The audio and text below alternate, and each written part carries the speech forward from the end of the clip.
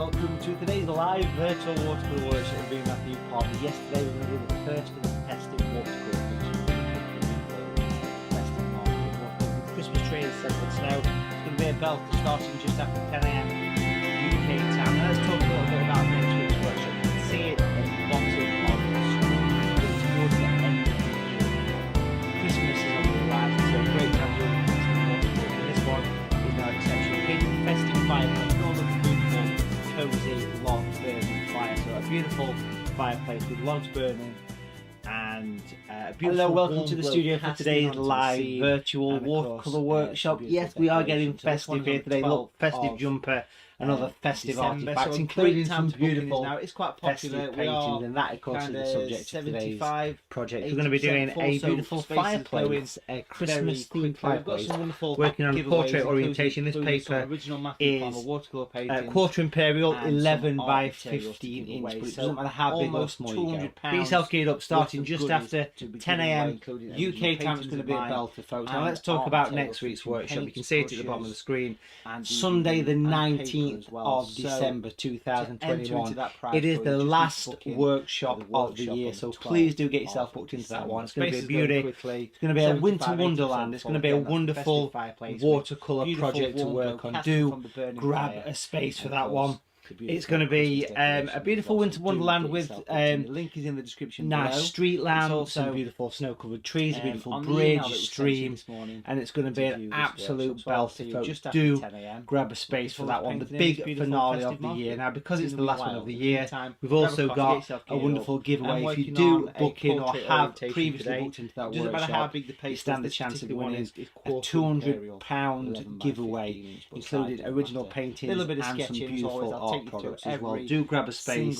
We are currently over 60% full for that workshop. Grab a space. Spaces are going quick, and I look forward to seeing you at 10 AM. Grab a coffee, get yourself booked into the workshop next week on the 12th. Link in the description, and I'll see you shortly. Take care.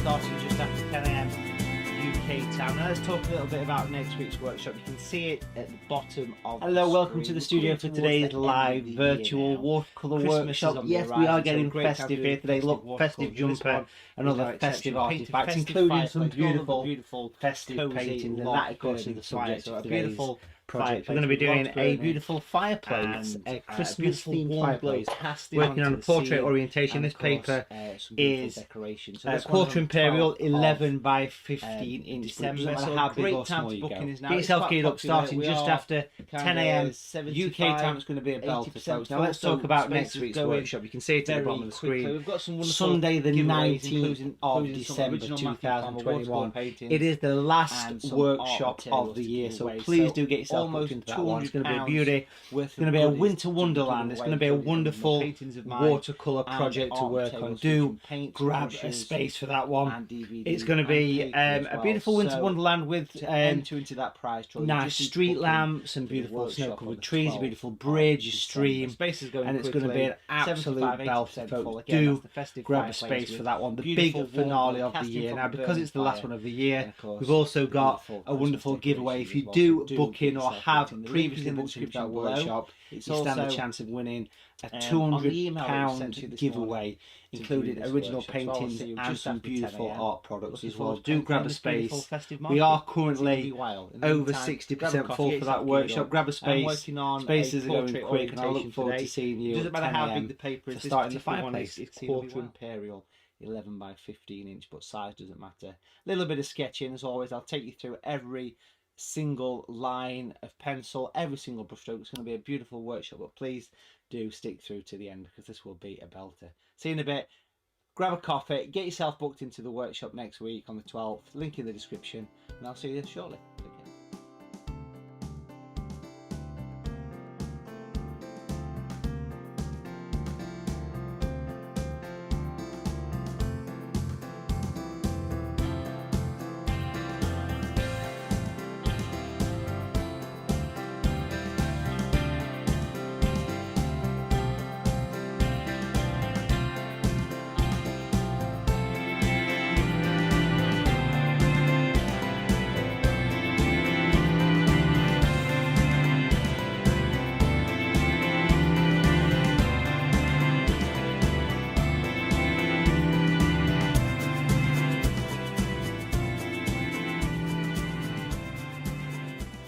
Welcome to today's live. Welcome to the studio for today's live virtual watercolour workshop. Yes, we are getting festive here today. Look, festive jumper and other festive artifacts, including some beautiful festive paintings, and that, of course, is the subject of today's Let's talk a little bit project. about We're going to be doing a workshop. beautiful fireplace, a Christmas-themed fireplace, working on a portrait orientation. This paper Christmas is on the horizon, so a great quarter imperial, 11 by 15 inch. It doesn't matter how big or small you go. Get yourself geared up, starting just after 10 AM UK time. It's going to be a belt with logs. Now let's talk about next week's workshop. You can see it at the bottom of the screen.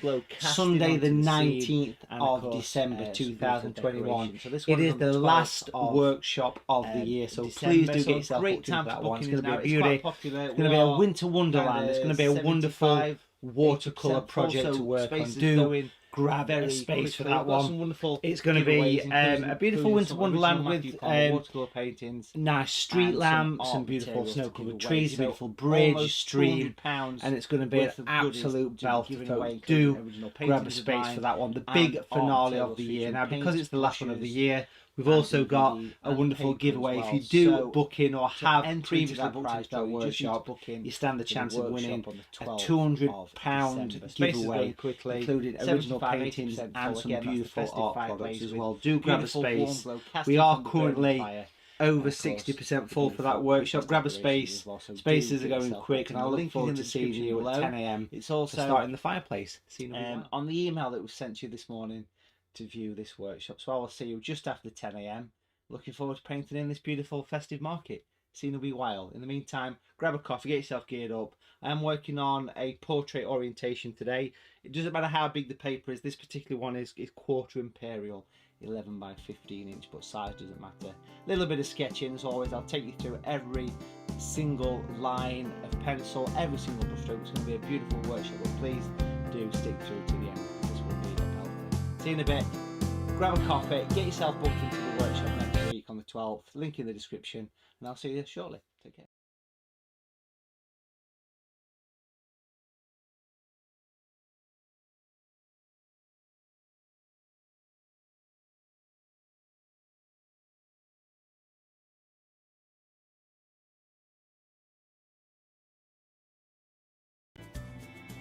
Hello, welcome to the studio for today's live virtual watercolour workshop. Yes, we are getting festive here today. Look, festive jumper and other festive artifacts, including some beautiful festive paintings, and that, of course, is the subject of today's project. We're going to be doing a beautiful fireplace, a Christmas-themed fireplace, working on a portrait orientation. This paper is quarter imperial, 11 by 15 inch, but it doesn't matter how big or small you go. Get yourself geared up, starting just after 10 AM UK time. It's going to be a belter, folks. Now let's talk about next week's workshop. You can see it at the bottom of the screen. Sunday the 19th of December 2021. It is the last workshop of the year, so please do get yourself booked into that one. It's going to be a beauty. It's going to be a winter wonderland. It's going to be a wonderful watercolour project to work on. Do grab a space for that one. It's going to be a beautiful winter wonderland with nice street lamps and beautiful snow-covered trees, a beautiful bridge, a stream, and it's going to be an absolute belter, folks. Do grab a space for that one, the big finale of the year. Now, because it's the last one of the year, we've also got a wonderful giveaway. If you do book in or have previously booked into that workshop, you stand the chance of winning a £200 giveaway, including original paintings and some beautiful art products as well. Do grab a space. We are currently over 60% full for that workshop. Grab a space. Spaces are going quick, and I look forward to seeing you at 10 a.m. for starting the Fireplace. See you in a wee while.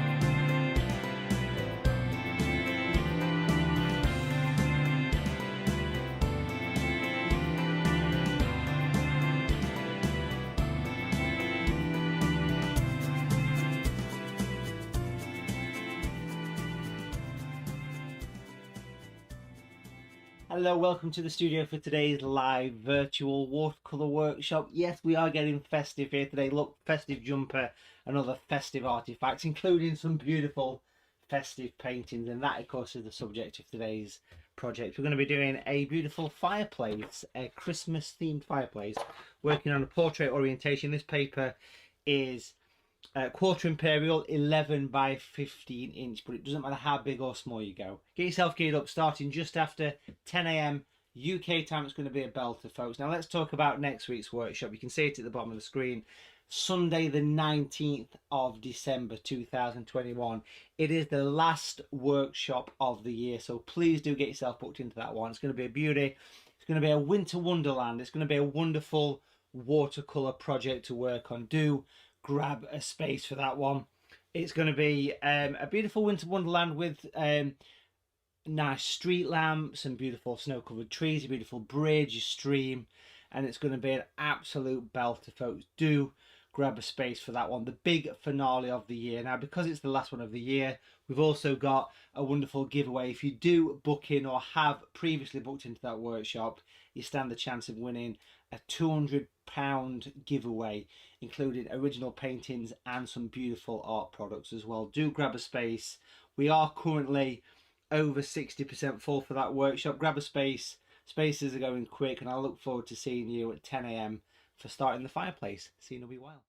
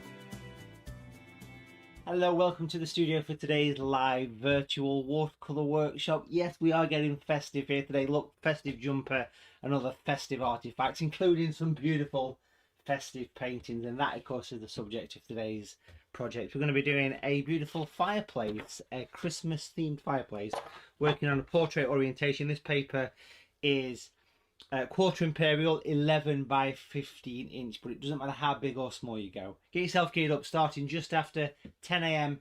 UK time, it's going to be a belter, folks. Now let's talk about next week's workshop. You can see it at the bottom of the screen. Sunday the 19th of December 2021. It is the last workshop of the year, so please do get yourself booked into that one. It's going to be a beauty. It's going to be a winter wonderland. It's going to be a wonderful watercolour project to work on. Do grab a space for that one.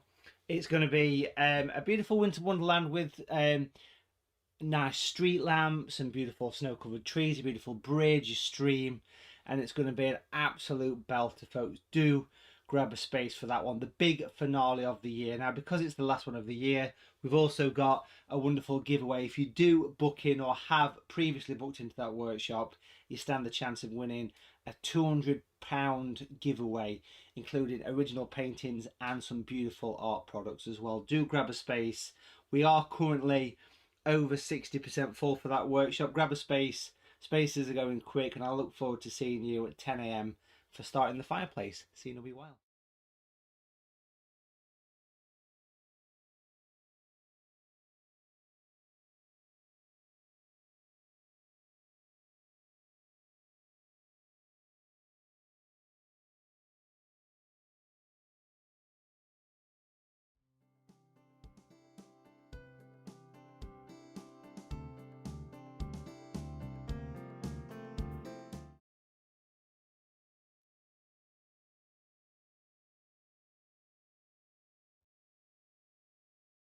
Hello there, folks. Welcome to the studio for today's workshop. As always, live just after 10.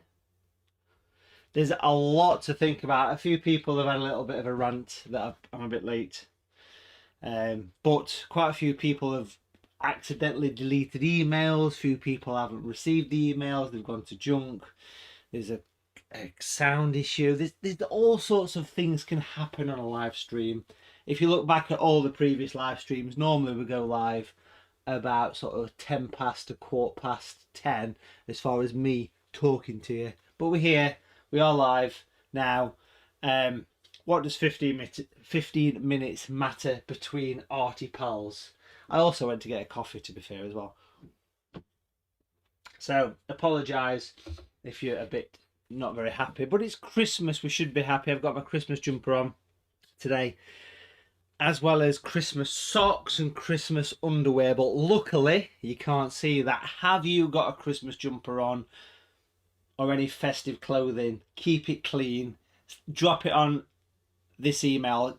Let's get a photograph of your festive jumpers, folks, and then we're festive clothing items, maybe. Yeah, so there's always a few technical glitches, and I just want to mention as well on the live stream, this starts around sort of 10 AM. Little advert starts around sort of 10 to 10, something like that.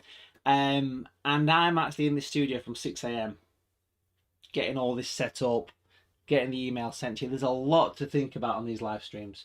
There really is. But we're here, we're live, and it's Christmas, and we're going to do a Christmas fireplace today. Just want to touch on next week's workshop. It is the last one. It's the last workshop of the year, folks, so do make sure you grab a space on that one. It's your last chance to paint along with Mr. Palmer. And it's the last time we're going to do anything wintry, and I love painting snow. Snow, without a doubt, is one of my favourite subjects.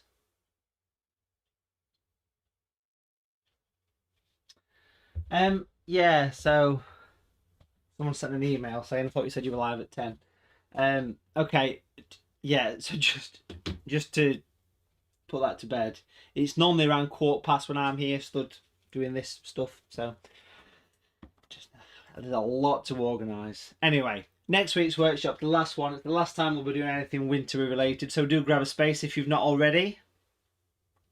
We are well over 70% full. You're liking this one. It's the last Christmas one. Yes, we shall be having a glass of Baileys at the end, pushing the boat out. Sunday the 19th of December, it's going to be a nice, relaxing, wintry themed one.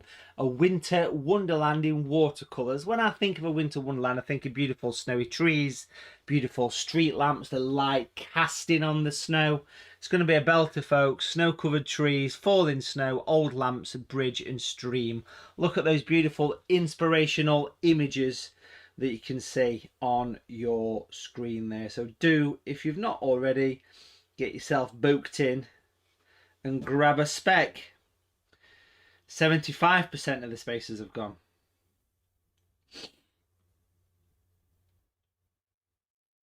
There's no time like the present. Okay, link in the description to book that one. As you can see, it's the last live workshop of 2021. We shall be giving away some original paintings of mine, a special giveaway, and over £200 worth of art materials I'll be giving away as well. We've got some travel brushes, we've got some DVDs, we've got a watercolour paper pack. So it's a special finale for a successful year of teaching live streams. Do grab a space. Here we've got the paper for today's workshop, and I shall be sticking that to a board. You can see how crazy it's been this morning. I've not even stuck it to a board yet. And down here at the palette, we have the palette ready and waiting. What we've got here is the primary colours. The primary colours, we've got the blue, the red, the yellow. It doesn't matter which versions of these you actually have. It really doesn't matter. Okay, so it's a case of you decide which versions. And what I mean by that is here I'm using natural yellow light. I popped it from the tube there. Equally, you could use cadmium yellow, lemon yellow, or aureolin or gamboge. Any of those would be fine. Natural red I've popped here. You could use alizarin crimson, you could use rose madder. Here's the blue. This particular one is natural blue, but you could use French ultramarine.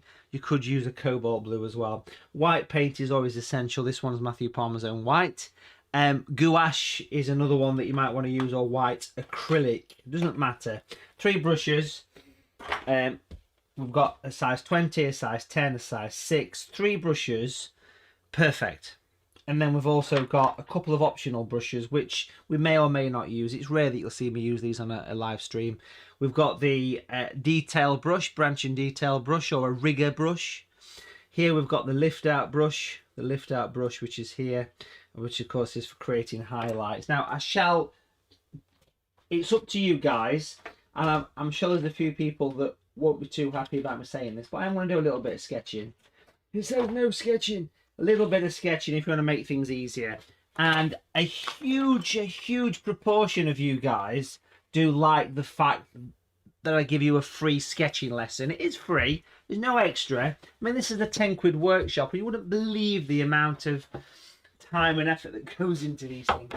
So if you want to sketch in your fireplace to make the process easier, then I would say grab yourself a pencil, 2B or HB or something similar. Doesn't really matter. If you've got a ruler or a straight edge, even just a bit of card would do the job. Grab all those, and I'm going to take you through the sketch of the fireplace. Nice and easy. Nothing fancy about the sketch. You've got to look at the previous week's workshops. If I come back up to camera 2, which is here, and we'll just bring that a little bit higher. We'll take a look at last week's workshop, folks, and this has been my favourite one of the year. The Festive Market was an absolute belter. Thoroughly enjoyed every second of that workshop last week. It was great. And without the sketch, that painting would have been very challenging. So sketching is optional, but I recommend you do it for the first 20 minutes. I will take you through every single one. Cast your minds back a few weeks previous, and we did the snowy owl. Without the sketch, you wouldn't have achieved this amount of detail. Now, if you like the look of these previous workshops, if you're new to these workshops, thank you for joining us. This is workshop number 85. 85, the 85th workshop. It's been a long journey from the start of doing these live streams. You can purchase any previous one, and that was an absolute corker last week. I loved every second of that workshop. It was a belter. Okay, so my first job is to go through the sketch. How many people have booked for next week? Leslie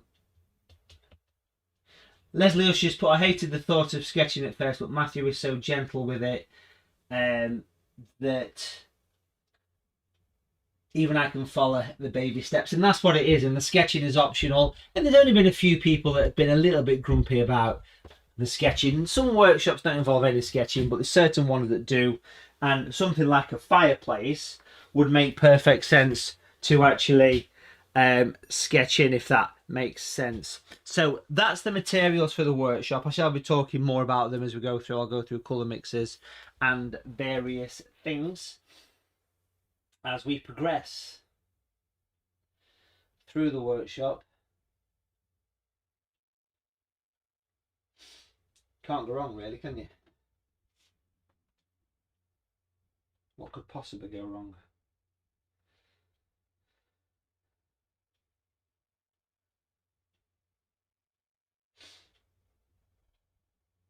Nothing.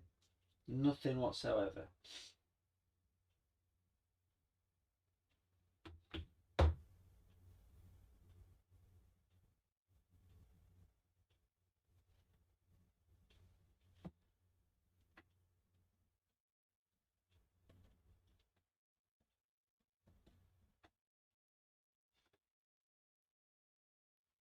So,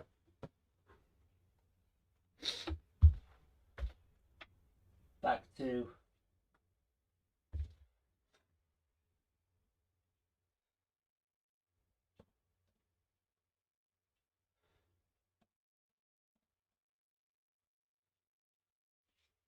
camera 2.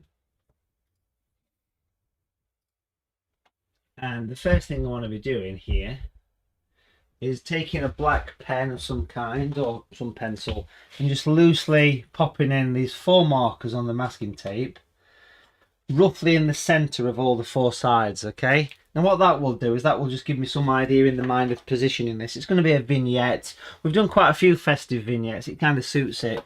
This is one from last year. Last Christmas we did this one. It was the doorway with the Christmas tree, so that kind of vibe. Again, all these are available to purchase on the previous links section, so do check those out if you've not already. We've got one person in a Christmas jumper, and it's Peter Kimberley. Well done to you, Peter. Thank you for that. You're a star. You're the first one to officially show Mr. Palmer the old Christmas jumper. Well done to you. Here we go. We sorted a few things to sort out today. Okay, so now let's sketch in the fireplace. So I've got the pencil. If you don't want to sketch, just go and get a cup of tea and come back, and you can just paint without sketching. Obviously, it makes perfect sense to do the sketch. It's going to be a traditional fireplace based on the fireplace at my old property in Derbyshire, where I used to live. Okay, we've got it all in place. Look at Peter there in his stunning Christmas jumper. Good on you, Peter.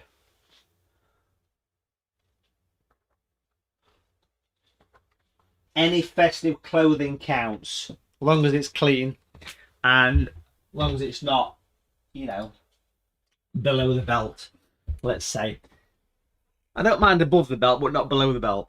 Anyway, sketching. Let's make a start. Pencil in hand. We're going to start off by sketching in the actual main section of the fireplace. It's going to be quite a 2-dimensional thing with a little bit of shadow to kick in. Now it's going to be a little bit lower than central, hence the reason for putting the 4 points. 1, 2, 3, 4. That's just a guide.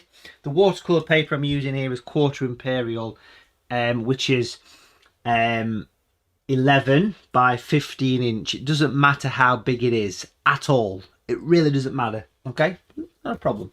So first thing I want to be doing is I want to use a ruler for this. I want to be a little bit off center towards the left. Okay, I'll put the first couple of markers down, then you'll know where to stick it. Hey, yeah, just bear with me. Anticipation is half the fun. Now what we're going to do here is sketching a pencil line that's going to go in about there. Now that is a straight vertical pencil line, and what I'm going to do here, folks, I want to alter the screen so you can see that pencil line clearer. All right, bear with me. I'm going to darken the screen considerably. There we go. We've darkened the screen. Now if you look at the position of that line, it is in this bottom quarter. It's in the bottom quarter. Sounds like New York. It's in the bottom quarter. It kind of starts about halfway. halfway, this halfway line, but it's a little bit to the left, and it's 2 inches or 5 centimeters. 2 inches or 5 centimeters, a straight line starting halfway and a little bit off to the left. You can't go wrong with that. It's just a pencil line. You can smell the fear.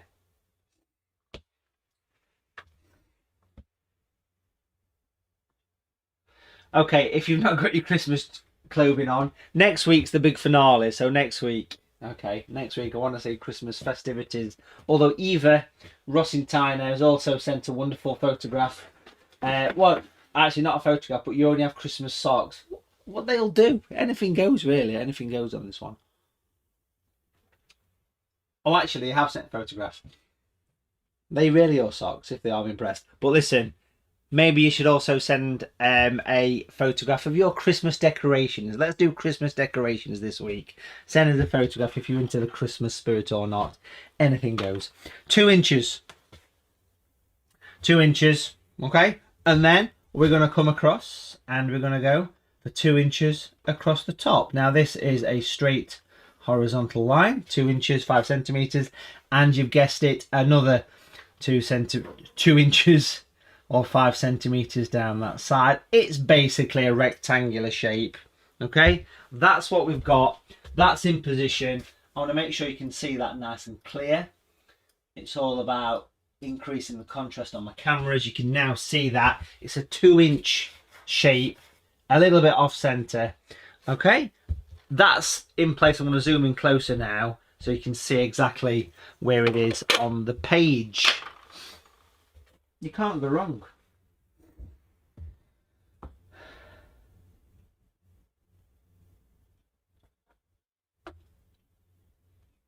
Two inches.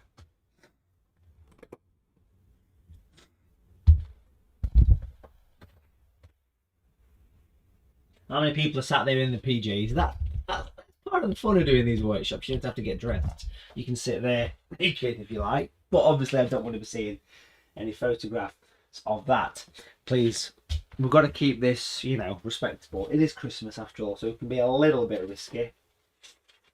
Yes, so next week I'm giving away I'd say about £150 worth of art materials, including brushes, paper, DVDs, paints, blah blah blah. And also I'm giving an original painting of Mr. Palmer's away during the workshop next week. What painting am I giving away? Let me show you. I'm giving away this painting here during next week's workshop. This was the demo I did on Watercolour TV. I'm giving that painting away during next week's workshop. An original signed watercolour picture by Mr. Palmer. That will be given away, as well as £150 worth of art materials for the big Christmas finale. So do book a space for next week. We are getting towards 80% full. Right, once you've got this shape in place, I want you to mark in the middle at the top and just go a little bit higher, probably about 1/4 inch. Why have we done that? Because we're going to have the fireplace with a bit of an arch at the top. Not much, a little bit of an arch at the top. So we're going to curve it over. Now, I have to really be careful, and I know there's quite a lot of people on Facebook that will simply use my inspiration and do their own thing. Well, that's fine, but I have to think there's over 100 people watching live, so I have to think about that. I have to think about how many people are watching live, and I have to think about what is going to simplify this for everybody. If I was painting by myself this picture, I wouldn't have to think about, you know, okay, I've got to simplify this, got to keep it simple for people. Carol Barnes has sent a cracking photograph of her Christmas decorations and a fireplace as well. Beautiful. Send them through, folks. Send them through on email. Okay, once you've put that in place, we're going to sketch in the central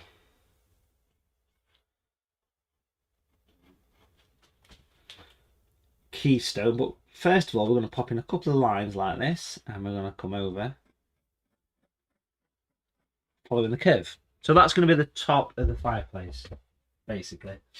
And inside this, imagine you've got a clock face that will pivot. So you have to go in and you have to sketch in these stones, bricks. There you go. So that's basically going to be the top of the fireplace. Notice the middle one, the central keystone, is pretty much bang on straight. Pretty much bang on straight. Okay? Pretty much bang on for that one.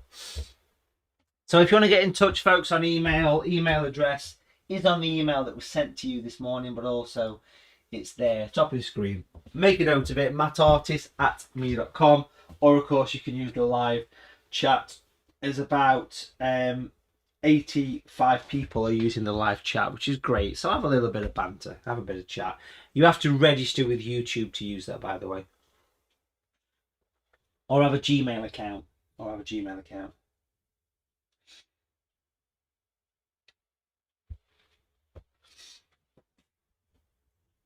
Which is free.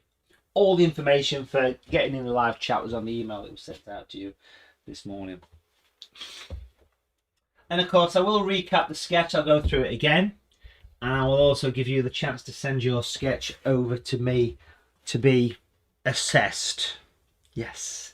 What we're going to do now, folks, is we are going to sketch in another line, which is going to come in probably about almost ½ an inch. And it's going to come down like so. So that line here has just gone in, this one. It's about ½ an inch across to the left. And that's your basic fireplace. Now in here we're going to have the logs burning. So we're not going to put a huge amount of detail there. The paint will do the work. The brush will do the job. All I want to be doing at this particular point is sketching in a line, a straight line across the bottom. A horizontal line going either side. That's all I want to do. How long is that line doesn't really matter. It's about 6 inches.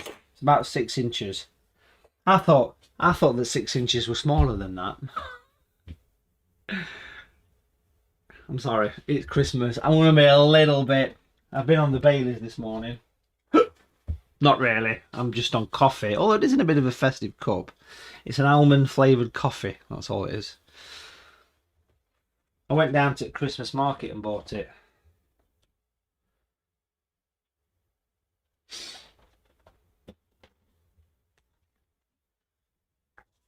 We've just got 15 thumbs downs for that.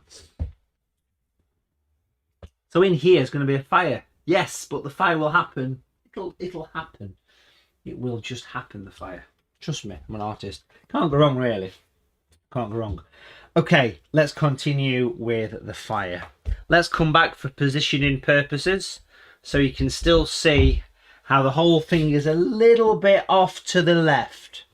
A little bit off to the left. Now, it's worth mentioning that I don't want a huge amount on this left side, so I'll be taking away a little bit of that.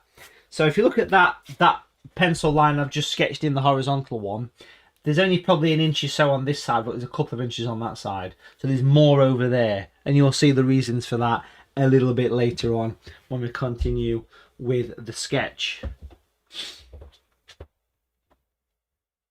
I will recap this, and I will ask you to send yours in to be vetted for those people that like to do that. Let's continue. Let's pop in the hearth. You've got to have the hearth on. Hearth. So that's another line. Horizontal, use a straight edge, and then another one. So there's 3 lines, all pretty much equal width. Right, so 3 pencil lines, all parallel to one another, all pretty much equal. You can't go wrong with this.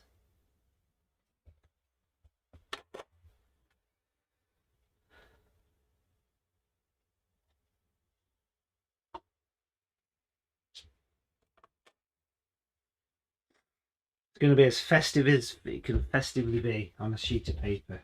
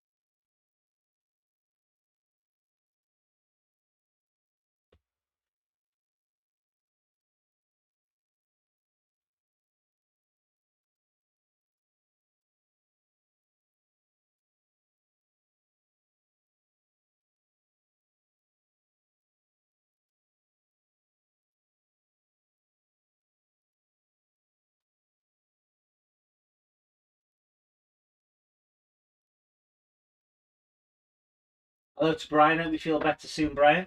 Well, best wishes sent your way. Let's continue.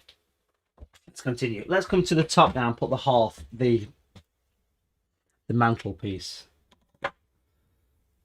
Now, this is going to be just a fraction higher than the actual fire itself, probably about half an inch, but again, a horizontal line is quite key.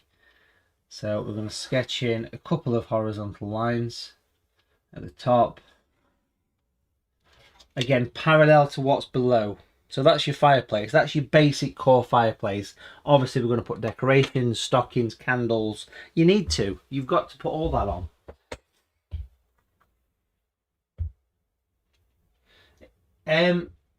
Peter's put, is the fireplace wonky, or is it me? It's probably because my board is leaning. If I zoom back, can you see how the board leans back? It has to, otherwise I can't really paint successfully. I'm just checking. It seems pretty horizontal. If you ever need to check, see whether it is straight, folks, if you take your ruler and just drag it from the edge of your paper and see if it's straight or not, and then you can tweak it to suit, can't you? Yeah. Fiddle it, tweak it, adjust it, and suit your picture.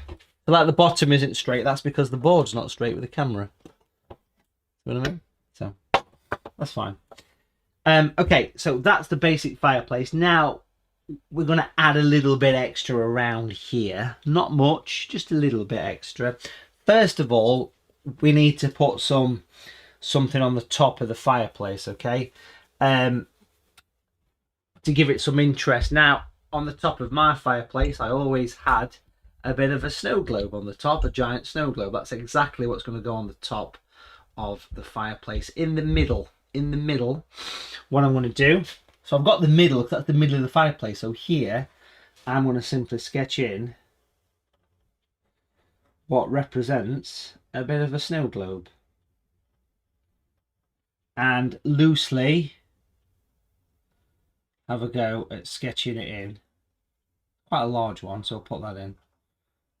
You might want to draw around a coin or something to get that perfectly circular, but I'm not too concerned about that. I'm just using my artistic skills. And inside there, we'll put something, a snowman or something, whatever.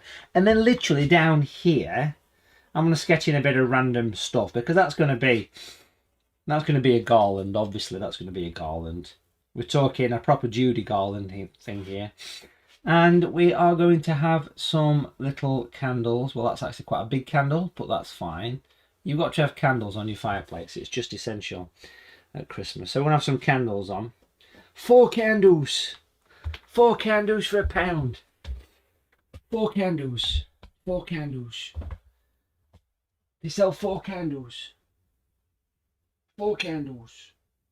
Candles for forks. I'm going to put a larger one over here. It's up to you. You can stick what you want on there. You can put some Christmas cards if you like. But that's going to be my festive background.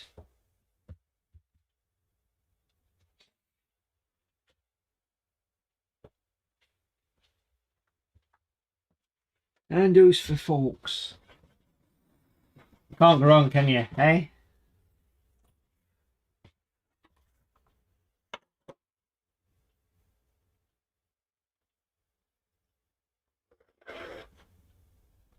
Like I say, I shall be recapping all of this a little bit later for you. So you don't have to worry. You don't have to worry. So it's up to you what you pop on the top of there. I'll put some lights, and you can have a little Christmas tree or something. These can be added. These can be added at your leisure. At your leisure. Now you've got to put some stockings on. It's just, you know, essential. So we're gonna have a couple of stockings on this thing, folks. Okay, and the stockings are going to be quite straightforward things on this picture. So I'm going to start off by sketching in a little bit of a loop. You can see a little bit of an elliptical loop,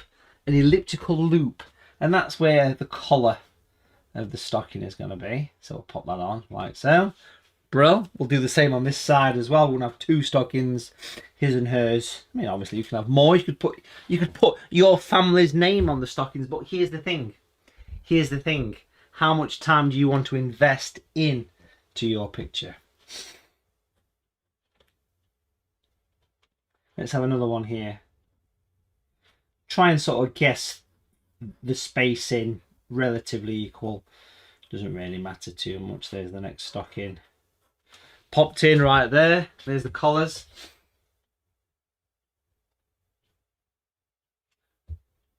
Barry's not having stockings. They've been a rebel, Barry. Hey, beautiful decorations come from Patricia Warner. Lovely to see your festive decorations. Do send them through. Do send them through. Send them through. Okay, let's sketch in the rest of the stocking. Then we'll bring it down. And then, of course, we'll pop in the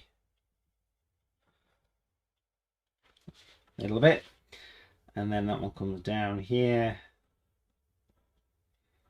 So you can decide how you do that exactly. I'm going to put Jacob and Theo on there. It's our 2 boys. That's what that's going to say. Jacob and Theo. That's going to be their little. That's going to be their stockings. But I might even put some stocking fillers in. Maybe. Possibly. Who knows? Who knows? Who knows? But that's the story so far for the festive fireplace. Now at the bottom of the fireplace, we've got this line that runs across here. There's the 3 lines at the bottom. We'll come to those in a second. I'm going to put a few bits and bobs around there as well. And a Christmas tree at the side. That's going to be a nice little way to wrap this up. Almost there with the sketch. Yeah, we're going to put lights, we're going to put Christmas trees. It's just going to have a festive feeling about it, is this picture. It is.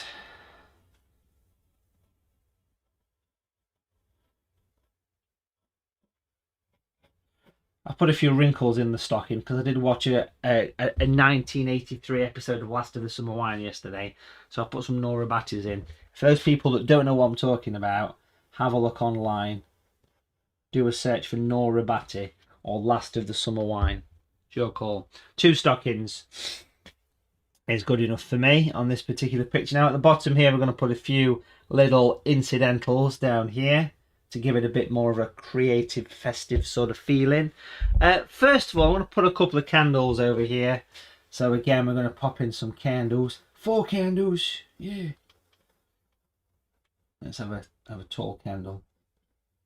If you're not sure what I'm saying when I say 4 candles, it's a very famous Christmas, British Christmas sketch from the 2 Ronnies. The 2 Ronnies. Do a search for those people that are joining us from other parts of the world. If you're not sure who the 2 Ronnies are, do a search for the 2 Ronnies fork handles and you'll see a cracking sketch. So a couple of candles at the bottom there. You've got to have some candles. Yeah, 4 candles. There we go. Brill. Now notice that comes down to the bottom line. Comes to the bottom line. Sorry, the middle line comes to the middle line because I want to position it as though it's sat on the edge of the hearth. Yes, the hearth. Now at the side of the candles, I want to pop in a couple of presents, or as Jacob calls them, M-pence. Don't know why, but that's what he calls them. We're going to pop them on. We're going to pop them on some little presents here, little parcels. How do you sketch a little present? Very simple. We're going to get close into there to show you this one. Very straightforward. We're going to sketch in a pencil line here, a vertical pencil line next to the candle. Slightly drop it down a bit, and then drop it down that way. And that's going to be the edge of a little present. Now, if you want to make it look more presenty, you could obviously sketch in a bit of a ribbon and another ribbon coming down there. And then, of course, you can pop in a little bit of a thing on the top. We'll probably end up putting more detail here, but that's just a starting point to get us into the actual painting. Okay. I'm sure you've all got your own preferences that you like to stick on your top. Yes, Andrew, I did see your wonderful fireplace that you painted on the watercolour group. It was really nice. It was really good. It was really good. It's nice to see what people do, and if you want to know what we're talking about, there's a group on Facebook that I set up last year called Matthew Palmer's Watercolour Group. Really, really encourage everybody to get into that one. It's great. Brilliant. Okay, now over this side, that's the fireplace. There is the fireplace. Okay, now notice if I zoom back on the whole picture, you can see it's a little bit off to the...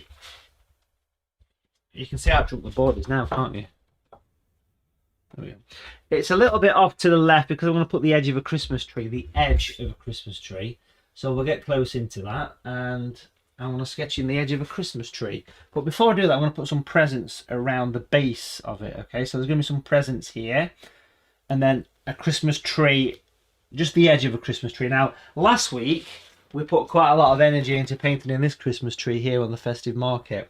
So if you want to pick up this workshop, remember you can. It's available. There's a link in the description below if you want to pick up any of the previous workshops. So down here on this sort of right side, I'm going to sketch in some presents. Now I'll be a little bit more precise on how I do these, as in a little bit of perspective is going to creep in. I've simply started off by sketching in a vertical line, little bit of perspective. That's gonna point down to about 4 o'clock on the old timepiece there. Bring it down, and the same there. Okay. Now that is going to finish probably about here. The vertical lines are pretty straight, but notice it goes off on an angle. It goes off on an angle, and then you can go back up towards 2 o'clock like that. So a little bit of perspective kicking in, but very little perspective. Okay, so notice that's pointing up, that's pointing up. Have a go at that. Now I'm not going to finish that. I'm going to leave it open. There's a reason for that. That line here, let's match that line perfectly here. So that line is the same as that line. How do you make it into a present? What you do is you make this line the same as that line. There you go. You've got a box. You've got a shoebox. Ronnie Barker wrote the sketch under the writer's name of Gerald Wiley. Good fact there, Andrew. That's the 2 Ronnie's facts from Andrew. Thank you for that. It's an educational workshop as well as a painty educational thing. I like it. I like it. It's good. So that's a present. Let's add a couple more sort of slotting in at the back once you've put that on. I'll go through this again, so don't worry. I'll give you a second dose. So I'm going to put a present that's kind of sat on the top of that box. Once you've got that one box, you've got your angles. Stick with me. You've got your angles in place. So I'm sketching a line that's here, and that's going to go up there like so. That's going to go here. So notice that is pretty much matching exactly the angles what are below, if that makes sense. So it's matching the angles. It's just replicating it. This piece here inside will be taken away. Just to give you some idea. Just to give you some idea. It started buffering. Okay, it's all good here. March, all good here. Is anybody else experiencing buffering? We're pretty broadcasting safe today. We're pretty much okay. So maybe March you need to reload your link. Possibly it might be at your end, March Ann, that is. Cheryl Harriman. My tree and crazy son. Let's have a look at your picture, Cheryl Harriman. It's just loading up at the minute. Obviously, I don't share these pictures on the stream, it's just for me. Ah, yes, your crazy son, looking happy, ready for Christmas. He's got his sleigh bells. He's got his Christmas glasses on, looking good. Sleigh bells. Smart speakers at the ready. Alexa, play Sleigh Bells. Perfect. Couple of presents. Now, like I said, that little bit inside, if you look really close, needs to be taken away. So what we have to do there, if you want to just kind of whip those out, you can just kind of rub them off. So you can just erase them from existence. There you go. There's a couple of presents there. You can have as many as you want, obviously. It's your call. It is purely and simply your call. I want to bring one in that just kind of creeps at the back, maybe a tall one. So that's quite a tall pencil line. Again, nice and vertical. Nice and vertical. That's going to shoot up a little bit. That's going to go off that way a little bit. So this is a tall one. And it's going to come down, again, vertical lines. Kind of sits level with that first one. And then across the back. Have a look at those angles. Match the angles. Three presents would be nice. 3 is a good number for a painting. Barbara says, thanks for talking to Alexa. Has Alexa started, Barbara, for you? Is Alexa playing Sleigh Bells? Well, my favourite festive song of all time, without a doubt. Alexa, play Let It Snow. Closely followed by Fairy Tale in New York, I have to say. Can't go wrong. So 3 presents here, be quite nice in that little corner. And then we're going to get the edge of a Christmas tree. The edge of a Christmas tree. Very simple thing to do. It's going to creep in, and I'm just going to zigzag the pencil. Gradually easing it up. And it'll just be a little bit of a Christmas tree on that corner, okay? And the fireplace will fade into all this. It's going to be a vignette, so we can have nice, soft, faded edges.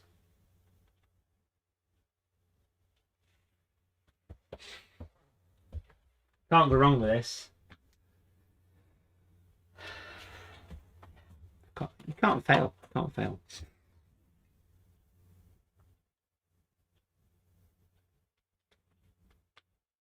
That's going to be a nice stone fireplace, a nice natural stone fireplace. So that will happen with the paintbrush. The background will just be its thing. We're going to put some more festive decks on, but that's a good place to be at. That's a good sketch. Ready for action. That's going to stay on screen, folks. Okay, I want to put the pencil back to what it should be, as in colours wise. Bear with me. Let's bring these colours back to what they should be. There we are. And Barbara says I'm cracking her up. You know, I have that effect on people. I do send people into the old cracking up stages. Maybe. Is that a good thing or a bad thing? Who knows? But anyway, we've got that. We've got that. It's all going to do its thing down here. I am going to add, obviously, some work on the floor and at the back of the wall, but that's a good position to be at. That's a good sketch to be at there, folks. Let's leave that on screen. What I'd like to do now is quickly do a recap. So I'll swing the camera down to the bottom section here. I tend to do this in black pen. I've got a marker pen here, so I'm just going to sketch in a bit of a shape. This is so that's the paper. Let's say that's the paper. I want to do a very loose version, a very quick version, just to recap on what we've just done, okay? It will be quite loose. It will not be as precise as what we've just done, but just to recap what we did. We started off by marking the 4 points. The 4 points, which then gave me a chance to sketch in the first pencil line, which was about halfway but a bit to the left. It was about 2 inches. And then I came across 2 inches and came down 2 inches. Marking the middle of the top, and that's where you get that arch. Double the arch up, that's where you put your stones or your bricks. That line gets completely removed. That line gets completely removed. Then internally, you've got your recess. 3 horizontal lines across the bottom quite close together, and then 2 across the top to get the mantelpiece. That was how the fireplace went in. That was the basic logic. In the middle, you can put what you want, and I'll put a snow globe and some stuff, some candles, 4 candles. And then how do you do the stocking? You put the little oval and you put your stocking like that. There you go. Good stocking, that. And then we brought in the presents. That's the stage where some of you might have an issue because you've got the perspective to deal with. I'm doing it quick. It's a recap just to give you a bit of guidance. The vertical lines are vertical, pointing down to 4 o'clock, vertical up to 2 o'clock, and match those angles. Match those angles. That's a toaster. Someone's been bought a toaster for Christmas. I had a toaster last year. I had a jigsaw. Yeah. When I say jigsaw, I mean a Black & Decker jigsaw.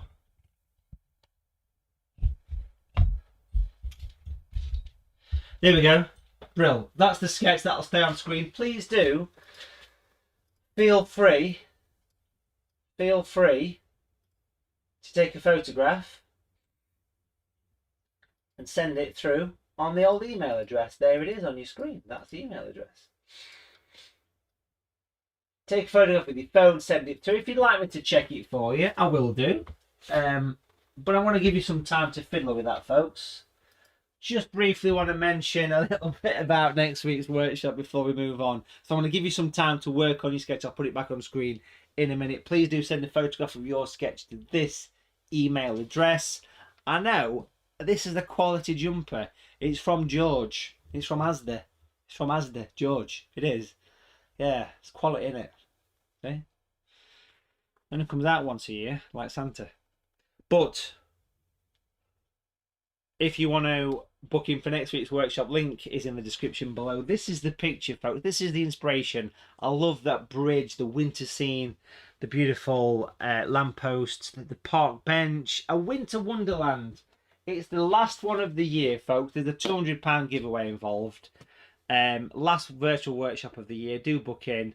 We've got a couple of week break then before we do another ones for Christmas and New Year, but do get yourself booked in. I'd love to see you there, folks, on the 19th of December. It's going to be a special one because not only are we going to be wearing a different Christmas jumper, we've got a £200 giveaway, some original paintings to give away, and we'll be having some mulled wine. Yes, we will at the end, so do make sure you get yourself booked in, and maybe even a mince pie if that kind of floats your boat. Send them through. I'll shout out. If you're watching this back at a later stage after the live broadcast, then please do still send them through on email. And we'll still take a look at your pictures and we'll still shout out.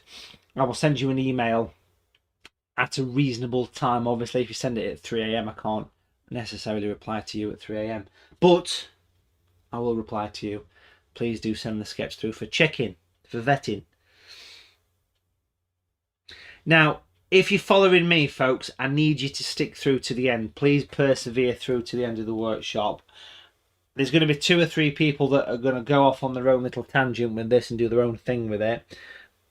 But I can, and this has come up in conversation a few times on email and Facebook, I can only go so far with my picture. I can only teach you guys what I feel produces a successful picture and is easy to follow. It's got to be easy to follow. That's what I've spent a 30-year career, 25-year career in teaching. That's going to stay on screen. That's the email address I want to shout out and have a look at some people's sketches. And then we'll chuck some paint on. Beautiful. Beautiful. Email address top of the screen, Barry. Lynn's loving the Christmas songs. Let's have another one. Alexa, play Fairy Tale in New York. Unfortunately, I'm not allowed to play any music on the live stream because of copyright. Can't do it. But you can. Okay, let's have a look at some sketches then, folks.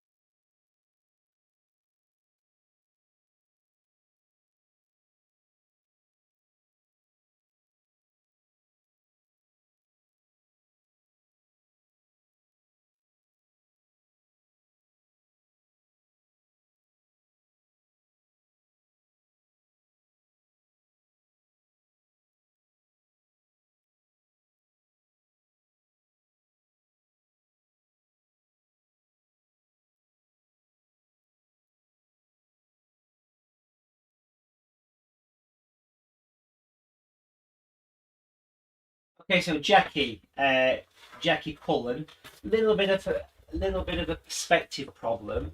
So basically, on this right-hand parcel, you want to lower it down a little bit. Lower it down to about 2 o'clock. Just bring it down a little bit further.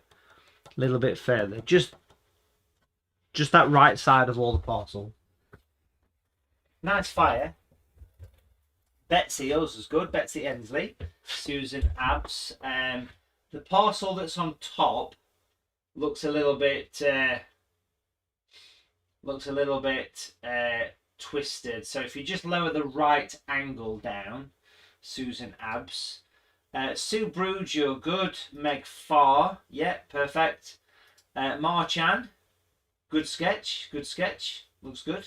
Thank you for the Christmas wish. And oh, a big thank you to all the Christmas cards we've received and presents so far. Thank you, you're legends. This one's from Vivian Day. Vivian's going to complete it later as she's working on some Christmas cards, but good sketch. Linda Ross, yours is fine. This one is from Liz Herald Flower. Good sketch, Liz. Cheryl Harriman, yours is fine. Carol Barnes, move the candle to the right, further to the left. Nothing attached to the email, Carol, there. Well, actually, you've resent it. Yes, good sketch, Carol. Laura Critchley, yours is fine. Sylvia Jones, you're good. Barry, Sears, sorry. Good sketch, Barry. Nice, crisp, clean lines. Anne Humphreys, perfect. This one's from Jill Lewis, you're good. Peter Kimberley, yes, good. Carol Thomas has sent a cracking photograph of a Christmas jumper. It's got reindeers on it, it's got snowflakes, it ticks all the boxes there. I love it, Carol. Don't forget to send your Christmas pictures through, folks.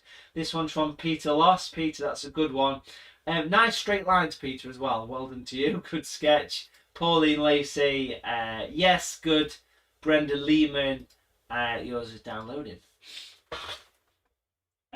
Virgin Megastores sale ends tonight. Who's that one from? Get 20% off, it says. Apparently. That's nothing to do with today's workshop, is it? Oh, good photograph here from Brenda Lehman of a Christmas stockings by the fire. Love it. Nessa, good sketch, Nessa. Sonia Kelways. Little bit of a perspective issue, Sonia. Just want to mention this right side here. Just take all the right side of your presents. Just give them a little drop down from this to this. That will just help the sketch. Any more sketches coming through? Myra Rodziak, lovely sketch.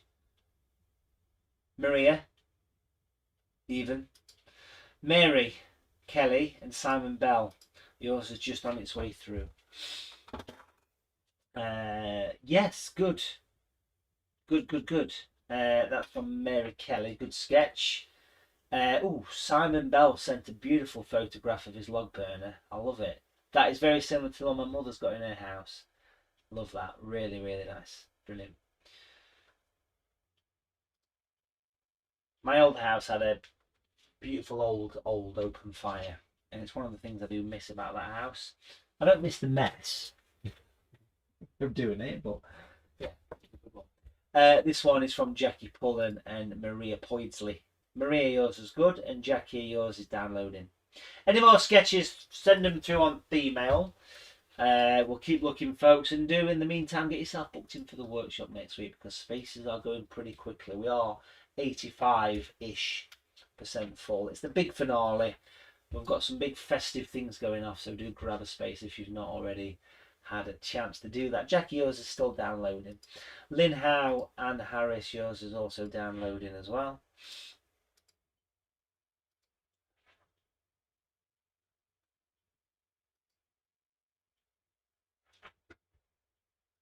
Jackie, yours is fine.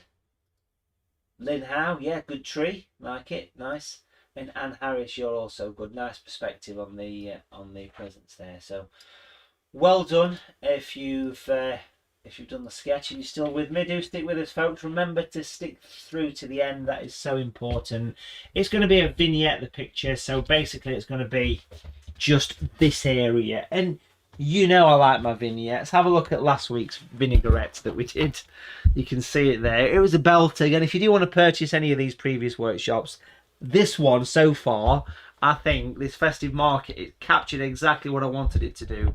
It's captured the festive feeling, the people looking at the stall, and it was all there for you. The entire thing was there as a step-by-step workshop. So do make sure you get yourself any previous ones you want to do over the festive period. Over here we've got the picture that I'm giving away next week, so this painting will be given away during next week's live broadcast. It's an original painting. If it was in a gallery framed up, it'd be worth £100 plus,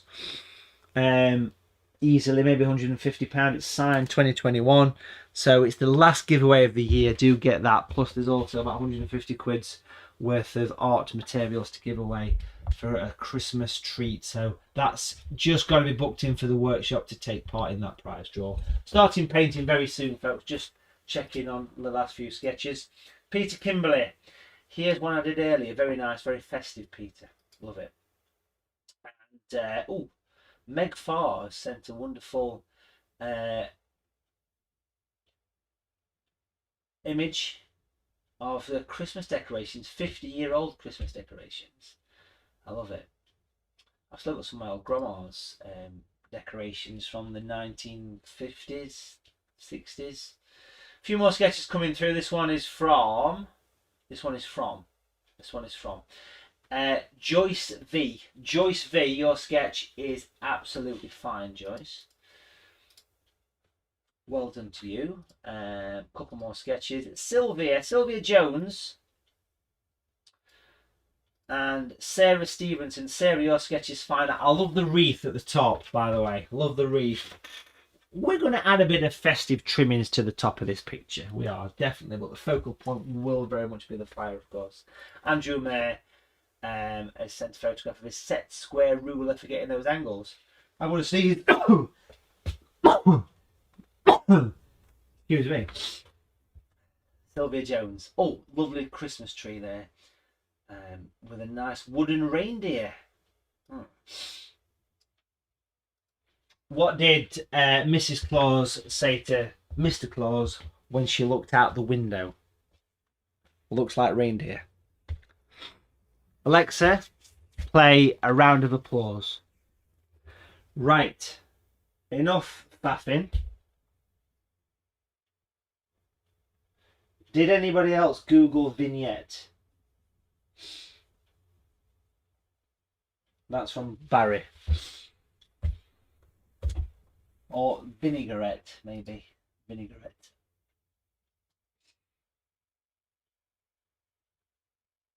Okay. Let's get started. It's about bloody time. Come on. Paid for this. Tenner. Cost me a tenner. 10 quid. Anyway. Brushes wise for this. It's quite a small picture, so if I'm honest, I don't feel the need for much use on a big brush. It's up to you, folks. Let's get the colours. Let's get all the colours prepped. Let's get the colours prepped, folks. Okay. I'll pop them across the top of the screen as always, so you can see. I'm gonna get some cheap tinsel on mine. Yeah, that's from Peter Loss. It's a good bit of fun today, folks. We're having some fun here, aren't we? Come on. Right. Time is money. Right, so what we're going to do is use the big brush, the 20. Let's mix the colours together. Okay, we'll start off by having a bit of a background colour, a bit of a stone background colour. So I'll pop the little bit of water, big brush, and then we're going to mix yellow. Now I'll give you the alternate versions. So if you're using natural colours, the natural range, the Matthew Palmer range, feel free to use those. But here I'm mixing a sandstone colour. So you could use the ready-made sandstone colour, but it's yellow. Add red, not too much, add red. Then what we'll do is we'll drop a little bit of blue into that, and that will turn that sort of orange into a bit of a stone colour. Little teeny weeny bits. So it's yellow with red and then little bits of the blue. And that will give me a sandstone colour like so. That's good for the sort of background wall, if you like.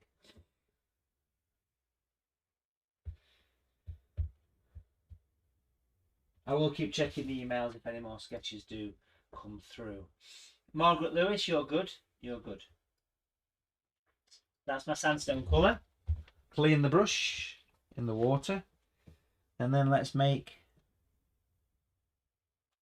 a bit of a red brick colour.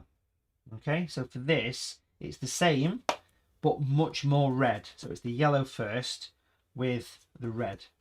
Plenty of red, so you get that fiery orange, and then you add little hints of blue, and that will darken the colour down enough to make it look like a bit of a sort of fiery red brick sort of colour.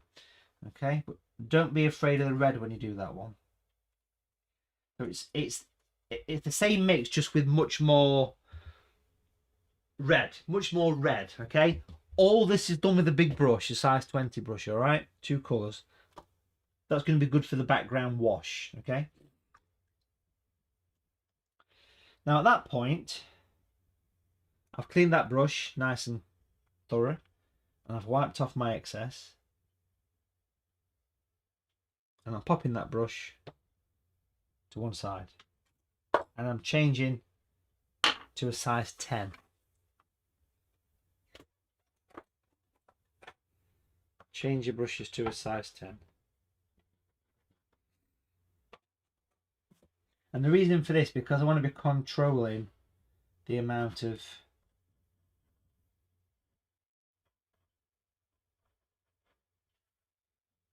paint that actually goes on the paper. Okay, so having a different brush,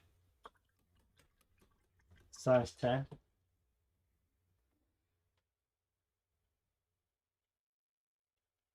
Hello to Julie, just joined us.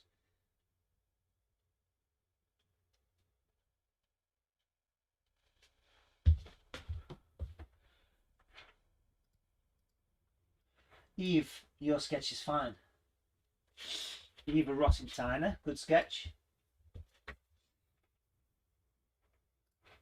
Natalie Trudgill, yours is downloading. Okay, so this brush, this size 10 brush, this is going to give us some extra colour. And first of all, we want a nice thick, strong yellow, a nice heavy yellow, nice and rich with that brush. Then I want another yellow, but this time I want to add some red to it, so it goes orange. Feel free to use natural orange, but these colours are quite heavy. Can you see? There we go. So we've got a nice rich yellow. Remember the brush, so far the size 20 brush has made these 2 colours. It's important that you use the right brush for the right job. So this is the 20 brush, or the large brush. And then here we've used the 10, the size 10 brush, okay, for those.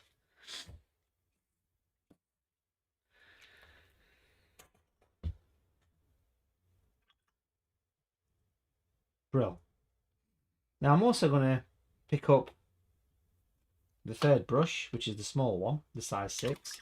And for this, I want to mix up a nice green for the tree. So we'll go for yellow and we'll go for the blue. Plenty of blue for the green. Feel free to use natural green, mix the 2 greens together. Plenty of blue for this. And I'll pop that colour just in the middle there. And that is done with a size 6 brush. Now I want to leave that green on that brush. I want to leave it on the brush. So I think probably for the first time we've used all 3 brushes for a different task, because I want to do as much as I can while the background is wet. That's the size 6 brush for that one. Okay, perfect. So Natalie, your sketch is fine, by the way. John Kierman, yours is good. And Eva, yours is fine. Eva Rossentino as well. All good. Hello to Ray Russo joining in. Just a quick shout out, folks. If you've just joined us for the first time, please do make sure that you get yourself booked in for next week's workshop. It's looking like it's going to be a good one. It's the final one of the year. Here's the information. 19th of December, paint a winter wonderland in watercolours. It's going to be a belter. The last one of the year.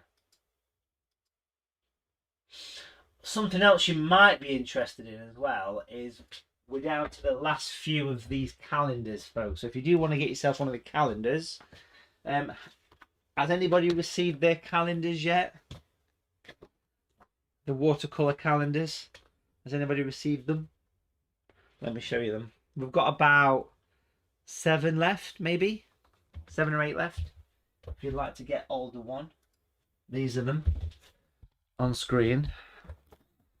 So they're signed and numbered. This one's number 88 to 150. They're signed and numbered, and it's a 12-month calendar, professionally printed with original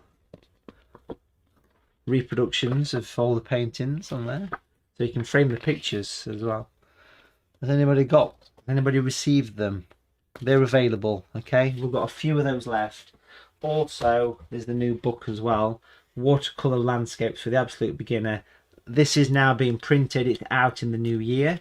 If you'd like to pre-order one of these, a signed limited edition copy, head on over to the website watercolour.tv. It's the biggest book we've done, and of course as a final thing, we've got the new brushes, the brand new Sky and Cloud brushes. There's a link in the description below. If you order these brushes from Watercolour TV, in the new year there'll be an exclusive live video, a live stream that you can watch again and again and again of how to use them. So that will be in the new year. The video will not be available till January, but if you buy them, you get entered onto a list where only you guys get access to that video. Okay, so a few things you can pop in your shopping basket. Let's get back to the colours. There you go. Just compare your colours. First one was the 20 brush, a sandy colour. So feel free to use natural yellow, the sandy one, or mix yellow and a bit of red and a bit of blue, a sandstone. The red brick colour was the same, the yellow with more red and more blue, so it makes like a rusty brown colour. You could use dark skin tone for that, which is this colour here, if you want to go for that. Then we've got the size 10 brush with the thick yellow and the orange mix, and the green is a dark green mixed from yellow and blue with a size 6 brush. So it's important to get the colours with the right brush, if that makes any sense. Nice clean brush, and I'm ready to chuck some paint on. I'll let you get your colours. Janet Elson's got a calendar. Lynn, Patricia has. We're still waiting for brushes. Yeah, so it's taking a bit longer than normal at this time of year for postal service, so please bear that in mind. But the calendar's got shipped separate to the brushes. Barbara Jenkins received her calendar. She's put it under the Christmas tree. Lovely. But a very special thing, the calendars, because they are signed and numbered. If you're not sure how to order them, let me show you. You can add it to your basket when you order your workshop.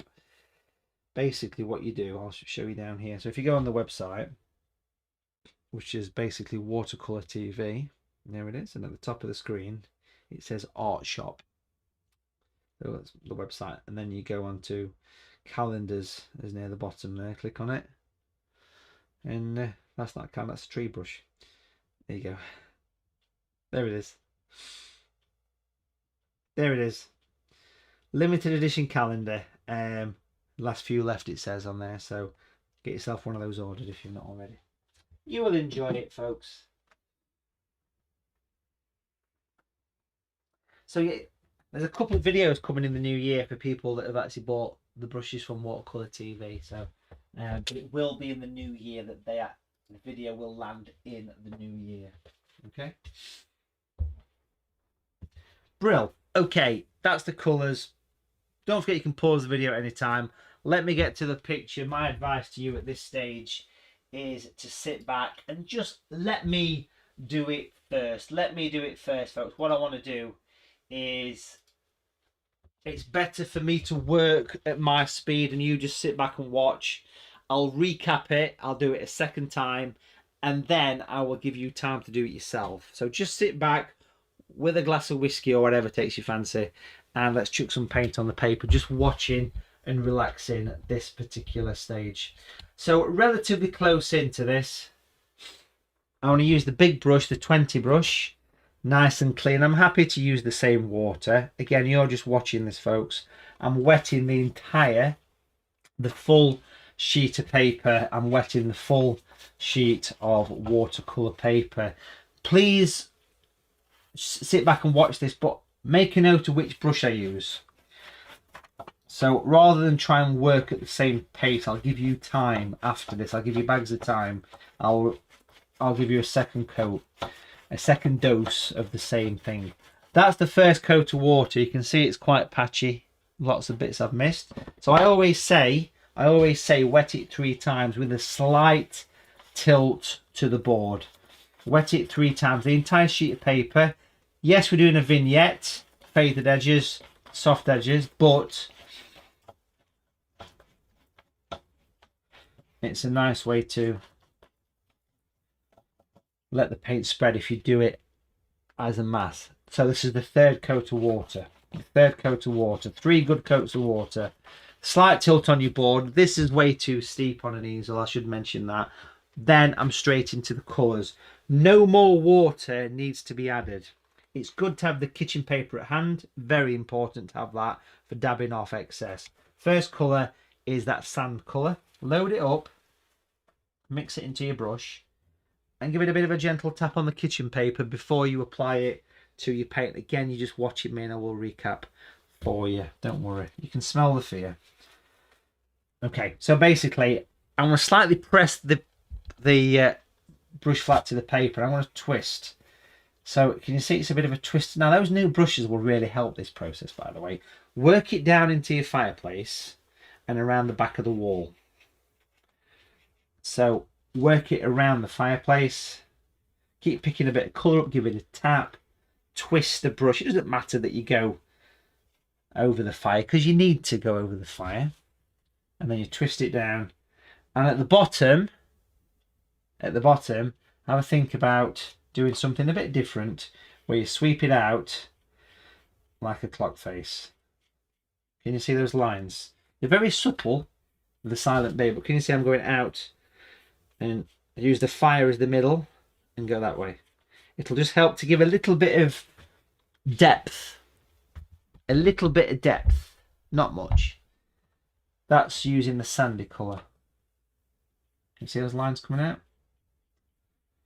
But the middle of the fire goes straight and then you sort of like a little firework exploding. Just gives a bit of interest, that's all. Can't go wrong. So that's the background. Then we're back to the palette. You're just watching me, folks. I will recap it. You better back to the palette, straight into this rusty colour. No need to clean brushes. No need whatsoever. Straight into this. Make sure you mix the colour. Again, give it a bit of a tap on the old kitchen paper. Very important that. I'll keep saying that again and again. That's the wrong screen. That's the right screen. On the tissue. Okay. Now this is going to mainly be on the fireplace, this. Loosely. Make sure you very loosely go around your fireplace. Loosely. And I'm not twisting. I'm doing more of a horizontal. Can you see the more of a horizontal brush stroke I'm doing? This kind of rusty red colour. Again, if you've got dark skin tone in your palettes, then feel free to use that because that's a perfect one. But again, always give it a bit of a tap on the kitchen paper. Again, I'd recommend just popping a few of these lines coming down. Not many, just a few. It just helps to give a bit of... So straight down in the middle and then gradually alter the angle. It helps to give a bit of depth to your painting. It's not essential that you do that if you're a bit concerned. But notice I'm sort of brushing around the fireplace there. Yeah, good stuff. So we've got that rusty colour. We've got the warmth. Let's change brushes. Stick with me. I'll recap it again. You've said it. We'll go over to the size 10 brush. Change brushes. These two colours. This is where it gets interesting. We're going to get the yellow. But all the time on the tissue, before you apply it, always dab it on the tissue, as the actress said to the, you know, kind of whatever. And what we'll do here is we'll start to work more in the fireplace. And we will start to do some of the warm glow on the tissue. Spread it out a little bit into the walls, but not too much. Get the warmth coming through right down to the bottom, and then a little bit of warmth spilling out into the side. Can you see I'm sort of brushing it out like an explosion of colour? Have a little think about popping some on the tops of the candles. If you want to pop your candles on, your 4 candles, it's up to you. Why not pop a little bit of yellow just at the tops of those? There's nothing stopping you putting the glow on those. Hopefully you can see. I will be recapping this. I think I might have said that. Maybe once or twice. So that's the yellow. The warm glow. We'll pop a little bit of warmth coming into there, and even a little bit of warmth in the side of the Christmas tree. Why not? Just a little bit of a warm glow coming out. Notice the horizontal warm glow, just like spreading out from the candles up there, and in the middle of the fire. Yeah, a little bit of warmth in the fire. It's, well, as in a lot. Then we'll go back to the palette, folks. We'll go back to the palettes. We'll grab the orange, beautiful orange. Make sure you get plenty of red in that one. That's this colour here. Again, 2 or 3 taps on the kitchen paper. You can smell the fear. I'm excited fear about this one. I am. I want to get close into the fire now because that's where it's important. We're going to tap. We're going to tap some of this in. Very dry brush. I'm not going to put a huge amount of this in. I'm just going to basically tap, and I'm going to come down into this fire. Pop a little bit over the candles as well. 4 candles here. Pop a little bit across into the ground. A little bit coming out into the fireplace as well. So basically I'm just being a little bit more in control. See, I'm spotting away, look, a little bit more in control for the fire. Beautiful. You can feel the warmth already. I'm basically spotting. I'm dotting and spotting. A few little spots and dots around. Again, make sure you pop a little bit of that in the candles. And a little bit in the ground as well. Now, if you do happen to do something that you're not happy with, that splodge there, for example, you can always squeeze your brush through your fingers and just spread it out a little bit. So you get that warm glow. But really, if I get close in at this point, I want you to spend quite a bit of time dotting and spotting in the damp area. Remember, I put 3 good coats of water on to that fire. That's nice. I'm happy with that. That's got a nice bit of warmth to it. We can always add more later. And the final thing, the final colour that we've not used, if I come back here, of course, down at the palette, and I want to recap this. I've not mentioned that yet, but there you go. Number 6 brush with the green, the nice dark green. We're going to pop a little bit of tree, just a touch. Make sure you tap off that excess. Very important. Pop a little bit of tree, not a huge amount on the tree, but basically with the Christmas tree, I just want to hold the brush kind of flat to the paper and just sort of tap. Bit of dry brush, yeah. Sort of tap a little bit of. If I get close in, you'll see what I mean by this. So if I get close in, basically I'm just sort of tapping away with this tree here. I'm not putting a huge amount of Christmas tree on because I want to get some baubles and decorations on. Baubles. Why did the snowman go to the doctors? Because he had tinselitis, you see? Tinselitis.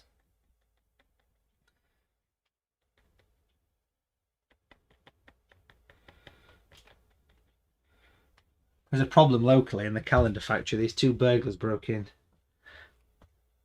to the calendar factory. 2 brothers broke into the calendar factory. They got caught, obviously. They got 6 months each. These are straight from crackers. Straight from crackers. I'm going to work these up, folks, and eventually it'll disappear into the vignette. I'm tapping it on the side. I'm holding the brush on the side here. And like I say, I will be recapping this. And remember, I'm only painting that half of the tree.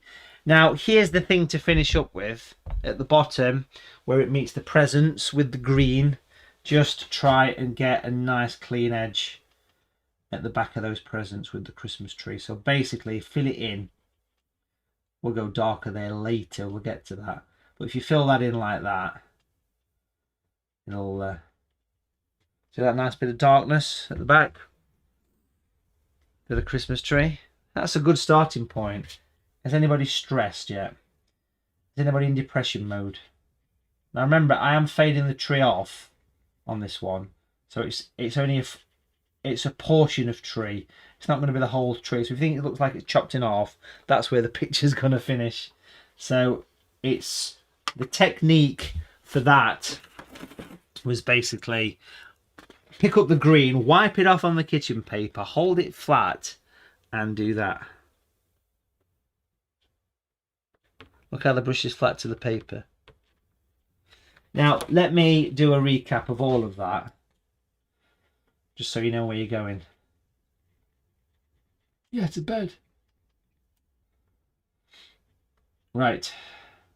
And that's where that will sort of fade away into the background. We're going to put some tinselitis and all sorts of random things on there.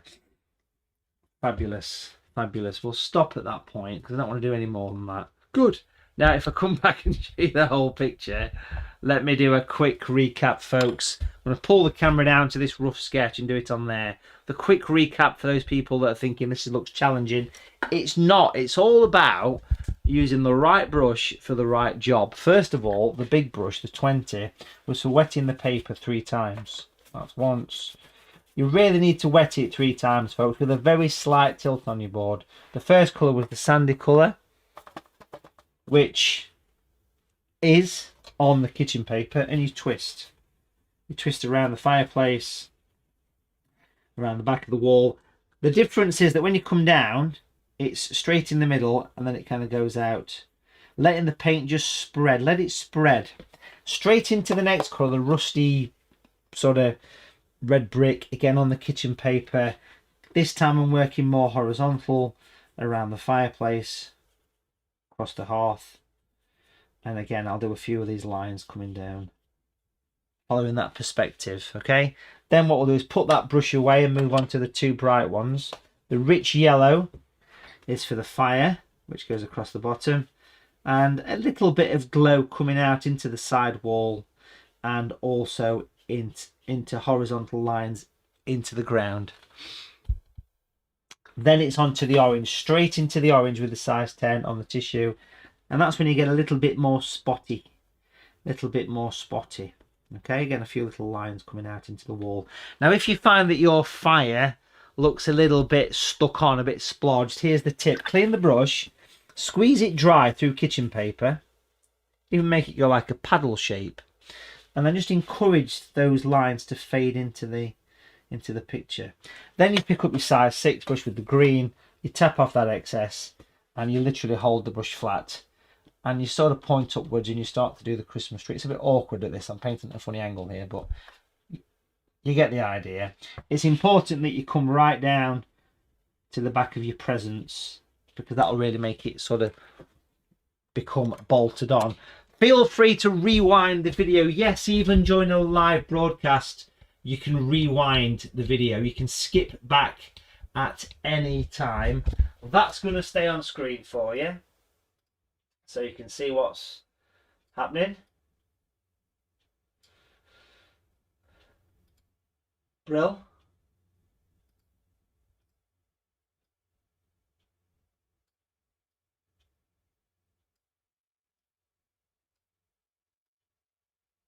Making sure the colours are right after the pen. There you go. Some nice kind of gentle background colours. So I'll leave that there for you. So at the bottom of your screen, you can actually go back a little bit if you want to at any time. It's not a problem to skip back at any time throughout this. Okay? Just enjoy it, and please don't give up. Please do not give up on your picture. Very important.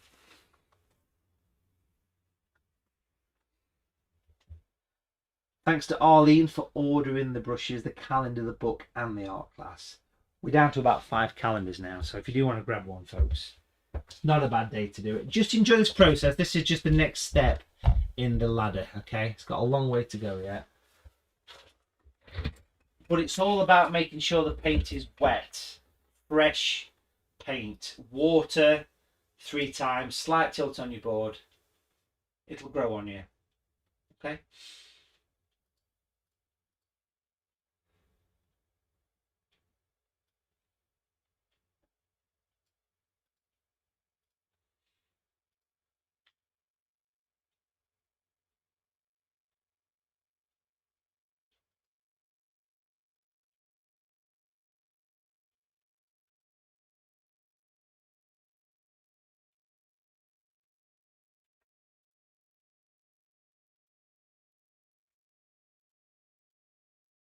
Patricia Warner, your sketch is fine. You ready? You ready for action there, Patricia?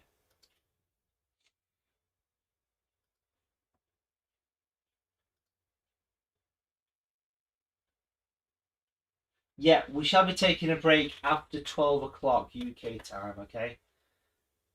I'll give you the time when we'll be taking the break, but we shall 100% be taking a break without a doubt.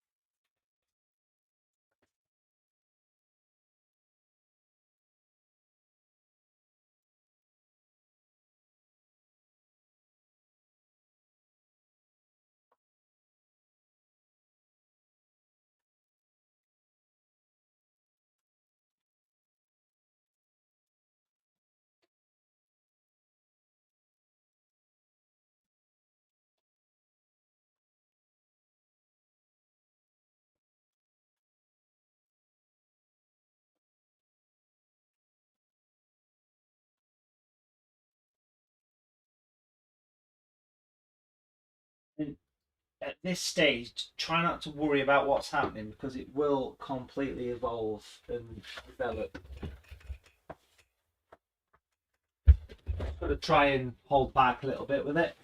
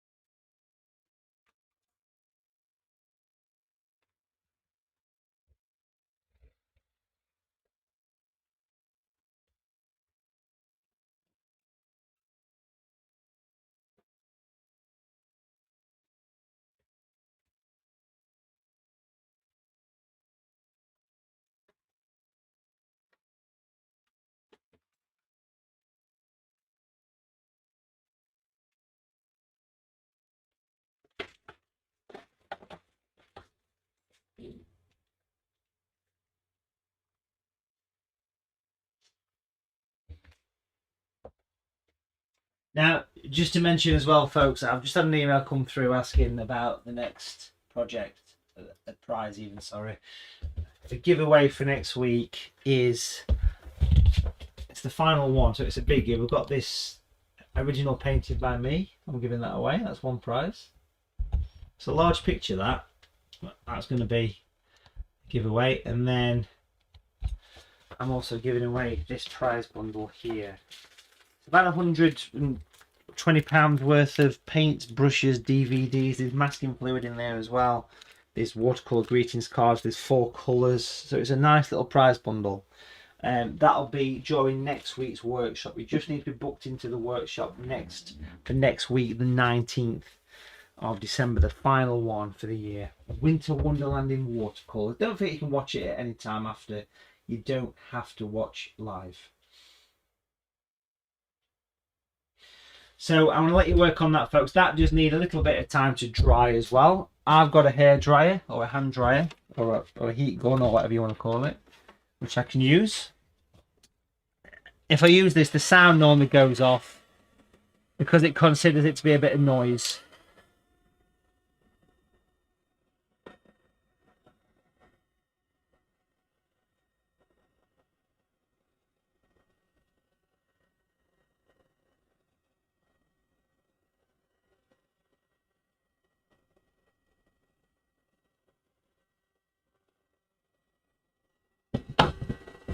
So I'm just sort of letting it dry. And once it's pretty much completely dry, if I use my hand and sort of stroke over the picture, what it'll do is it'll flatten the paper if it's gone a bit wavy. Quite easy to do.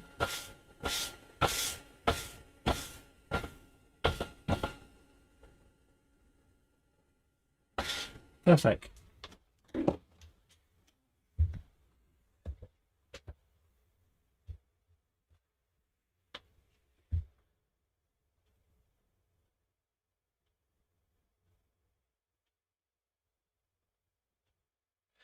Hello to Carol, who's not feeling well. Well, don't forget you can join us at any time, Carol.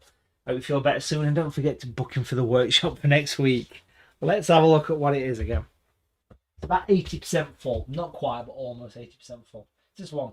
A winter wonderland with bridge, park bench, street lamps, a stream. It's going to be a lovely, beautiful picture, folks. Do grab a space. And of course, it is the last one of the year. So it's Christmas party week as well. That's the 19th of December, the Winter Wonderland in Watercolour. Look at that image top left. Beautiful, beautiful watercolour. Can't wait for that one. Grab a space.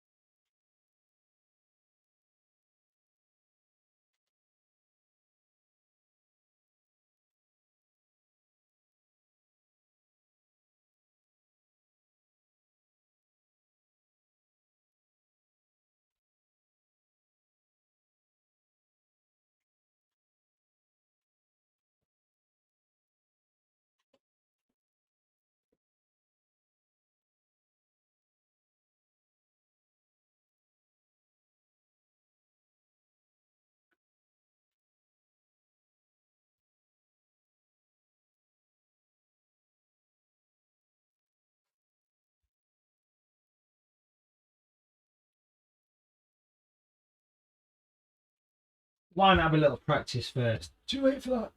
Could do, just in case you decided to have a little practice. Don't forget you can pause the video. But nice and dry. I'm then going to start to build up the shadows in this and put the shadows in next. I'm going to work on the fire next. It's going to be nice to do that.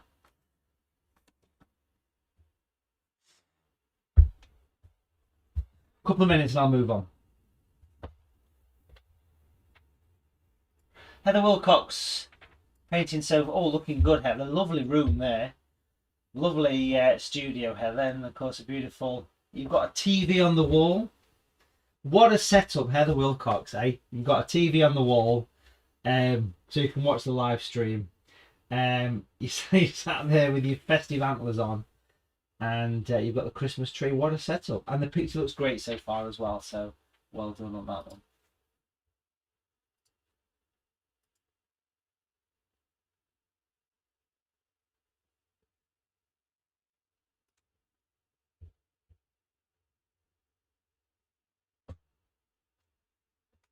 Now, we are coming towards the end of the year, and I've had this chat before about workshops. It's a serious chat, this one. So, obviously, you know, when we started doing these workshops almost 2 years ago now, these live workshops, yeah, it's a great setup, Heather. It really is. You are lucky. We had this situation where obviously people started doing these workshops. Now, obviously, COVID it's creeping back a little bit, but now the world is getting a little bit more back to normal. I'm putting a pledge out there. Do you want to keep these things going into 2022? Do you want me to keep teaching you these £10 workshops? Obviously, I'd be delighted to. I've invested a lot of time and money into setting these things up. And I'm having a great time on a Sunday. It's like a Sunday art class for £10. One way to show your commitment, of course, is to book for the next one, but also you can book a block booking. And I've said this a few times, and I'm sorry to go over old ground again like a stuck record, but I do have quite a lot of sleepless nights thinking, are people going to continue to book workshops? Are people going to forget these things are there, or are these going to continue? So, you know, please do keep the support going into 2022, because I'm looking forward to starting again in the new year, of course, after a Christmas break. We'll be having, I'm not sure how long of a break we'll have. It might be 1 or 2 weeks, but we'll certainly be taking a break. But you can actually go on the website, this website here, watercolour.tv, click on the workshop tab, and you can actually buy a block booking of 5 workshops now. So you can buy 5 workshops, and it's a great way to show your support to Mr. Palmer.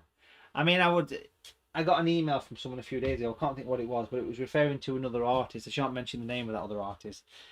And they were saying for a low end, for a, how can I put this? I'm not going to mention the artist, but they said that this artist is charging £35 for a 2-hour workshop, and all they're using is the phone cameras.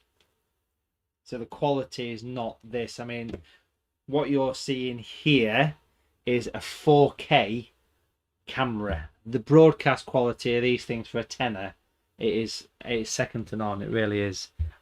You can see each individual divot in the paper.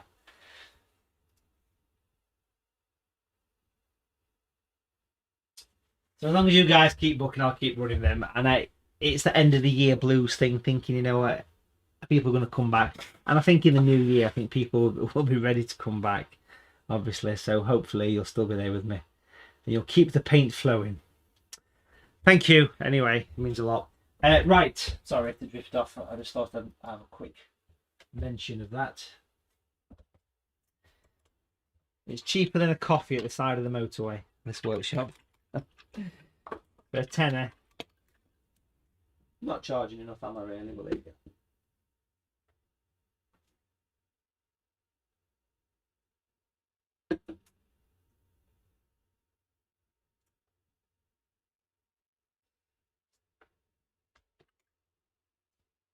Let's mix up a grey, folks, next.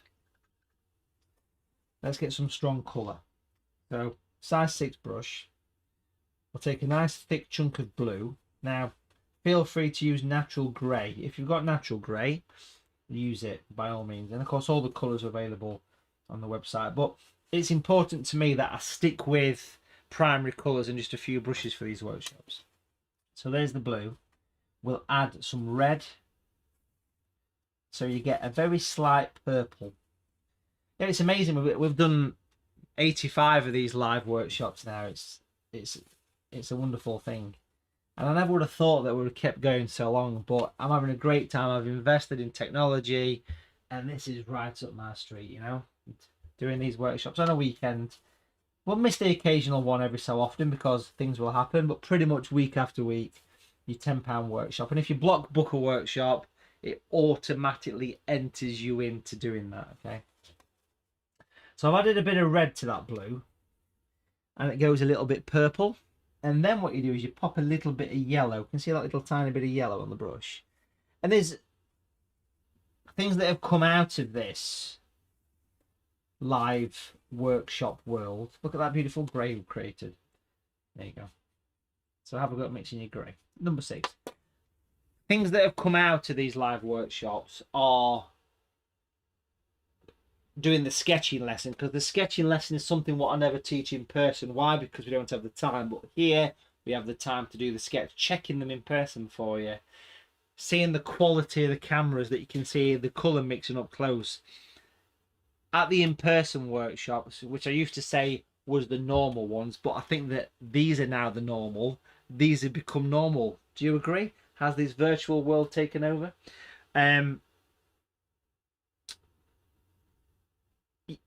You can see every bit of detail, and it's such a great thing. And the fact you can review it as well, you can rewatch this thing. I mean, that's great.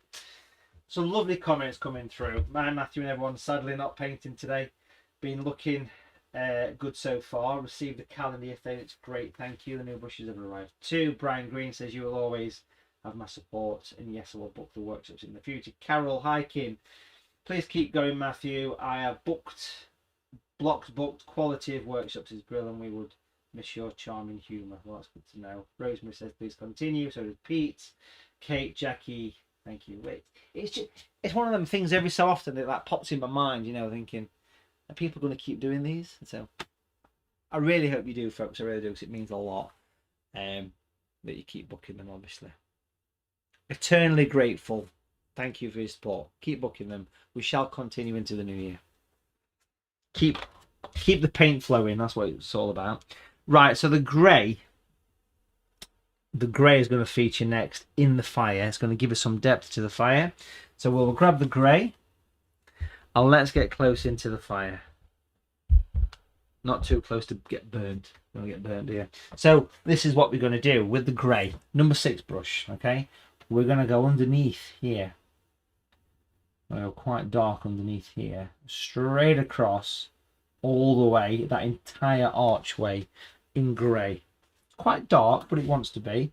Bring it down and gradually increase the width as you move from the right to the left. So it comes down a touch here, not a huge amount of touch there, and then it comes down. This is the grey, remember, and it comes down here, and it's actually going to go slightly down that edge all the way to the bottom, Now that's quite a thin line as it reaches the bottom. So if you have a look at that, you can see I've gone all the way across the top, nice and thick, down here, and all the way down that edge, even over the fire. Trust me. It's a thick grey. You then clean your brush and you give it a couple of quick taps, and you put water here. Look, and really scrub. Really go into that grey. Look, can you see I'm scrubbing it away? Scrub it away. Don't go outside of your fire. So look, I'm really scrubbing the paint and making it move. If you're the kind of person that likes detail, even have a look at these stonework. Even creep into them little points where your mortar is with that darkness, because that's obviously up the chimney. That's where Father Christmas is going to stick his bum down there in a few days. Last year, did you hear what happened last year? He went down one of the chimneys, and this little naughty child, who was not on his good list, as you can probably understand, ended up grabbing a mince pie, and when Father Christmas was on his way down, he shoved the mince pie up Father Christmas's bum. Yeah, imagine that. Just try and imagine it. So of course he gets straight onto the emergency services. Gets rushed into A&E. And they say, don't worry, I've got some cream for it. Anyway, so you can see I keep going back in the water on the tissue, and I keep going in and just scribbling, give it a couple of taps, scribbling even over the fire. The fire's got more work to come yet, but we need to create some depth. Let's look at that, folks. We've got the depth already. Beautiful bit of depth. Oh, it's good. I like it. My tree seems to have been on the sherry. This is Christmas sherry. Jennifer, that's fine.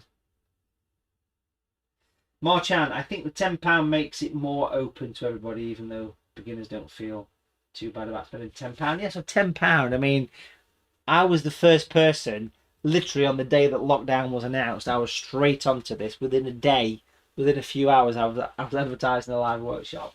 And I thought, how much do we charge? And I charged a tenner. I probably should have charged a bit more, but it's tenner. It's accessible. It's not an expensive thing, is it? Some people are charging 70, 80 quid for these things. Jeanette Haynes, your sketch is fine, Jeanette. Sylvia Jones, dear Matthew, yes please, I hope you will continue with these wonderful workshops. You have my support. Good wishes to your family for Christmas. Same to you, Sylvia Jones. Thank you for that. Derek Nelson, keep it up. Never in the history of workshops have so many painted so much for so little. Keep it going. Well said, Derek Nelson. Hello to you and Jan, of course. Derek normally attends the in-person workshops, but they've not happened for 2 years, and who knows what will happen next spring with those. But these are still going strong, so please continue to book. Joan Hall, hello to Joan. I will keep booking workshops as long as they're available. No opportunity to do it in person. Of course, Joan is in America.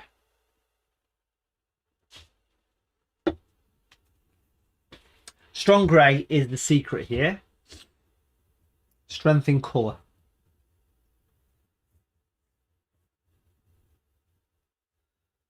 The stronger the paint, the easier the paint is to blend, without a doubt.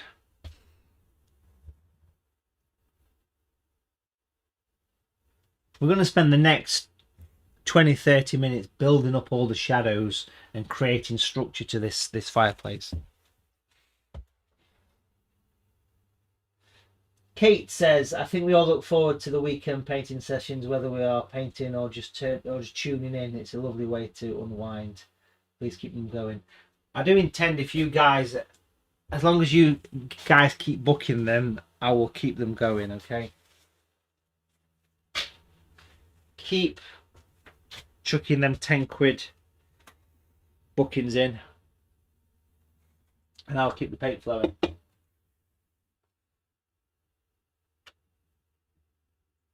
The thing is that you've always got them, even if you don't happen to do them at the point of it being live, you've always got them there to enjoy. Let's add a couple more shadows to this then. Let's get onto the ground here where the presents are, and let me show you what I want to do here with the grey.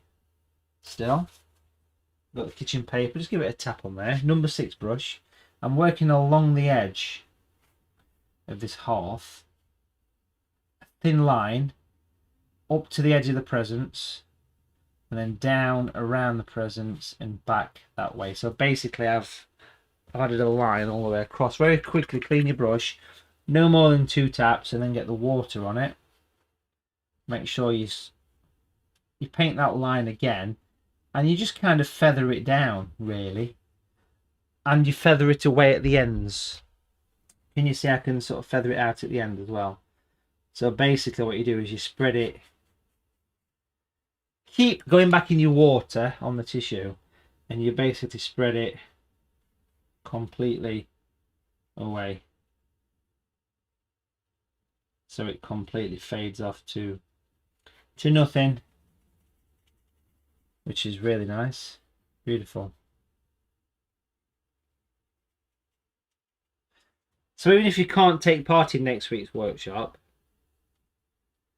you can still book it. Yeah. Let's also get some dark grey at the back of the presents over that Christmas tree. Let me show you that close up. So basically getting real darkness into the back of the presents on the Christmas tree. So it's a shadow. Clean brush, 3 or 4 taps, and just use water to spread the paint away, like so. So you blend it into the green,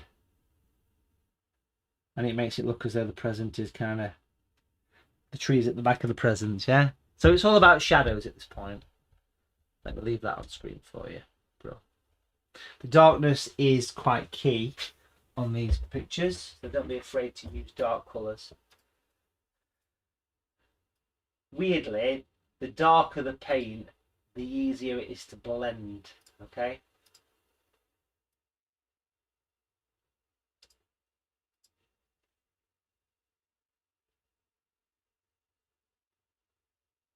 Yeah, so yeah, Jackie's put is that we've got a special one lined up for the centenary. So the 100th workshop, yes, I've got one that I'm saving. The 50th workshop that we did in the sort of springtime this year was still the most popular workshop we've done, and it was a canal, if you remember, with a narrow boat and an old pub. But yes, I've got one lined up for the 100th workshop, which will be, you know, in around sort of 16, 17 weeks, something like that. Right?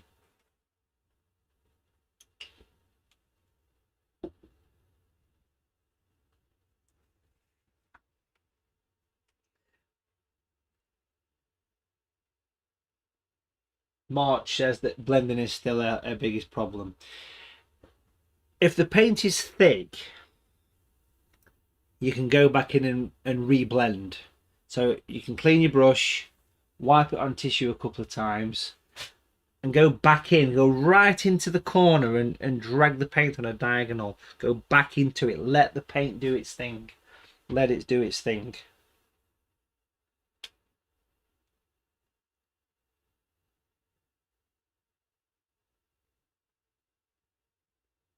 James Pretty, yeah, so James has always attended the in-person workshops over at Guildford near London, and James has supported me for many years. Thank you, James, and he will continue.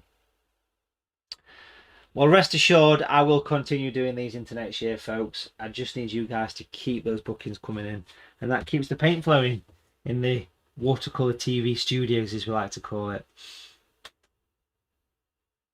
So even if you didn't quite get that blend at this point, remember that grey that I put here when I tested the colours? It's been there for 10 minutes. I can still go back in and put the brush into the grey and go forward, back, and continue. Look, you can wash it away. Because it's thick, you can reblend it. The secret is to keep cleaning your brush on the tissue. Keep going with that blending, keep going. Even if you come back to this in a week's time, you can still go back into that shadow and reblend. It doesn't have to be done at the point of the paint being fresh if the grey is thick.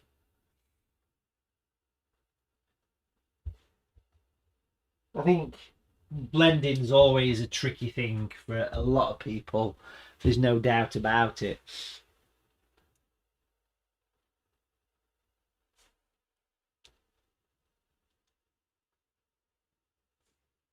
Let's add a few more shadows.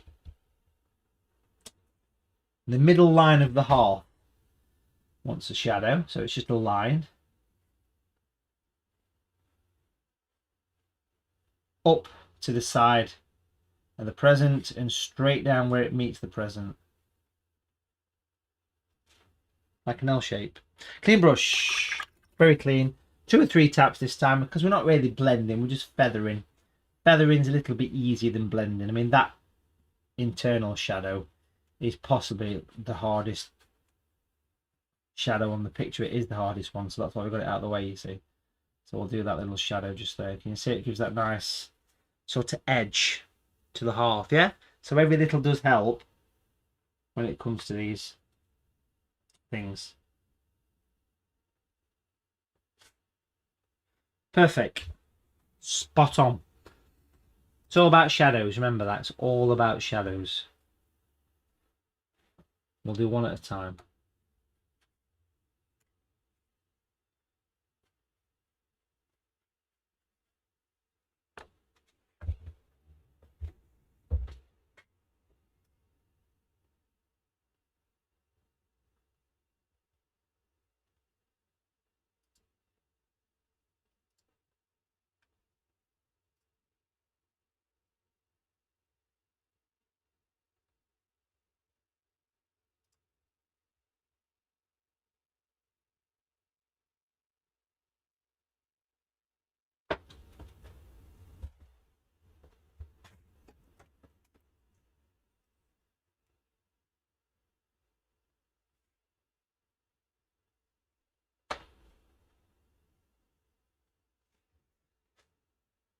Okay, a few more shadows onto the grey again. We're going to go darker at the back of the presents, okay? So for this, I'm actually going to turn the board over just for the second. So if you just want to watch me do this, then I'll give you time to step away and work on this. So I'm working at the back of the presents here, still with the same grey, up the side of the tree a little bit, and then basically all the way down. Now, the line that you put on here wants to be about as wide as the widest part of the brush. That's important for blending, okay? Can you see where I've put it so far? Just down the back. Let me get the camera back. There you go. And bring it over, and then bring it across the top of the bottom pencil line, and we'll stop where it meets the fire. Then what I'll do is I'll clean the brush. Clean the brush. 2 taps. Stick with me, folks. 2 taps. I'll put the water around here, and then I will scribble right into that grey. Get your brush right in. Let me get as close as I can for this, because I know some of you find this quite difficult. Water. Keep recharging that brush, giving it your 2 taps. Get your brush right into that grey, look, and move it out. Move it out in one direction. I'm dragging it out. Look, see, I'm smoothing it out. Now, if I was to continue doing this and I didn't clean my brush, all would happen is I would have spread that grey way too far. So what you have to do is keep going back into your brush, keep giving it a couple of taps, and then just work on the outer edge, forward, back. And it gets easier the further away you do this. And it's one of those techniques that seems straightforward, but it just needs a bit of practice. You can work it into your tree. But I've still got a hard edge. See that hard edge? I don't want to see a hard edge. So I'm back in the water a 3rd time. Couple of taps. And I'm just on the hard edge. Look, scribble the hard edge. It's a shadow, but it makes the presents and the tree look as though they're forward, you see? And it's creating darkness. Have a go at that one. Have a go at it. Every little helps here, folks, all right? Do stick with me on this one. Brickwork's going to come into this. Shadows are going to come into it. You just need to try and stay with me. We've got a lot of people watching live. Please do stay with us. If you're with us for the first time today, one of the biggest problems people have is thinking this painting's not working, I'm going to drift off. I know people that in the live chat that have been doing this a long time know that it makes such a difference to see the picture through to the end. You need to stay with us right through. We shall be taking a break soon. A 30-minute break is coming up soon, but not just yet. You've got to keep going, folks. Don't go anywhere.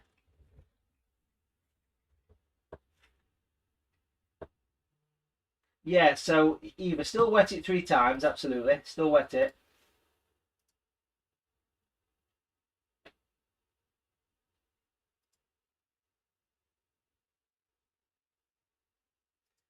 Jeanette Haynes has got calendar number 6.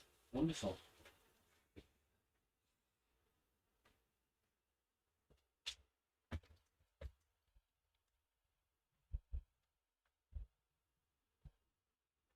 So even if that shadow was still not quite right, water, tissue, and just go in and just scribble it away. Let it all become part of the paper. Wants you to scribble it.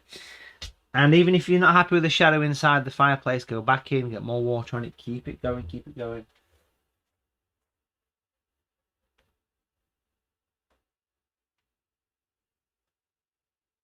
I know some people do work through the break, if you like. That's perfectly fine.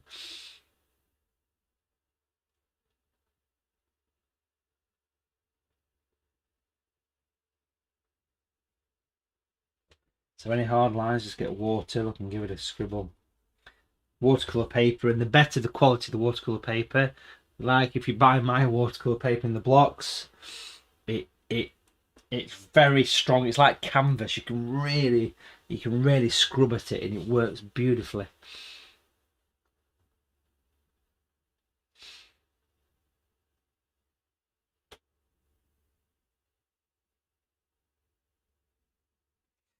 Now on the opposite side, this line that you've just painted up the side of the fireplace, where it continues, where the candle is, I'm just going to do a little piece across there, not a huge amount, just like an L shape there. Just that little bit there. Can you see that line I've put in? Just here, clean brush. Again, it's as wide as the brush head, couple of taps, and then just put water into that and just smooth it around. Just a very small little shadow. Quite often, rotating the board in the direction that you're blending can help, so think about that as well. Give it a bit of a scrub. Look, can you see how nice it is to blend that paint away? Smooth it, smooth it, smooth it. Like so. Brilliant. There we go. So it kind of completes the hearth, if you like, almost. Sadie's got number 30. Calendar number 30. Yeah, so there's 150 calendars and they're all numbered. They're all numbered. On the back, just there's a little label, like that, little glossy label, and they're all signed. So that's number. This one is mine. This is my copy what I've kept for me for my studio, and it's number 88.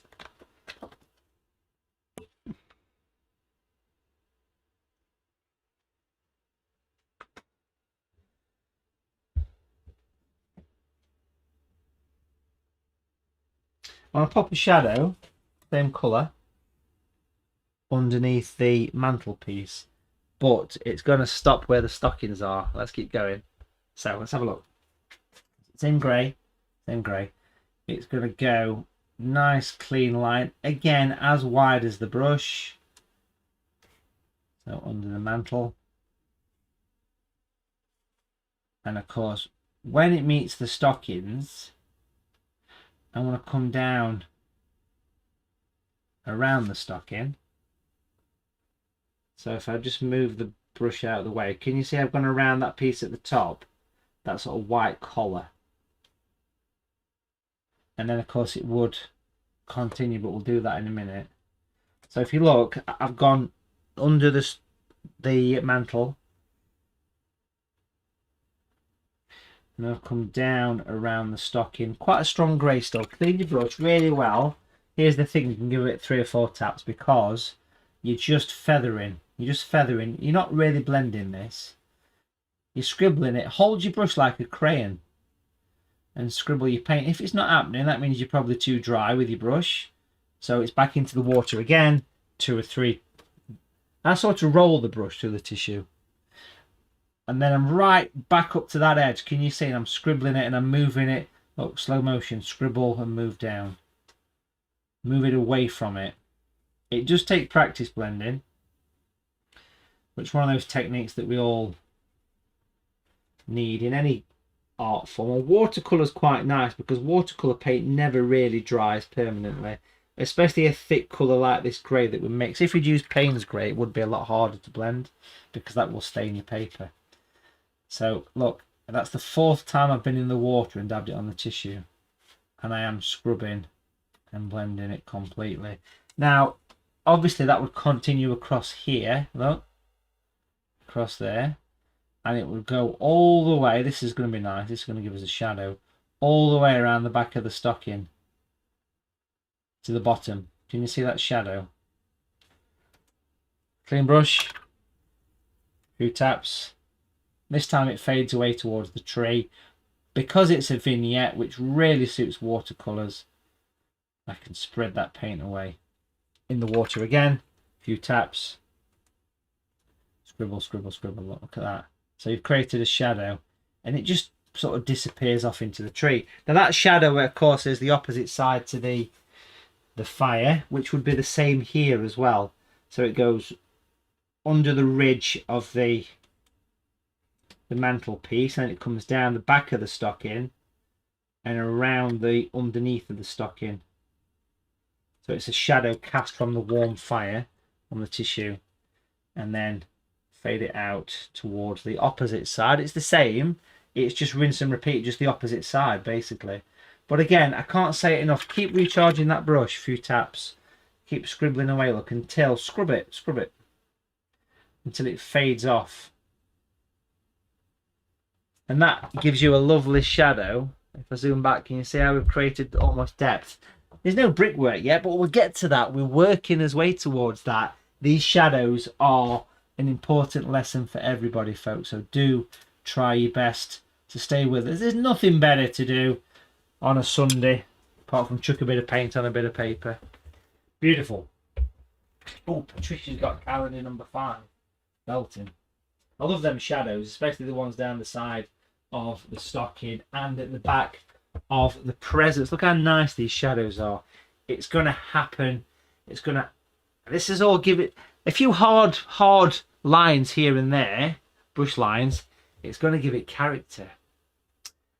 But if there's a particular shadow that you think's too harsh, this one here maybe on mine, I could come back to it nice and casually, a bit of water, a few taps, I can just re-attack it, but take your brush right to the top edge and scribble it. Watercolour grey, this thick natural grey, doesn't really dry unless you do it very thin.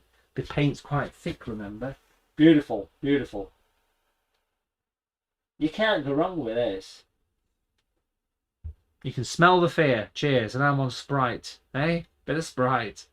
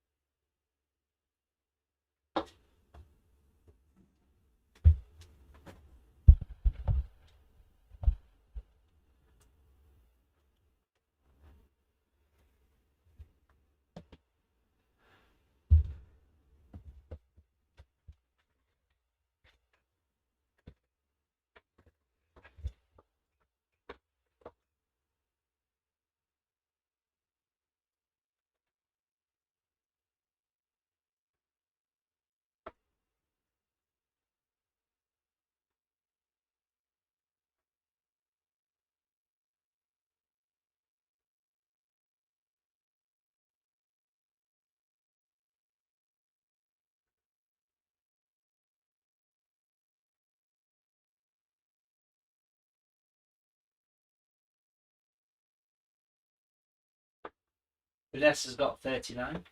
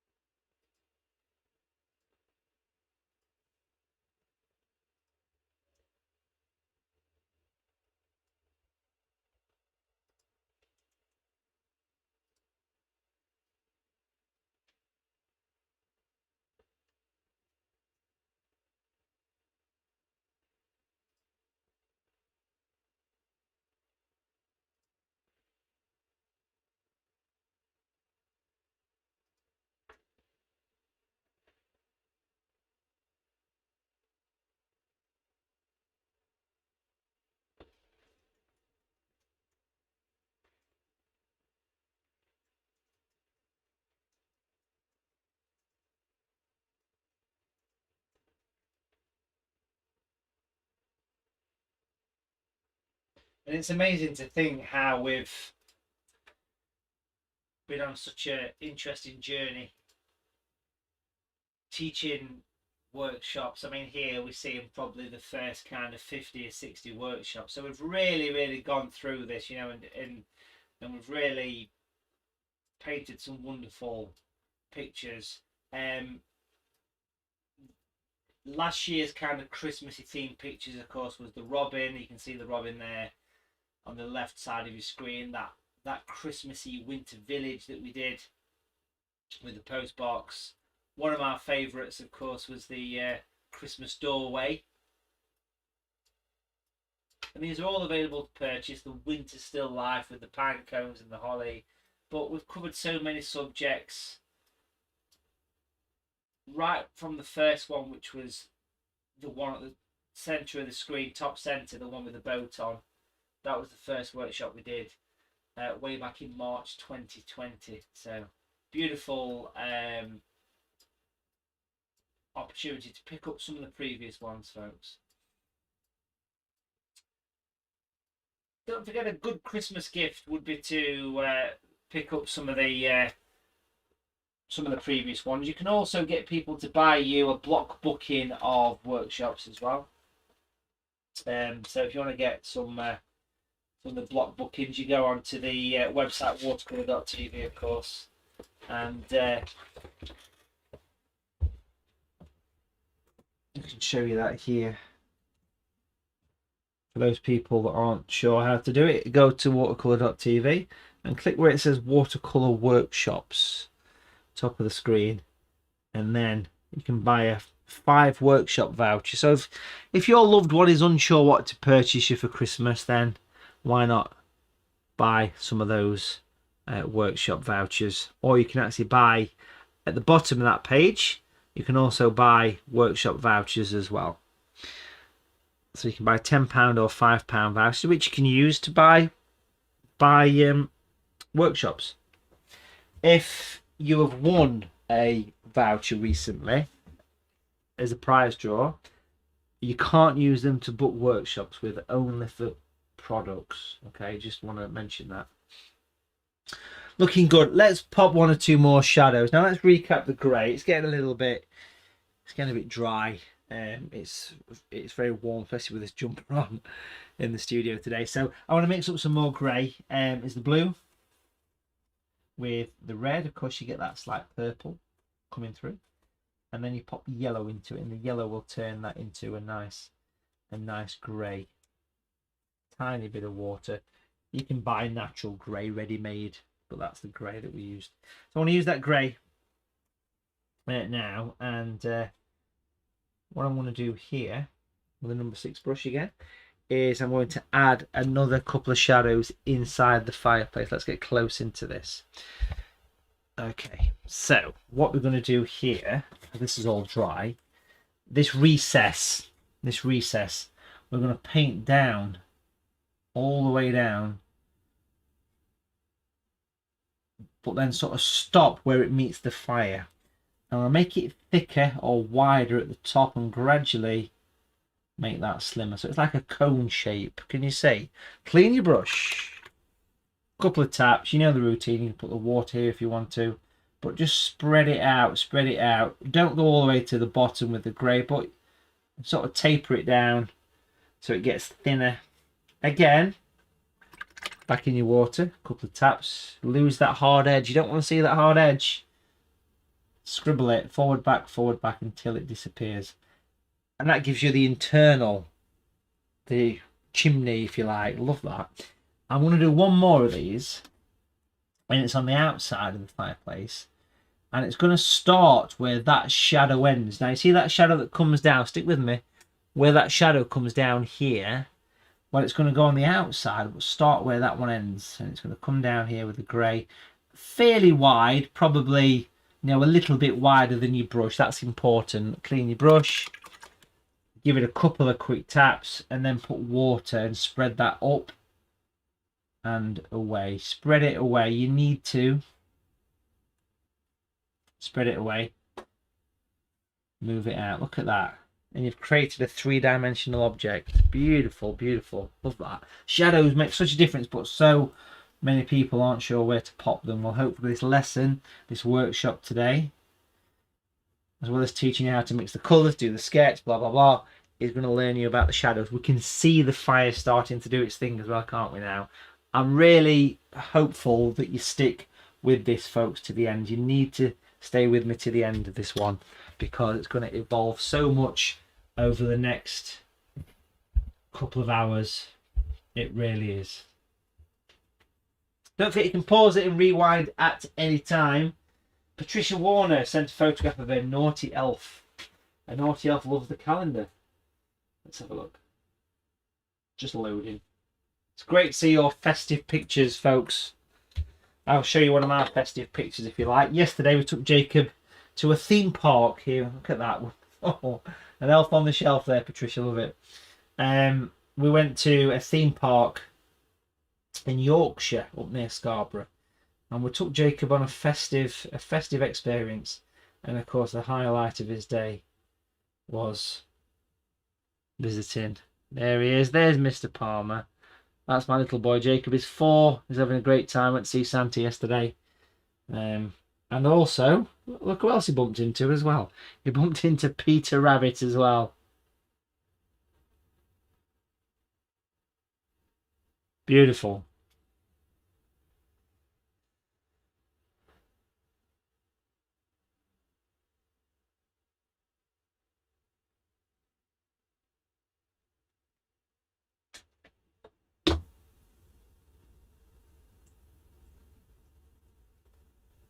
Now again,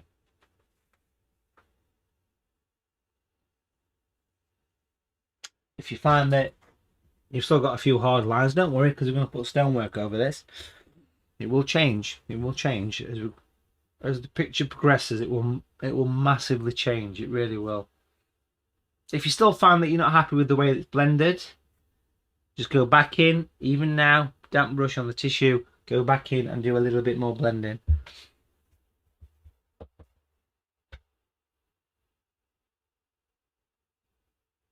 So Anne is saying, help please, blending the grey, lifted out the yellow. Okay, that's kind of to be expected.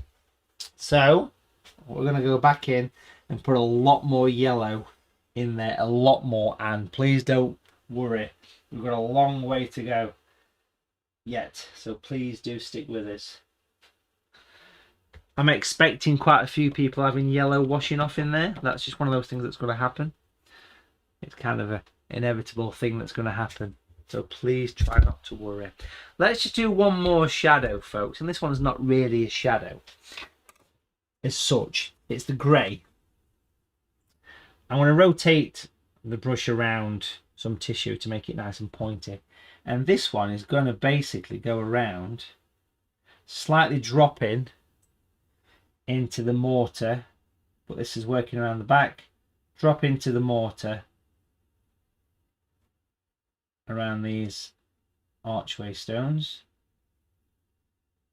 and then quickly clean your brush, wipe it pretty much dry, and just lightly scribble that away. Feather it out so it adds a little bit of a shadow to that area. Feel free to drag your brush down into those mortar lines, the damp brush of course that is. Can you see what I mean?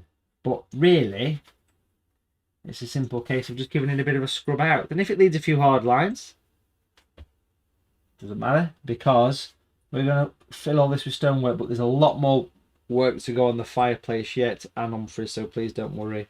Now if that's looking a bit harsh, that blending, back into your water, a few taps, and quickly skim around it with a damp brush, and it all starts to blend in the paint. It really works nice once you start to get all the shadows in place.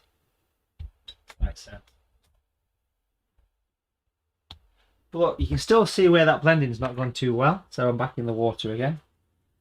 And you can really throw as much water as you want at this.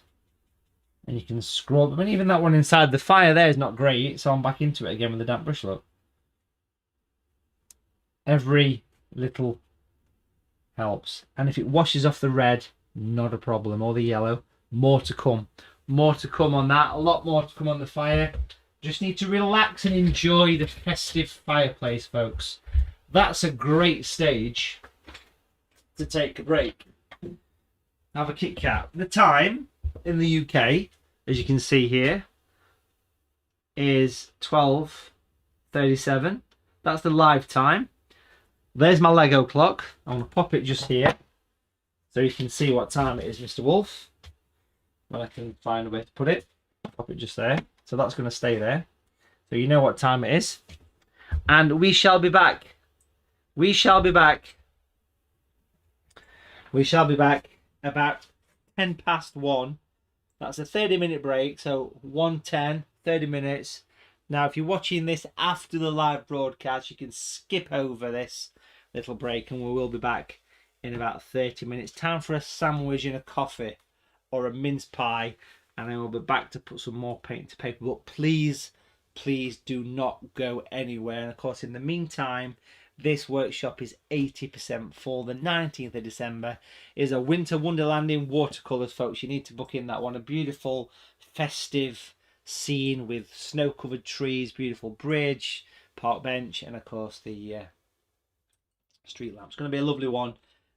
It's the last one. It's the big Christmas party. For a tenner, you can watch it live or at any time. The last one of 2021. Get yourself booked in. And I'll see you in about 30 minutes, folks. I'll leave that on screen for you with the old Lego clock. And let's put that in a better position. And you need to keep calm and carry on. Don't give up, folks. So many people do at lunchtime or whatever time it is in your part of the world. But try not to give up if you can possibly help it. The clock shows the live time. That's why I leave that there if anyone's wondering. So you can see that the clock is still ticking. Yeah, so we'll be back a little bit later. Don't give up. Keep calm and carry on.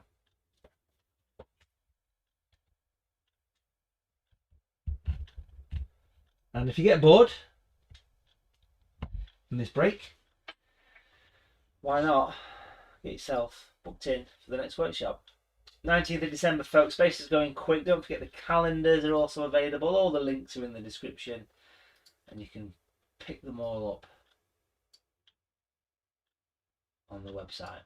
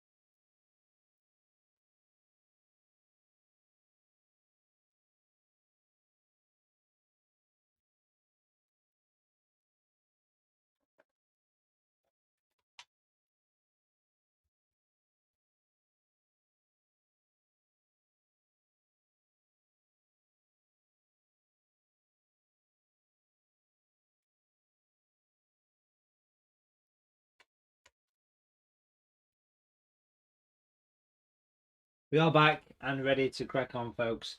So, straight into it then. That's how it's looking so far. Shadows have been taking a lot of time up there. Quite an important stage in the picture to get those shadows in. We now want to start bringing much more colour work on the fire, that kind of thing. So let's get close into the actual fire itself. That's going to be my next stage in the picture.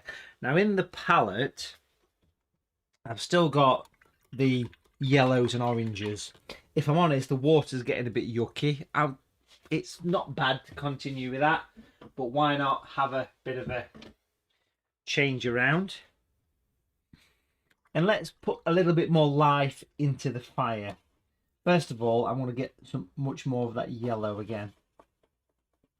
So more yellow and more orange. So I'm mixing the orange from yellow and red. You could use natural orange at this point. So basically it's recapping the colours what we started off with, but with the number 6 brush. It's important that we've got grey still. So let's recap the grey. Blue, the red and the yellow. So a nice strong grey, that's always there. And a bit of a brown, a little bit of a brown colour is going to come through. So how do you make brown from primary colours? Well, you could use natural brown. Or in this case, I want to mix yellow with lots of red. Lots of red. Lots of red. Quite strong for this, quite a strong mix. And then add a dash of blue.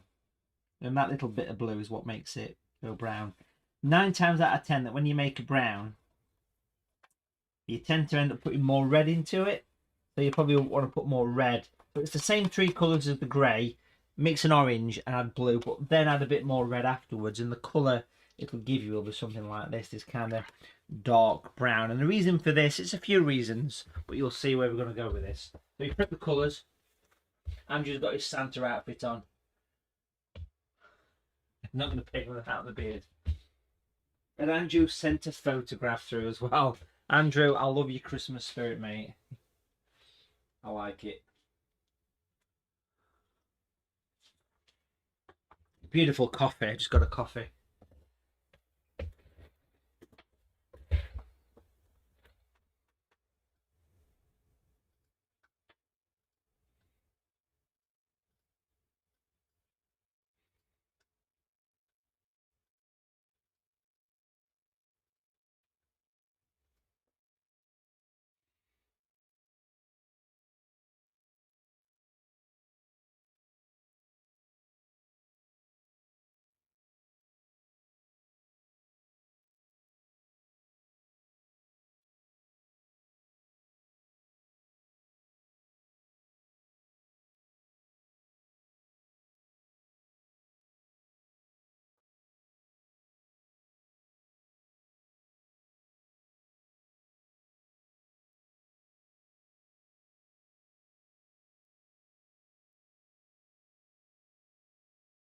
And then I'm going to add more life to the fire.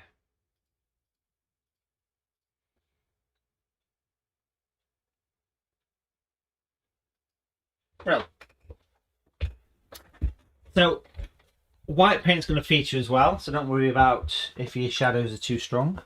Let's start with the yellow, and again add in a bit of a tap on the tissue, but don't worry because we are going to put white in here as well. And basically I'm just going to start to do little sort of fire style lines. I'm just going to spot, dot and dab. It's probably hard to see that because you're working over the top of the grey, but that's fine. Work over the top of the grey. That's what you want to be doing. White paint is going to feature as well, so please do not worry if you can't really see much of what's happening here. It's a little bit of what's to come next. Then we'll grab some of the orange and we'll pop some little bits of orange on as well, just little spots of orange. I know a few people are still quite unsure about background colours being washed off, so I'm spotting and dotting. You can start to do a few little sort of fire streaks at the top here as well. So a little bit of orange, not a huge amount of orange to be fair. Almost little wiggly lines at this point, little wiggles. Little wiggly lines. I'm going to pop a bit more of that orange into the candle flames as well. Just into the base of the candle flame. Perfect. So a little bit of a spot, a little bit of a dab. Now, the grey is going to give us the actual fireplace itself. So I want to start off by putting a line of grey across here, all the way across. A clean line of grey.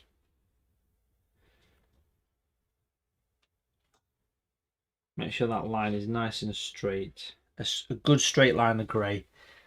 And then over the top of that, we're going to add a few lines. A few little vertical lines, okay? That is just the grey, a few vertical lines.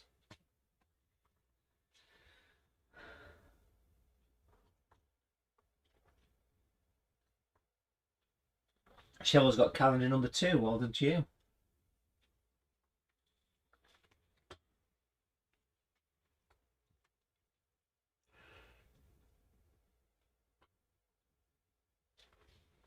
So that's the grey. A good way to get more of a point out of your brush is to rotate your brush through some kitchen paper. Like that. It's nice and pointy. I'm also going to do a little bit of a, every so often, a little bit of a curve.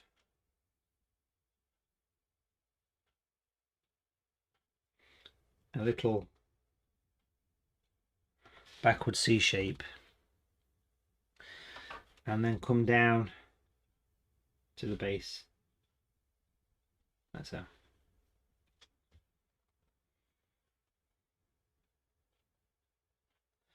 Pop a little spot on the top of them.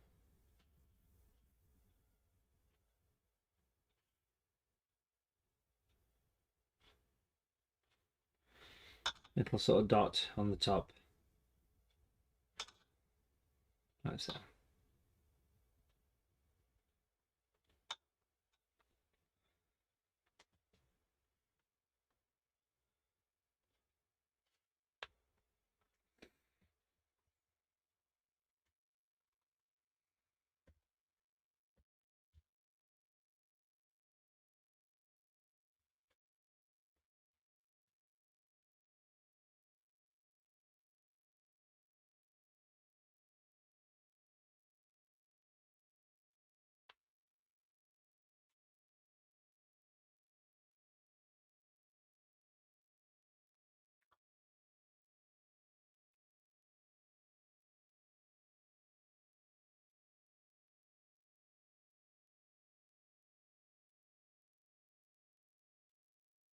If you want to use the finer brush, please, you know, feel free to use that.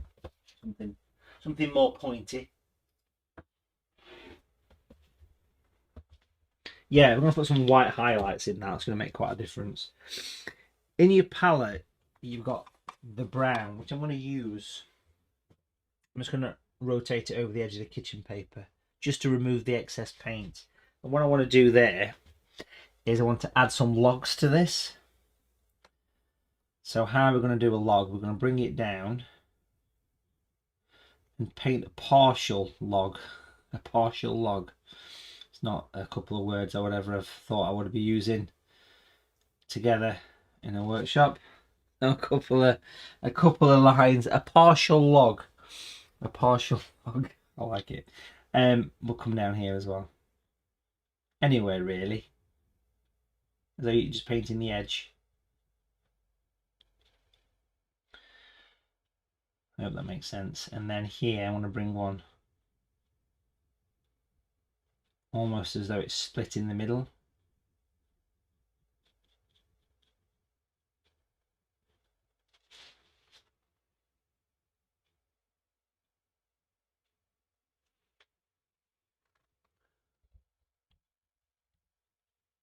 This is the brown, quite strong, remember? And then I'll probably get another one just creeping in at the back there. They're almost like little L shapes, aren't they? Imagine it's just the top of a log, just the top of one. Make sure the colour's quite strong. Once you've put them little top sections on, you clean your brush, you wipe it pretty much dry. So you've got this sort of dryish brush.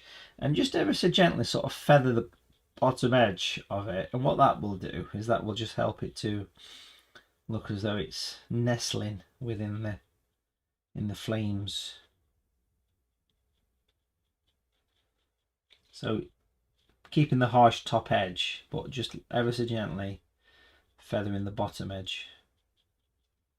So you can see a few little logs in the fire.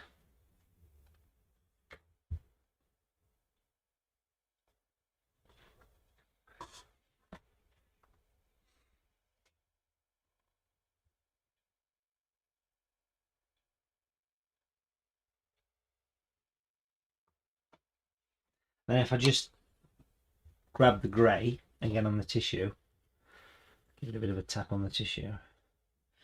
Put lots of little spots, lots of little dots at the bottom to represent a bit of ash and a bit of shadow and just a bit of random stuff really. So I'm basically just spotting grey. That goes over the top of these like metal grills, cast iron grills. That's the grey, and you just like spot, and it just represents a bit of dirt, bit of ash, that kind of thing. And you can do this anyway. You can do it over the top of the logs as well, and just it's a shadow that you'd expect to see. So just little tiny dots and spots basically. If you feel that your logs are a bit too brown looking, I'm sorry, then you might need to I apologise, you might need to add a bit of grey to them, and just little bits of grey in general, little dots. Use the tip of the brush, spot it and dot it in your fire. It just helps to give a bit more shadow. Can you see I'm like dotting the brush, and rather than going, you know, and painting actual streaks, I'm actually just spotting the brush basically. And I'm sort of moving those spots upwards, because fire would have shadow in it, you know, everything has shadow in it. So to spot it in above the logs, you can almost see it going up, can't you, into the fire, and it really does make a difference. Every little stage you do, every spot you do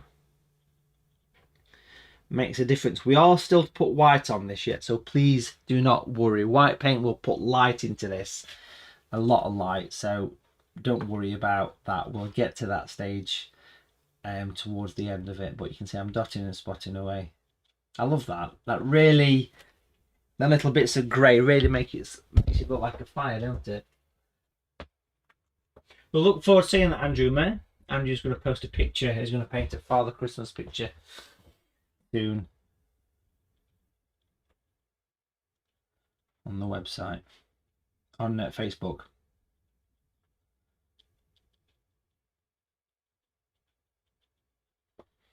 So yeah, it's quite nice. I like that. It's good. Good. Like it. Happy.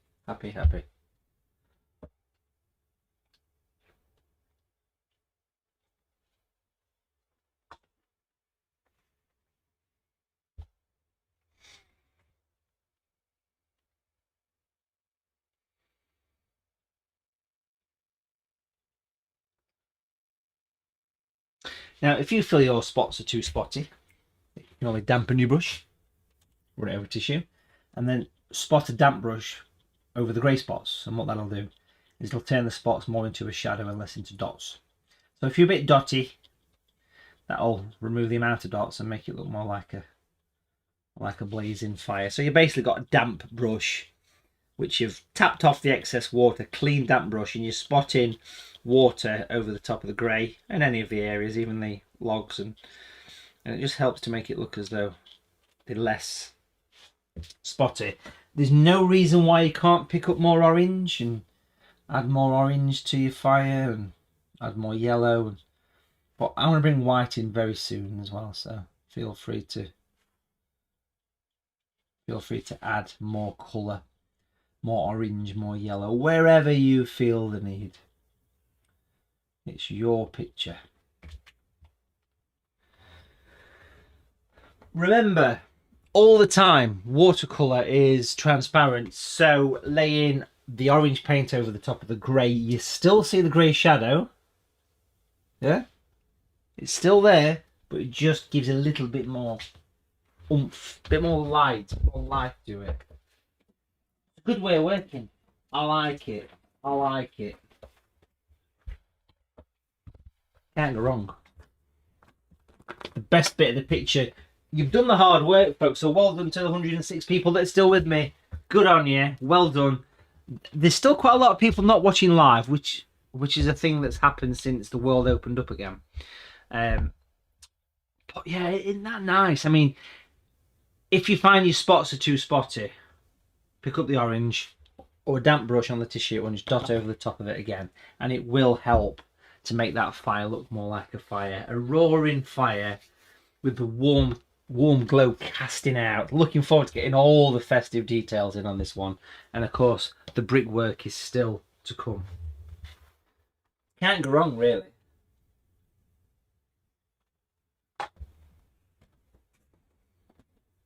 Can you?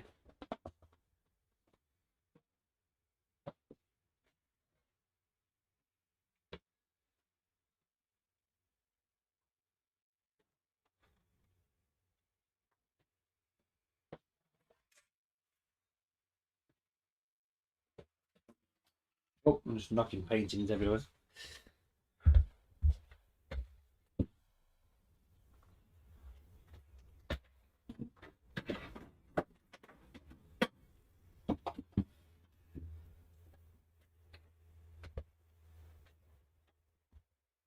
Just ever so often, take a moment to walk back on your picture, have a look at it from a distance, from afar, and think, you know something, kind of almost half close your eyes or take your glasses off or something and have a look at it a little bit blurry, because what that'll do is it'll give you the chance to see the picture and see that fire. Is it looking right? Well, for me, that final stage, the final stage of having the damp brush on the tissue and then spotting over the top of the grey spots is what really made that thing look as though it had some life. So I'm kind of happy with the fire. However, if you're not happy with your fire, then what you could do is take a piece of paper, a piece of scrap paper, take some white, some gouache, some acrylic, some white watercolour, some Chinese white, whatever. Take a little bit of white paint and being careful to add just a little bit of water. Sort of rotate it through your brush. Rotate your brush through your fingers as you draw it through the colour.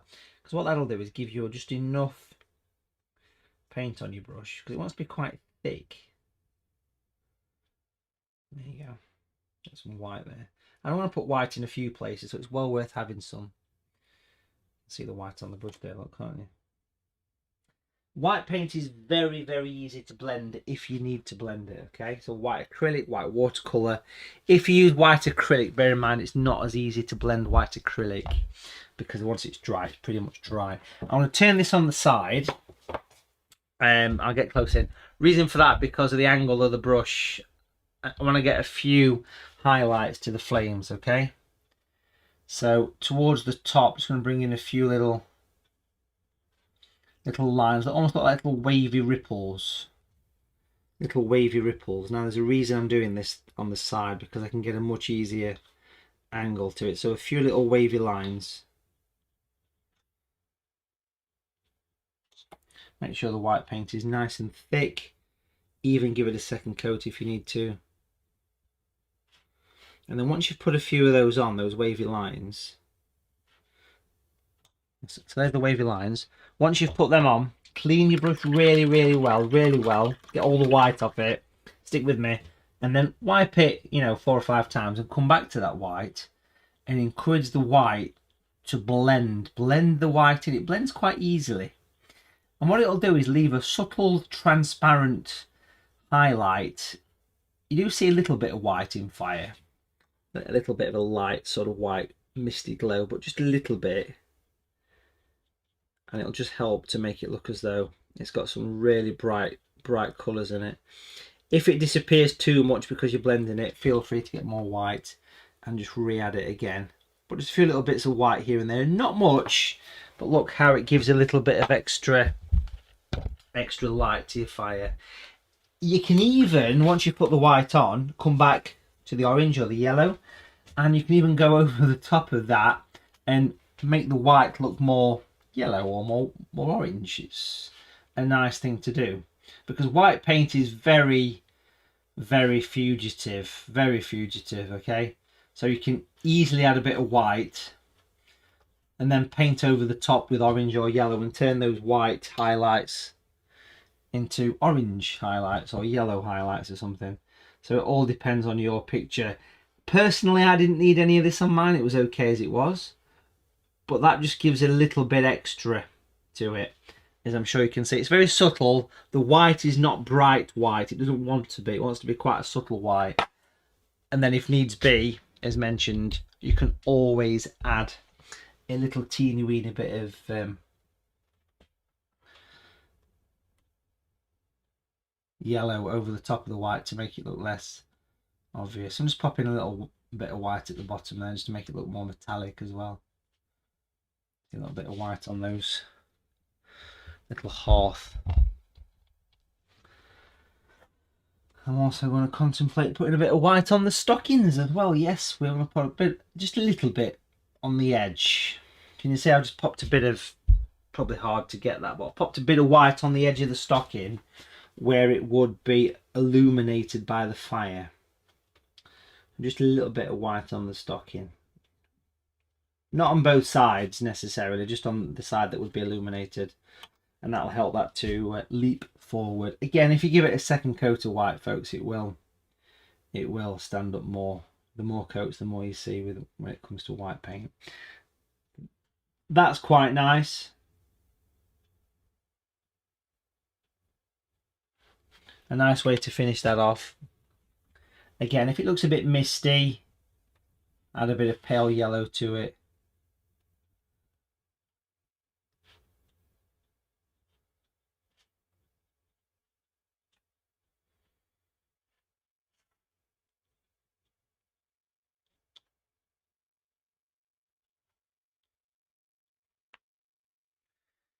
It just helps to give it a bit of a pop.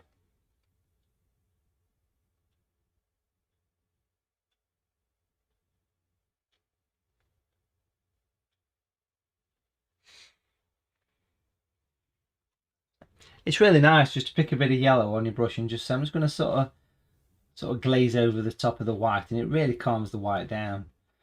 But it still remains on the paper, so you get that yellow glow rather than the white glow. And that's what's good about white paint. It can be reactivated quite easily. It's good. I like it. You might find if you do put the highlights on the railings at the bottom that you want to use a finer brush. I'm finding it quite hard to use a number 6 brush for detail, so feel free to use a finer brush if needs be. Let me get the camera back for you so you can see the white on the stockings as well.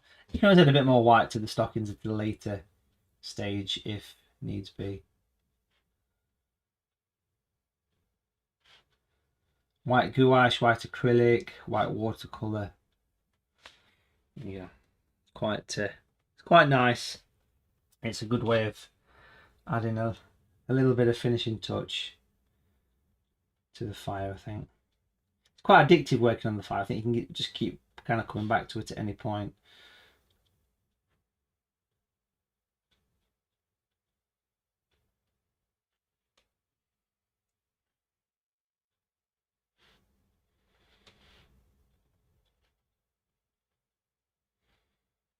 Love that. Really like that.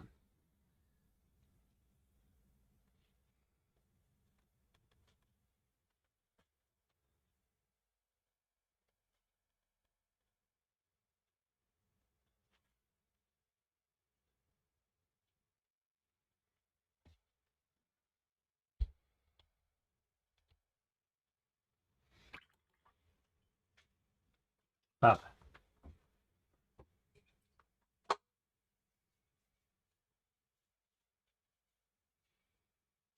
March has added a bit of aqua shine to her fire. That's a good thing to do. Give it more of a glow, a subtle glow, a sparkle, as it were. But it's nice, really nice looking little fire there.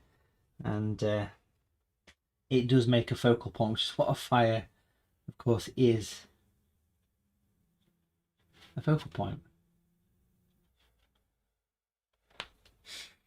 Now at this point I'm going to pop a bit of brickwork in. I'm going to pop a little bit of brickwork in. Now if you cast your minds back to this morning, this morning UK time obviously, when we first had the stone colour, the red brick colour, it's all gone now. How do you mix more? Very simply, you can use that same orange that you've just mixed and add a touch of blue to it. You'll probably want to put a bit more grey with it as well. Red with it, sorry. So add a bit of blue and then a bit of red. It's the same as that dark skin tone, so feel free to use some of this dark skin tone for those people that do have that. This colour wants to be quite red. It wants to be quite thin and watery. If I pop the colour just here, you can see it's quite a pale red brick colour, so do feel free to add plenty of red. Dark skin tone, diluted, does have quite a lot of red in it naturally, but you can see that kind of pale brick red colour there. It's basically orange with a bit of blue, but lots and lots and lots and lots of water, and feel free to revisit the red in that colour as well, but quite pale, quite watery on the tissue before you start painting. And pop some brickwork in. We can come straight across and painting some stones, some red bricks. I'm not doing every one, good, just a few. Just a few little groups of stones with light mortar running between them. Can you see them? They'll be nice, aren't they, these? So I'm just sort of picking a few out. If you feel better sketching them in first, there's no reason why you can't as well. But little rectangular shapes. I'm not doing every single stone as I mentioned previously. I'm doing just the occasional group. And sometimes all you want is just a suggestion. So if you look at those two, they're just L shapes. See them two there? They're just little L shapes that disappear into the shadow.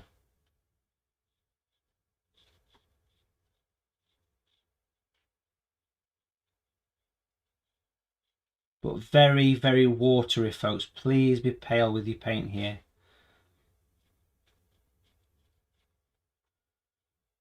I'm not counting stones.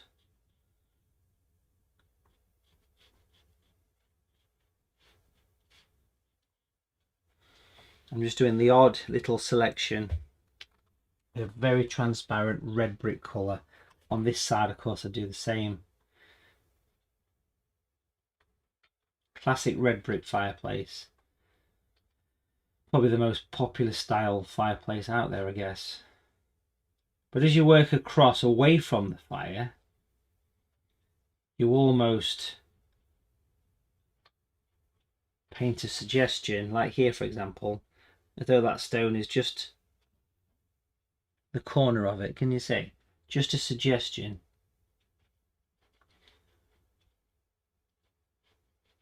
But very, very watery.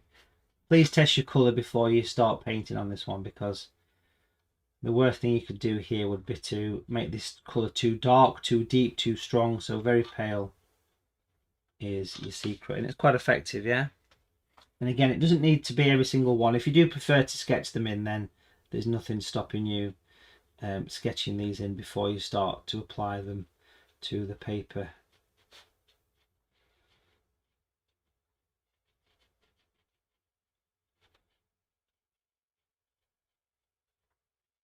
I'm sure you can see how I'm not painting every single stone. Some of them are just little L shapes. Almost like little corners, like little, see those three there? They're just like little L shapes. Once you've done a few L shapes, so I would get away with popping one in there as well, just creeping in at the side of the stocking there. But once you've popped a few L shapes on, so I've got sort of 3 and 4 here, I've got couple over there.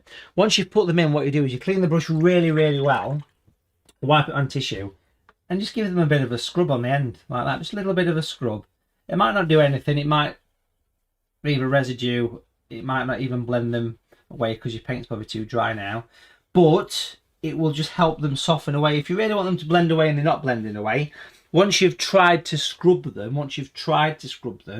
you can always drop in a bit of the colour onto the wet area. What I mean by that, let's say I'm painting one of these L-shaped ones here. Let's say I'm just popping one here, an L-shaped one, and it's too dry.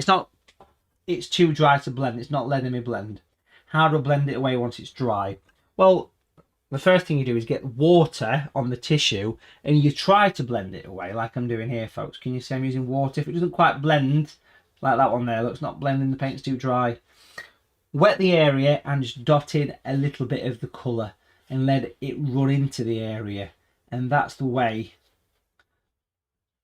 that you can achieve that nice sort of almost as though it disappears into the mist, into the vinaigrette. And it really works nice. It's better than painting the whole thing. Yeah, so try to make sure two things. First of all, you've got a very, very pale colour.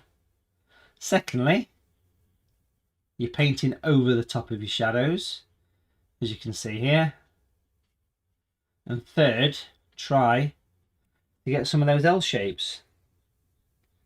Almost as though you're painting just a corner of a stone. You've not got to paint the whole stone. But with it being a vignette, brick should I say, not stone, you know what I mean. With it being a vignette, it's nice to get them fading away at the edge. It looks really good, don't it? It looks really nice, but very pale. See, it's coming together, isn't it? It's doing its thing. It's doing its thing. So this paint is transparent enough to go over the top of the shadows, and that is, yes, that's the secret. Look, I'm working at the top of the fireplace now, very weak and willing. I know the feeling. Bring it across, put some at the top there as well, going underneath the old mantelpiece.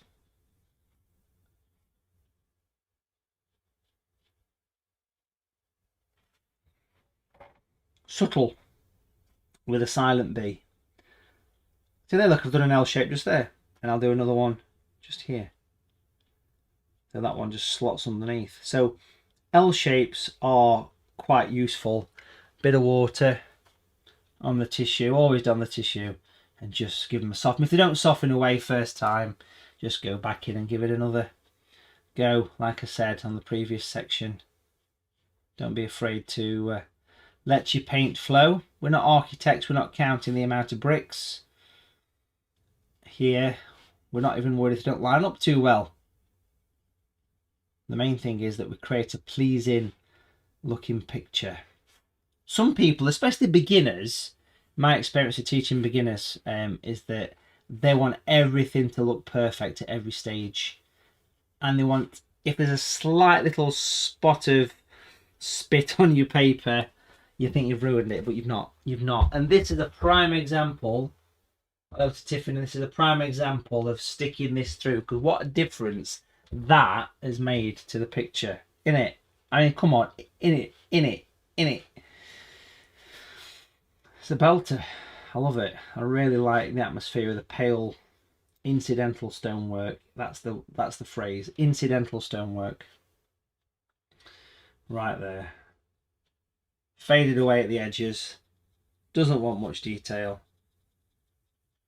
Because it's not about brickwork, it's about the fire, it's about the decorations, and of course we'll be onto the decorations relatively soon, the tree and everything. Using a bit of water, look to blend those away into the tree. So yeah, I'm happy with what I've got there. I'll leave you to work on that, folks. Nice and pale, loving the fire. Now the white's calmed down. If the white's still a bit white for you, then just glaze it with a bit of yellow paint, and that will soon calm the white down on your picture.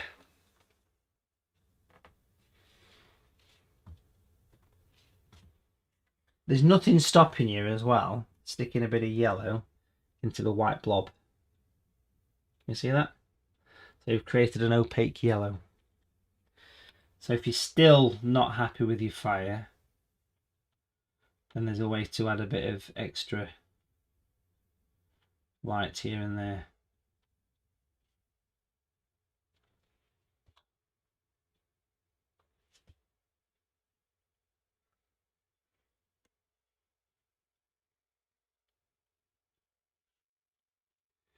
And those burning embers.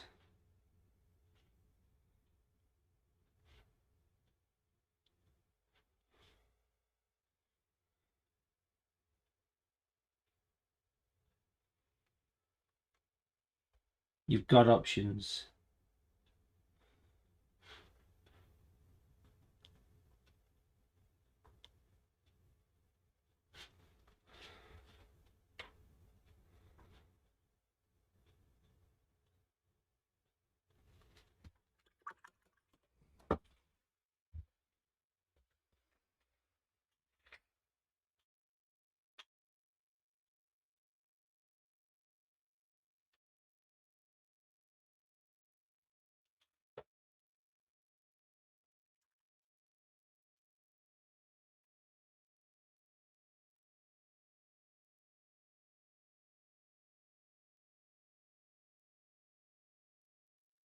I think it's really nice how you can, just revisiting it earlier, I think it's really nice how you can use watercolour to your advantage, and that's what we're doing with this brickwork here. So look at this shadow piece here near the presents. When I add the colour of the brickwork over the top, although you can't really see it very well, it massively hides the shadows, which I'm sure some of you would agree is a good thing, maybe. So feel free to do that. I'm going to be very subtle with this, but I'm just going to pop in some colour in the archway. Let me show you. Remember, it's the pale colour. I'm painting from the left side of each stone and just leaving a gap between each one, but very pale.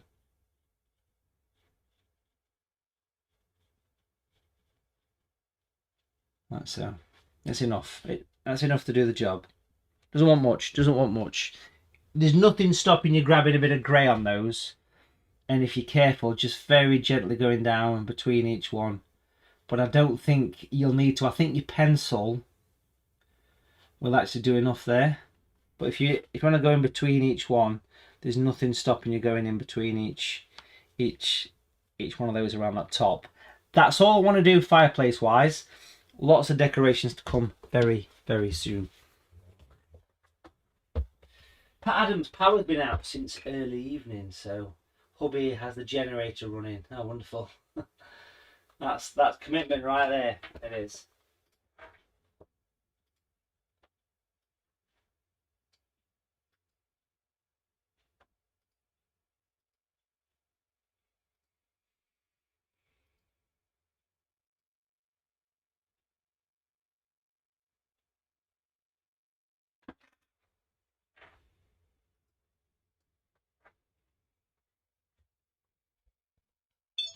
Oops. Whoa. We don't want that, do you? There we go. Isn't that good? Love it. Belted. Wonderful, classic, soft, subtle watercolour vignette. Bang. What it's all about, folks. Really pleased with that. I'm so looking forward to this. I'll be honest. This is a picture. The previous two pictures, this one and the festive market, are the two and next week's that I've been most looking forward to. Why? Because I love Christmas time. I love spending time with the family, and I love that whole festive feeling. I know some people probably don't like it, but I do like it. So to do this today and last week to produce this festive market here was an absolute pleasure. It's been great, and next week is the finale of that. Not only the finale of the festive watercolours, but also the finale, of course, of the year. It's the finale of the year, because we are painting, of course, a winter wonderland, which is going to be a blast. So if you've not booked a space yet, you need to grab one. 85% spaces have gone, so link in the description. Also giving away an original painting of mine, plus about 150 quid's worth of art materials as well. So lots of stuff coming up. Lots of exciting things coming up during next week's workshop. Love this. Really pleased with it.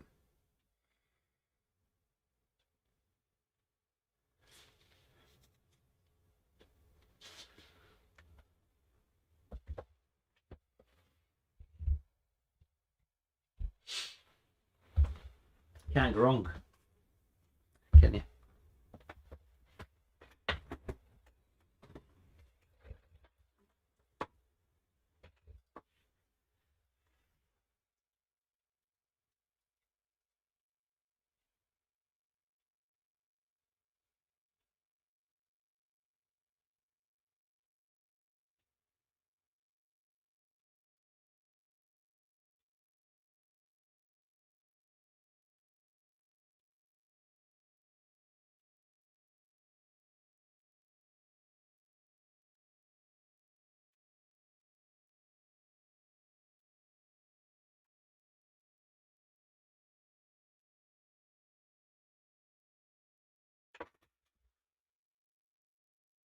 Wonderful. Let's start to decorate this thing up then, folks. First thing I want to just briefly touch on is in the palette, you might recall that we had some of the brown, some brown mix here. You remember the brown mix that we created? This is what we did the logs with. That's too dark, but what I want to do is just take a blob out of it and just give it a little bit of dilution. Not massively, but I've made the colour, as you can probably see, a little bit lighter than it previously was. That was the previous version of it, so I've just simply diluted it. What do I want this for? This is to paint in the sort of mantelpiece, if you like. And the way I'm going to do this is like so. I want to paint across the top of it in this brown. So it's probably half the strength of what it was when we started. So we'll bring that across, straight across this clean edge across the top. Take it all the way towards the tree. Let me come back a bit. Clean the brush really well, couple of taps, you know the routine by now, and then just gently blend it down. So it's just a little bit lighter at the bottom than it is at the top. There you go. And then make sure you fade it away at the ends. And then, see, that makes the mantelpiece. Now, if you've got the red paint, which of course we have got, natural red or crimson, that's okay. Might be a little bit dark for the stockings. Feel free to use a brighter red. If you've got something like cadmium red or just a bright red in general, I've got a little bit of cad red here, look, can you see it's a little bit brighter. You might decide to use a brighter red in this picture. It's not essential. You can use that red that we mentioned previously. Let me turn this colour mixing board over so we know what we're doing. There we go. Apologies, the camera went off then. Let me just reconnect the palette cam in a minute. I want to take a bit of that red, a bright red. I want to use this. So that's a bright red. I've also got the natural red. So I've got two reds here. The camera's gone off. It'll reconnect in a minute, don't worry. We've got two reds. We've got a bright cadmium red and we've got the normal red. If you've only got the normal red, perfect. Not too strong, not too strong.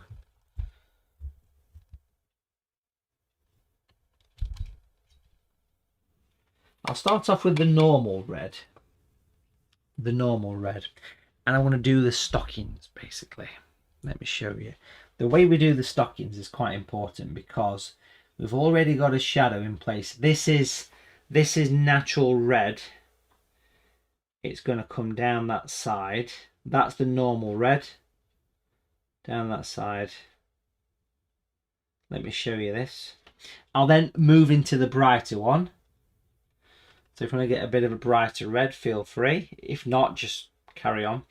And I want you to stop just at the point where you reach the shadow. Now, if you look here, I've stopped just before I reach the shadow. Reason for that, because I'm going to clean my brush really well on the tissue and then just gently tick all that paint away so it looks a little bit more like it's got a bit of light and dark in it. We'll do the same on the other one just to show you. I'll start with the normal red. Now it's the opposite side, of course, because of the way the stocking is lit by the fire. And then we'll move into the bright red, which is going to make this thing pop, of course. Come around here, and we're stopping again just before it meets the dark shadow that runs down the back edge of it. Reason for that is because it's your light and dark on the tissue. Yeah, so clean brush on the tissue and feather the edge away. It's light and dark working together, basically. Light and dark working together. Now, to make your stocking look as though you can pop your presents inside it, you would pick up some grey and you would darken the top. Let me get closer in for you.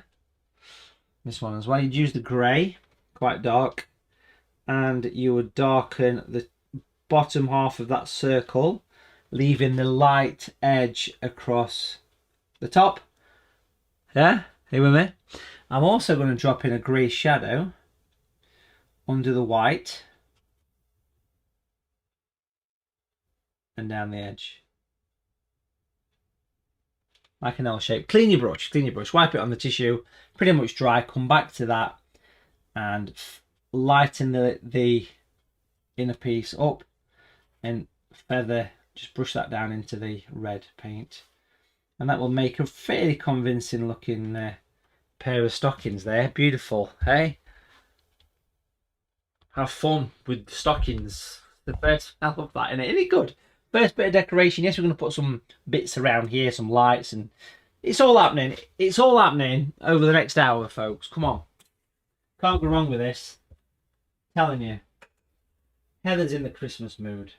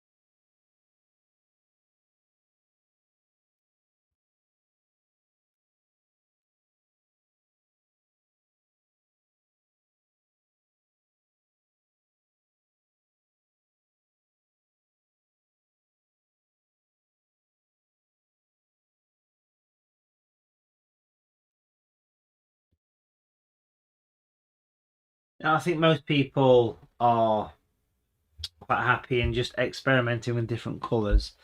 On the presents, which I want to do next, at least in a few moments, I want to just pick whatever colours I think. You know, you can decide. I'm just going to do one last thing with the grey while it's on the brush. I want to pick it up. This is important now, folks. Dry brush. So I picked grey up, and I'm literally rotating it through my fingers across a piece of kitchen paper. So on that brush is a very tiny amount of grey, very dry as well. Why do I want this? Because I want to sort of expand from the fire. Let me show you what I mean. Into the brickwork from the edge of the fire here. Very dry brush, just adding a little bit of shadow, like little horizontal flicks on the bricks, but only where it comes from the fire. Can you see? That would also happen on this side as well. Let me show you. So basically from the fire, very dry, which means I can almost kind of skim the paper with a bit of nervousness. And what it'll do is it'll just add that little bit of shadow in between the stonework. It's very subtle, but it's enough just to help. So if you look, it's just basically skimming the edge. And feel free to do that on as many stones as you like. It kind of attaches everything together. It's nice to see that. So even like on the top stones, it's just a little bit of a subtle shadow.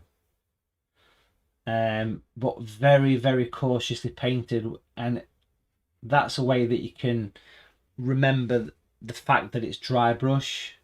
Pop some up here as well. It just helps the stones slightly extrude the brickwork. And even from the edge of the stocking as well. If I come back a little bit, you can see them little grey flicks. That's all that, little tiny flicks of colour. Almost little L shapes, and it's just a way of attaching the stonework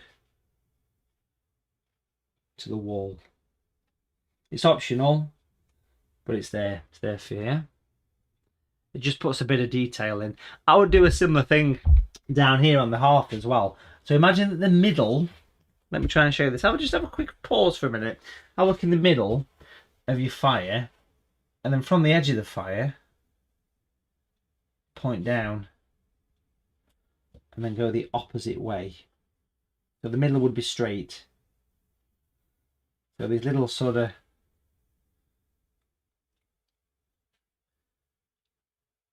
almost curbstone style things going off here. Can you see them? You see that one is straight. That's perfectly straight. See that? Bang straight. But here, look, it shoots off. Copy the angles from your computer screens or your laptop screens or your whatevers, and it's a way of creating a bit of perspective. And it's a simple thing, but you know what? It's great. It's dry brush and it works. It never ever fails, just to create that little bit of perspective in your picture. It's enough to do the job.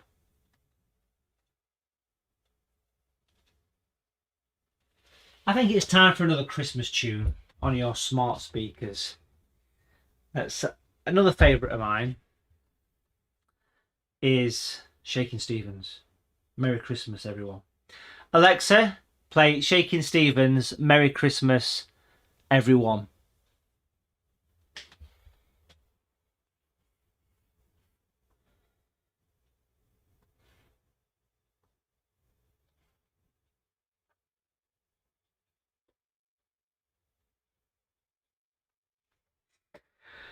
Simple bit of perspective. If you want to sketch them in first, please do feel free to sketch them in first. There's nothing stopping you sketching them in first. I will also continue these lines down into your foreground, but you need to, it's just a way of saying that it's a stoned area. Stoned area. I know what I mean when I say that. But if you want to watch me put them in first, feel free to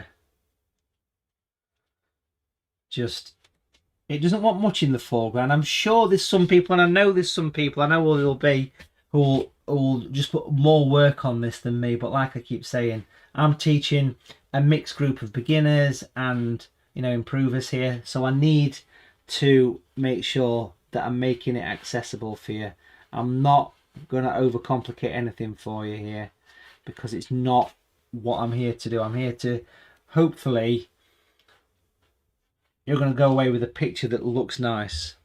But those lines, just please do take a moment, pause the screen, whatever, I'll leave you to do that. Sketch those angles in first if you're not sure. But a dry brush flick that fades away at the end. If it doesn't fade successfully, feel free to add a bit of water. But it's enough, these lines here, it's enough to lead you in. And I know some people's going to put more down here. Me, no, I'm not. It's not what I want to do. I want it to be the fire in the place. But yes, it's your picture as always. But you know, as we always say, please do, when you pop these things on Facebook, please do give Mr. Palmer some credit. Say, based on a painting by Matthew Palmer. That's the perspective. That one is straight down. These ones shoot off at an angle, and that will give you enough to lead you in to that central focus point. Hello to Tom from Cottonwood, Arizona. I bet you've not got a fire on in Arizona, eh? You could put a rug down there, you could put more presents, but you know, how far do you want to go with your picture? Do you want to still be sat painting at 5 o'clock UK time? Normally the workshop is finished between 2 and 3. This one's going to be towards the 3 o'clock mark, as I'm sure you probably are aware. But looking good, happy with what we've got so far. So, recap, grey dry brush was added, which really does add a nice bit of dry brush detail.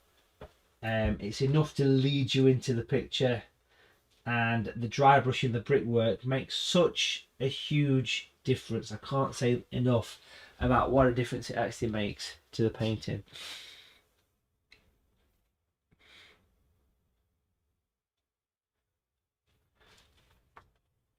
There's nothing stopping you putting a bit of grey on the edge of the stocking to represent a bit of creasage. Can you see that bit of grey? Like a couple of little L shapes of grey. I would use a bit of water there just to lightly soften the grey away. But it just helps to make them look a little bit more three-dimensional. But it doesn't want much. It doesn't want much, folks. It'll soon come together, this picture. If you're still not happy that your fire's dark enough inside, you can always go back in and just darken the top corner just by popping a few little grey spots here and there. But I think most people's okay with that. These are little fiddly bits that you can think about doing.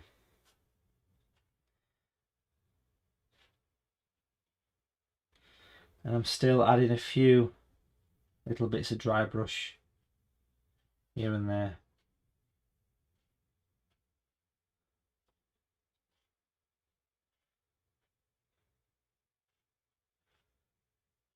To the brickwork, little L shapes, little corners, almost like an emboss rather than a mortar line as such.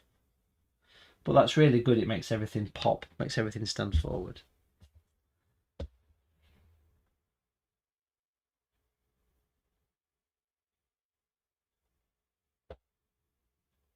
Nice one, Pete. I like it, Pete. It's a good one. It's a good one. If you want to add a bit more to this foreground, folks, there's nothing stopping you getting some of that grey dry brush and then spiking your bristles. Can you see the spiky bristles? Hang on, there you go.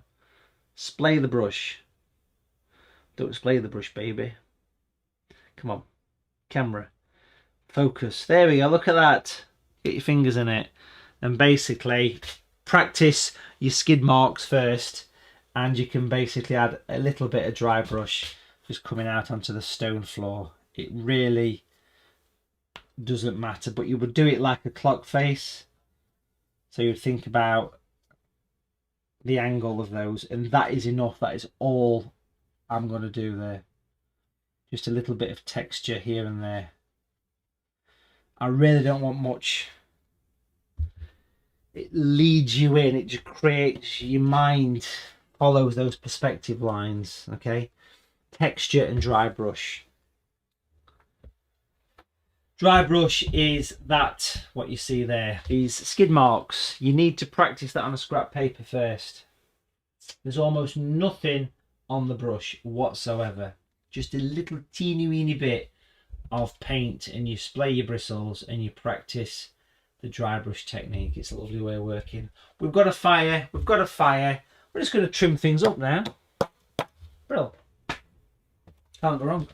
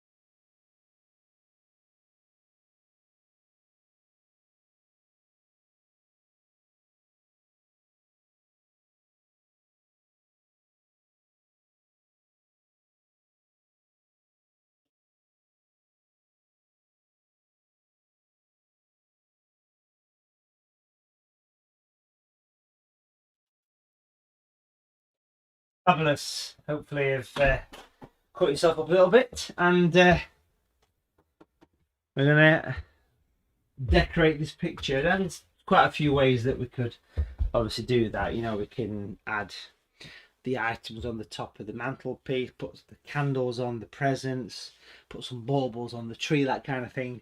But really, there's no limit to your imagination right now. So for me, I want to start off by taking a piece of masking tape long enough to go across the picture. Rub your fingers over it. And I want to place this nice and flush across the top of the mantelpiece. Make sure you've not got a gap.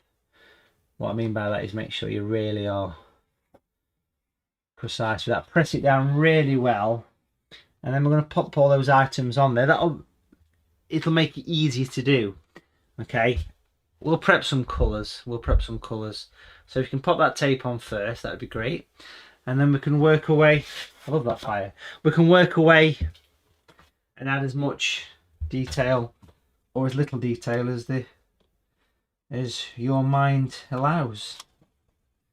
I'll probably be having a bit of a festive drink at the end of today, folks. So if you want to stick around for 5 minutes after the live stream and have a Baileys or a beverage or a mulled wine or a mulled cider or something, then I'll probably have a little tipple this week and next week, with it being a festive celebration. So you're welcome to stick around.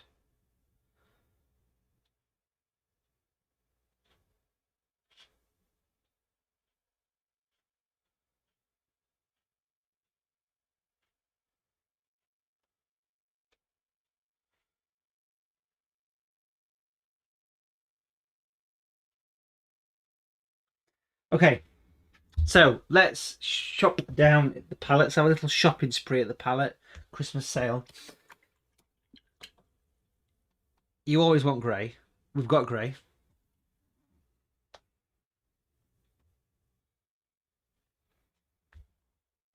Let's mix some other colours. Let's mix a really strong green. Okay, so yellow and lots of blue. So a nice thick green with a number 6 brush. Got the green there. There it is. Feel free to use natural green. Let's have some bright red if you've got some bright red. If not, just use the darker red. That's the same red from the stocking. That's cadmium red if you've got it. If not, you know, it's not a problem. Looks pink on the screen for some reason. Wonder why that is. That's better. There you go. That's cadmium red, folks. That. So I've got some of that. I've also going to have some blue as well. So some blue by itself. Let's have a bit of a clean up here, shall we? Let's make some space.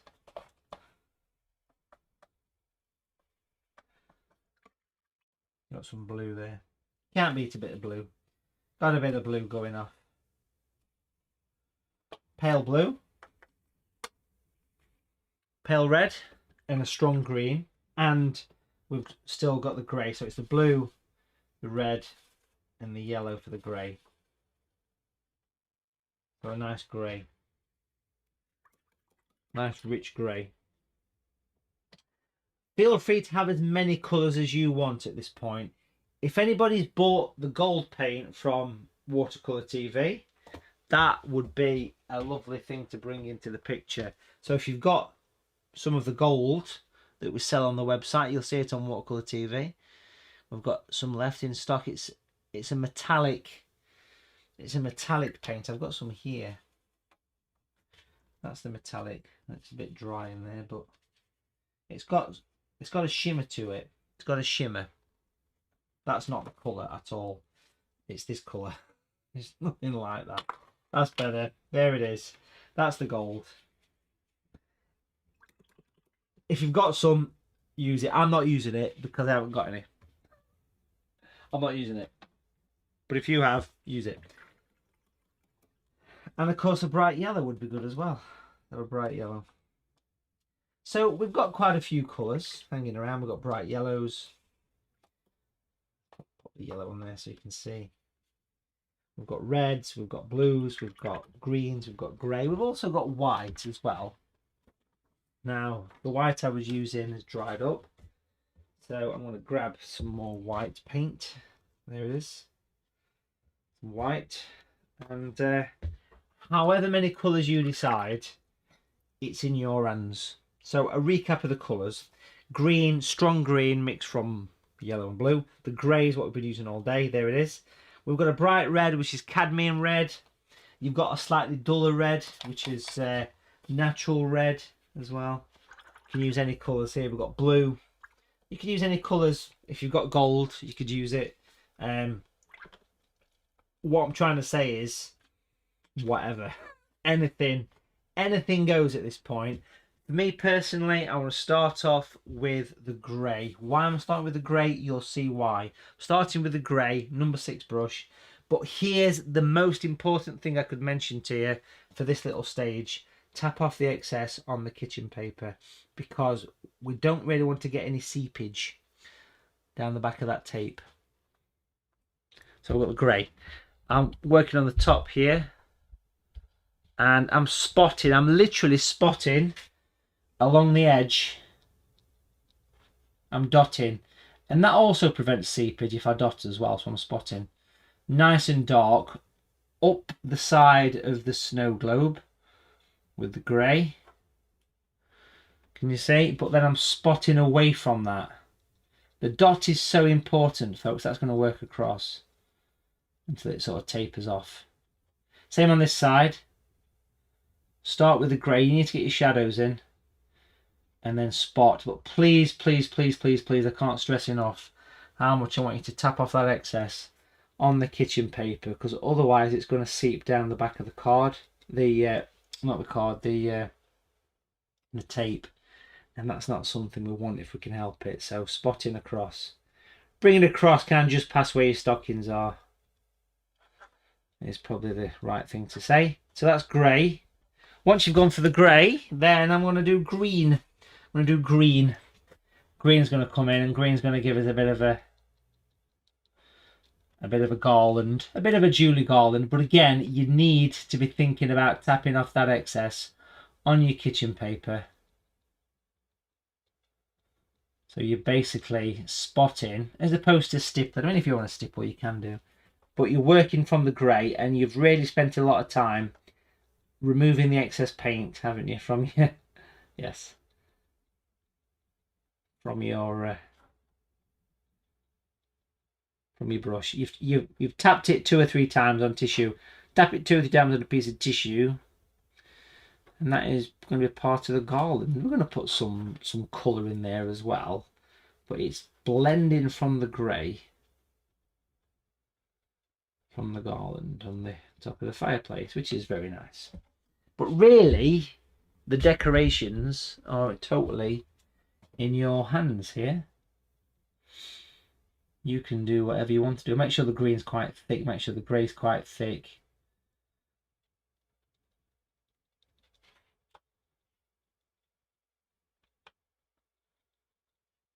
Put that on there. Nice, isn't it? And then I want to put some colour in.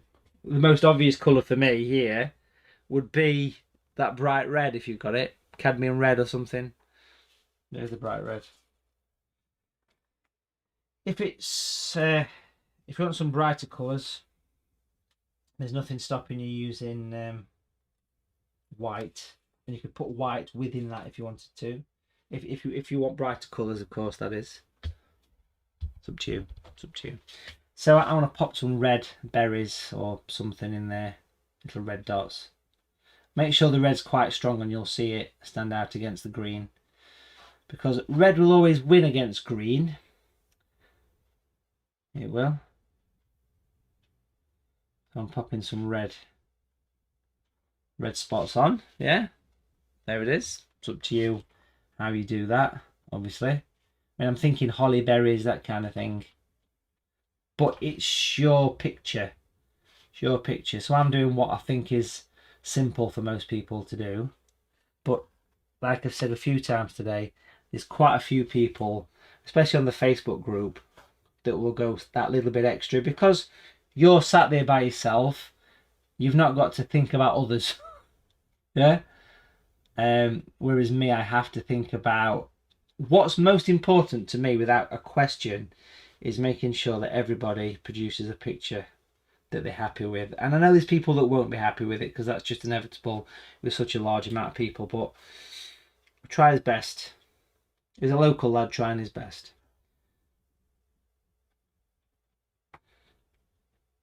Tapping away.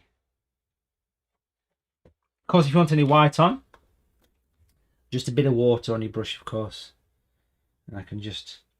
You might want to start using a finer brush, actually, if you do put white on. And you can pop some little spots of white on there as well, which will always just sort of tap the brush against the area.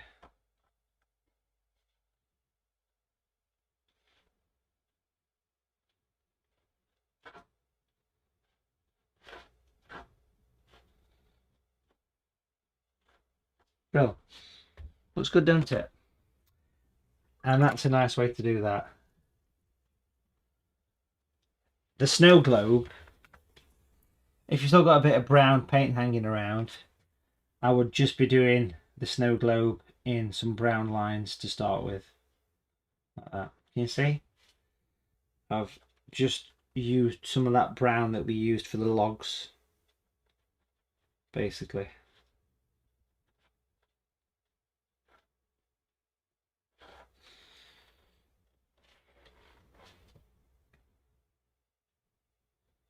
I'll pop some pine cones on, actually. You can pop some pine cones on. I mean, obviously at this distance, wouldn't be much of a... But a little bit of brown would give a bit of a pine cone effect. The garland that we've got at the top of our fire, it's only like an electric fire in this house, but it's got pine cones on. And they're quite the picture. Just a few little brown spots here and there. You can basically just go wild, folks. Too late for that. Already done it. You can go wild. You can add some holly and a bit more detail.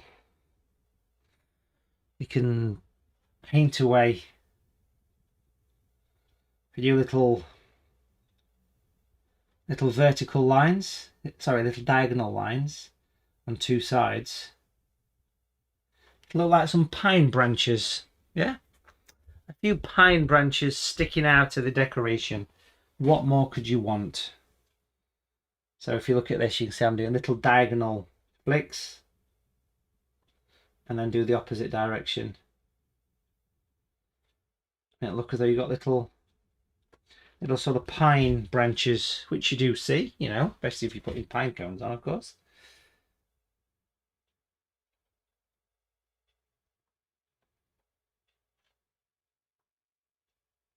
The Holly and the Ivy. Great song. Carol. Is it Carol? Carol, isn't it? There's a great version by Annie Lennox. Get your smart speakers ready. Alexa, play The Holly and the Ivy by Annie Lennox.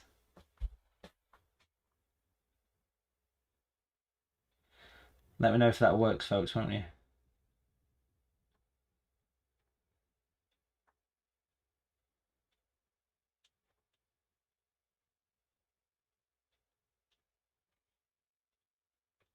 Look at that. Bit of Holly and Ivy. Looks good. Huh? Happy with that. And of course, like I said, if you've got the brown paint as well, you could quite happily pop some sort of pine cones on to accompany the holly, the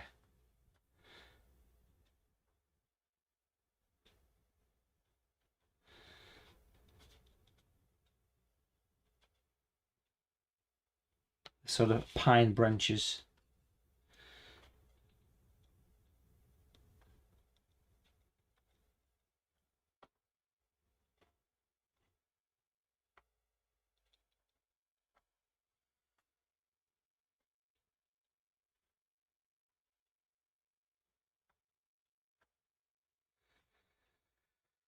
Quite nice, quite enjoyable little process this. And of course, when it comes to removing your masking tape, you need to be really careful not to rip your picture. So if you've got a hairdryer or a heat tool like I've got here, then quite often using a hairdryer or a heat tool to heat up the masking tape takes it off that little bit more steady and prevents rippages. Just got to be careful, that's all. But that's quite nice. It's given us a festive display on the top. I'll pop the candles on, of course, and the snow globe, but that's given us a nice kind of festive one. But be very careful. If you happen to get any seepage, then it's a case of come back to the grey paint and just tidy up the edge a little bit. But if you followed those rules of using thick paint and tapping off the excess, the chances of seepage are quite slim. It does happen, but you can always, as mentioned, come back to the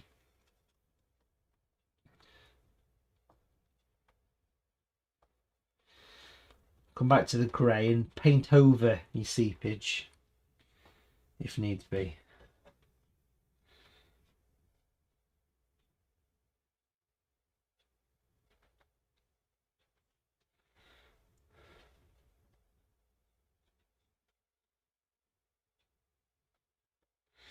But it's quite nice. And don't forget you've got white paint should you need it as well.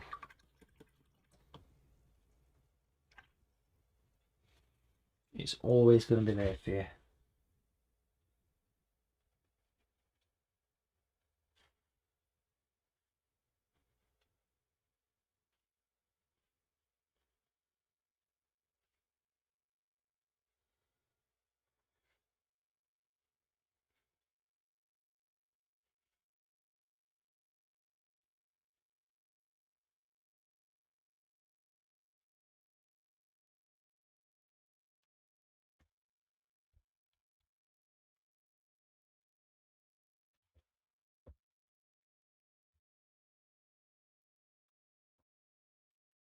I love the pine branches.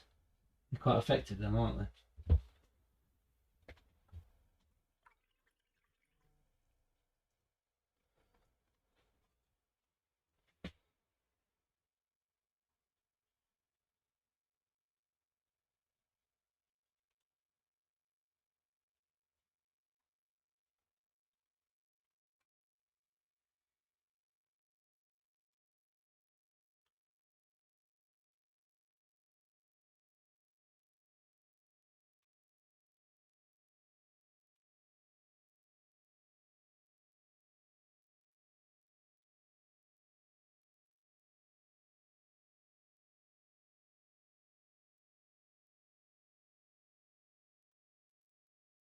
I don't know whether you can see there, folks. I've actually painted some little bits of green almost coming out from the back of the candlesticks as well, because that will help the candlesticks to leap out. You can see I've painted behind them. Just take a moment to work on this section.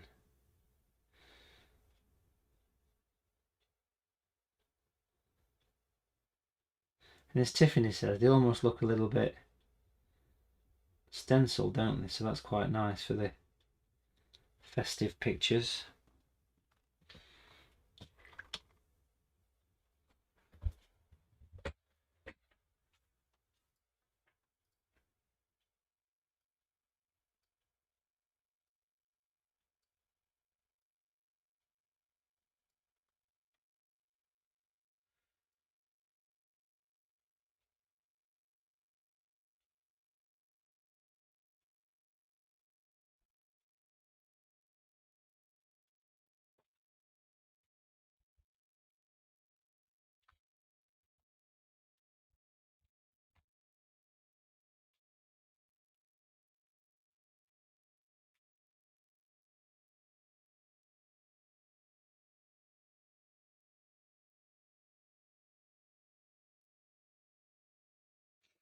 Now onto the snow globe then, just briefly. What I want to do there, and the candles, what I want to do with those. I'll start off with the grey.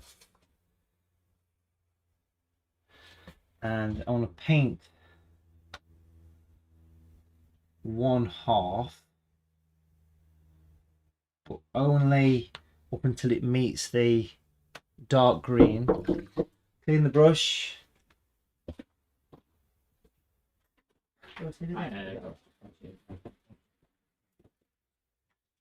Cheers.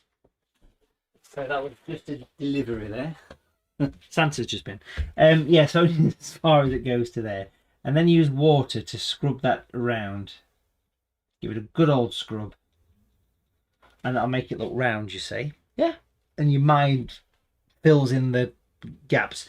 Do the same with the candles. Get a pale grey and just decide which side of the candle that you want to paint in darker. So for me, probably going to do both sides of that one. These ones are just like little L shapes. Can you see the little L shape? And then you clean your brush. There you go, wipe it on tissue. And then you give it a bit of a soften. I'll blend, a nice blend. And it'll make the candle look a little bit round. Works, doesn't it? It's enough to do the job. Obviously, if you've got a snow globe, you'd expect to see a bit of something inside. So feel free to do a bit of nonsense stuff. A Christmas tree or a snowman or something like that. I'll have a bit of a Christmas tree, I think, on this one. A suggestion, of course. You wouldn't really see much, would you? You wouldn't see much at all in the likes of something like that.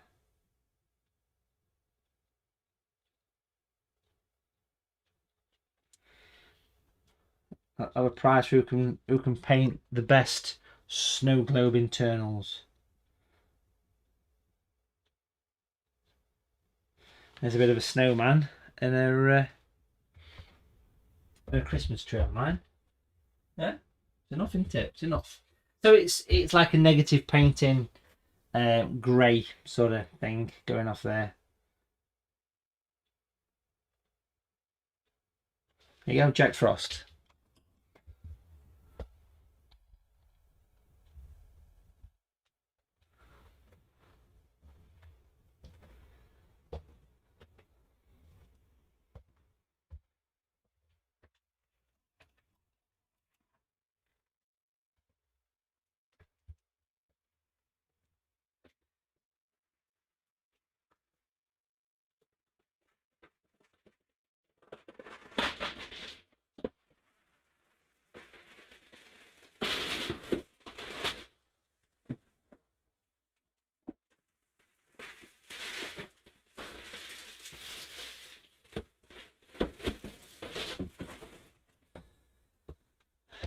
Wonderful. You can even see the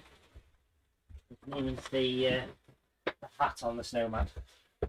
You just anything goes, I think, at this point. You know, in your picture, you can paint away to your heart's content. You can, using all your different colours, your greens, your reds, whatever's. It's your call. It's your call.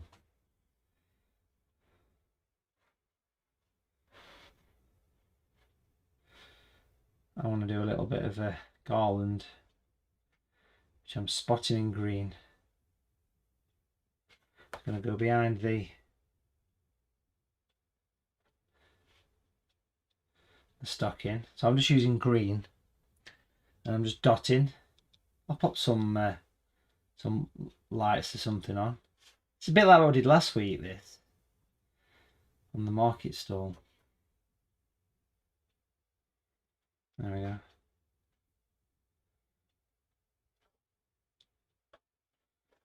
Just a bit of a stipple, as opposed to a tipple. It all adds to it, don't it? It all adds to it.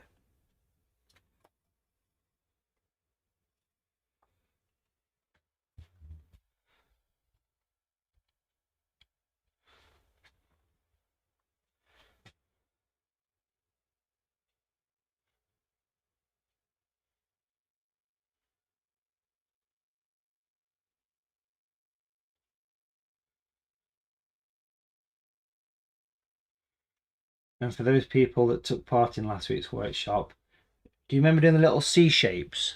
The little tiny C shapes? Like baubles or lights? Well, look at those reds, the C shapes. And with an almost dry brush, you just lightly feather it over. And it just helps to, it looks a little bit more effective than just putting a red spot there, or whatever colour you decide. Obviously you've got white paint as well if you need to bring that into the equation.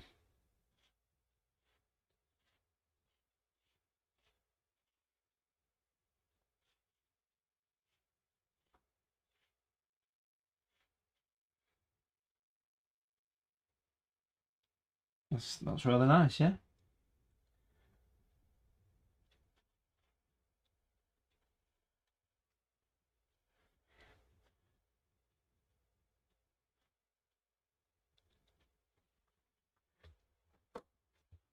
Some festive trimmings.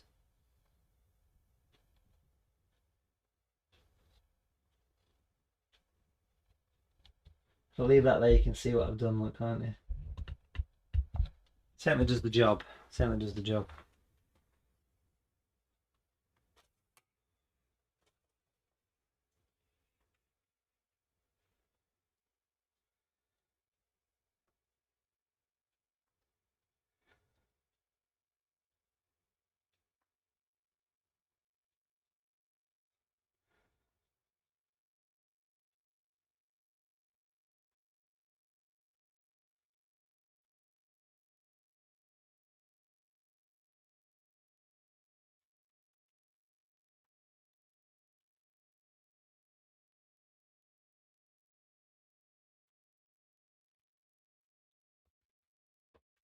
Now, if you do put those red sort of baubles on, here's a good tip, folks, and you might want to use a smaller brush for this. It's up to you. But if you just grab some grey, because grey is always good to make things pop, as we know, and just on one side, just lightly outline it. So I'm doing the right side. I'm just doing it in grey. It's just going to help them to leap forward a bit. And at the same time, pops a little subtle shadow on them. So I'm doing the right side, just like a little bit of a backward C shape, really. And it's just a way to make them look a little bit more as you can see them against your fireplace. I wouldn't put a definite shadow on. I think it'd be an overkill, but just a little bit of shadow would be quite nice. I've put the candle wicks on as opposed to John Wick, good film, and it all adds to the overall effect. Really nice. At the beginning of the workshop, I was tempted to do something on the background, but I just don't think it needs it. I think you'd spoil it, folks. So please try and resist overdoing the picture. I know some people will go that little bit further with it, but for me personally, I think that what we've achieved in these few hours is really nice. We've created a lovely festive display on the fireplace. Yes, we're going to do the presents. Yes, we're going to do the candles on the floor. And yes, we're going to do the Christmas tree as well.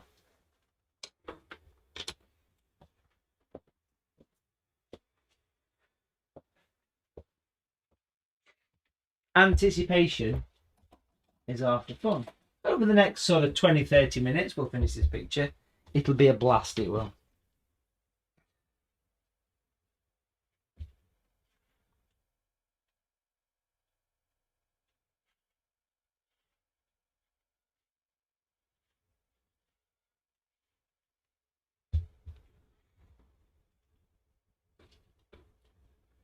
I think it's quite a relaxed painting, this one, compared to some paintings that you do, you know, and this one is a nice, it's like decorating your house, isn't it?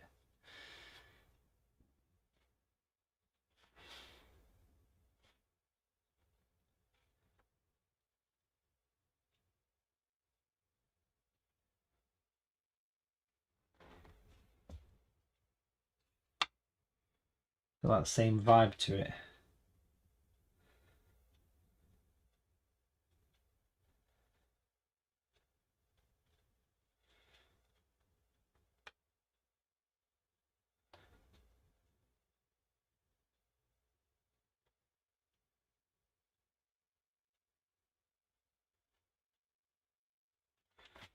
Quite addictive to keep adding that little bit more, that little bit more.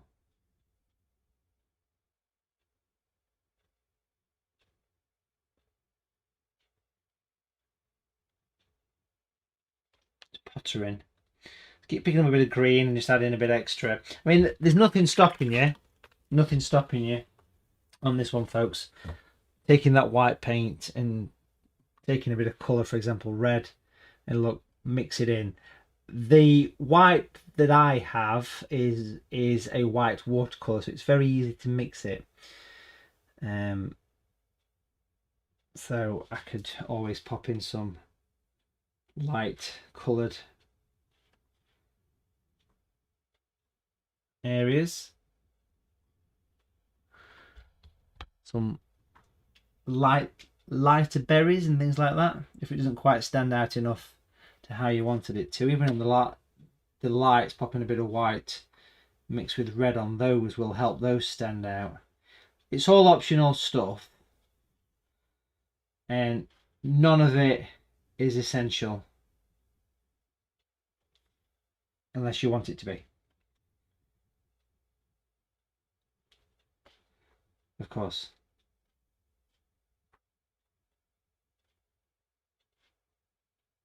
There you go. It's just an extra bit of something that you might decide to add.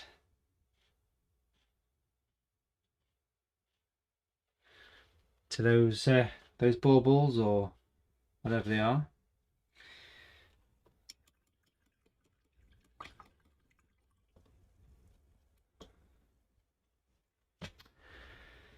Lovely.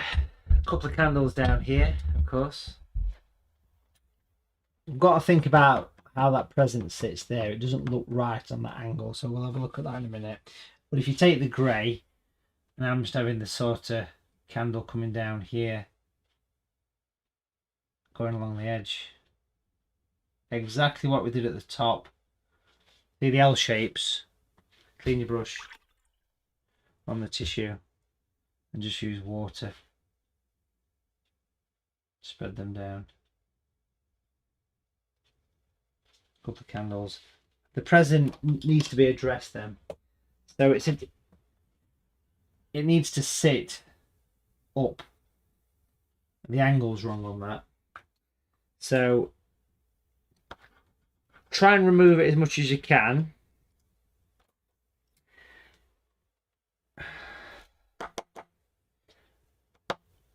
I'm not going to put a present there. I'm not going to have a present there. I want to have more of a decoration down there. I think that's going to work better. So if you try and remove the pencil,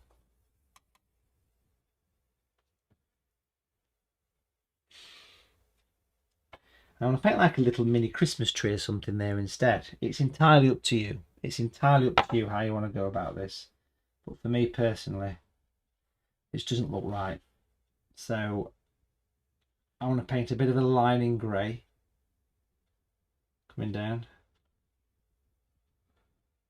and then put some grey across the bottom. You can decide if you want a present or a bit of a mini Christmas tree. So I want to darken the base in grey, and then I want to use green to make it look as though it's a bit of a festive decoration. So you do one side at a time. Use that line as a, so it's nicely on the edge of the,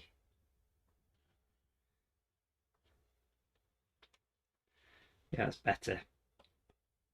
To be fair, you won't put many presents next to your fire, would you? Chocolate advent calendar, that'd work. So you'd start with the ground and put a smaller one in there as well. You'd start with the grey. You'd go along the edge of the hearth. I said curved, didn't I? But you know where I'm getting that from. With the grey, and then you'd use green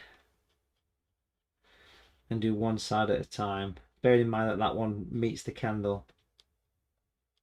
So like a little mini mini diorama of a little pine scene. We'll pop some snow on that in a minute, I think, as well. But that's quite, yeah, that looks good. Just in that corner, I've got a couple of little pine trees. I'll put some little white bits on that. But that personally is better than the present because it just didn't sit right. It just didn't sit right. Something I didn't spot until just now. So that's better. That is a lot better. That's a nice little miniature blob in the corner. So it's up to you how you sort of go about this. Like I said, my main mission today was showing you how to do the fire, which we've done, and of course how to do all the shadows and the lights and the stockings. But now we're just decorating it up to finish it off. Popping a few candles on. 4 candles, yeah. 4 candles.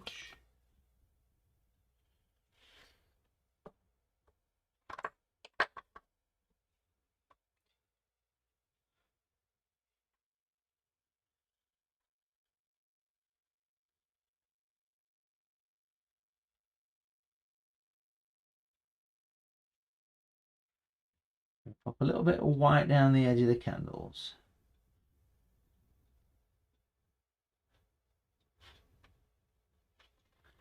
And then I'm going to have a little think about popping a little bit of snow on these. We've got like a little display in our little sort of conservatory thing, and it's got a nice little sort of pine tree that lights up and like covered in snow. So I'm just popping little bits of snow on there, like a little miniature snow scene in the corner.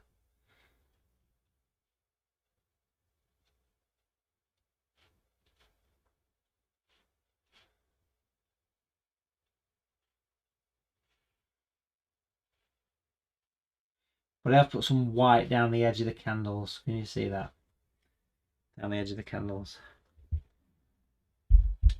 And if you're using white paint, folks, you might even be tempted to pop a little bit of white on the candles above. Let me show you. Down there. And possibly even a little bit of white to make the snow globe look like it's reflecting. Stick with me, folks. Look at that. Isn't that nice? A little bit of white just there. Can you see it? It almost looks as though it's just like a polished piece of glass, which of course it is. But it's enough just to represent a little bit of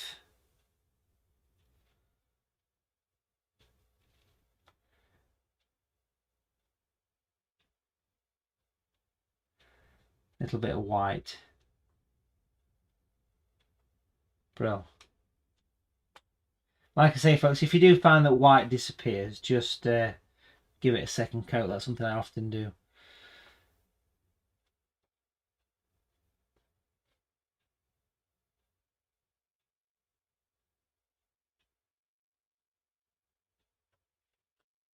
And if you're still having seepage issues with your mantelpiece, there's nothing stopping you. Just running a very fine line of white across the top edge of your mantelpiece.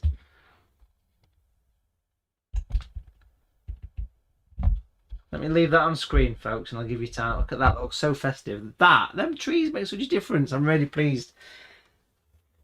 I didn't notice when I was doing it, but it just didn't sit right. It didn't sit right, so. And that's why these workshops are so nice, because it's not a painting that we're just copying. It's a journey that you go on from start to finish. And again, we've mentioned this previously, but this is not something what you get in the normal workshops. Well, as I mentioned, these are the normal workshops now. I'm pretty sure of it. So, and as Pat, she says she loves how the lights have come alive. But we've got a Christmas scene there, folks. Feel free to use a bit of white wherever you want to. I'm just going to pop a few subtle baubles on the Christmas tree in a few moments, and of course the presents to finish up.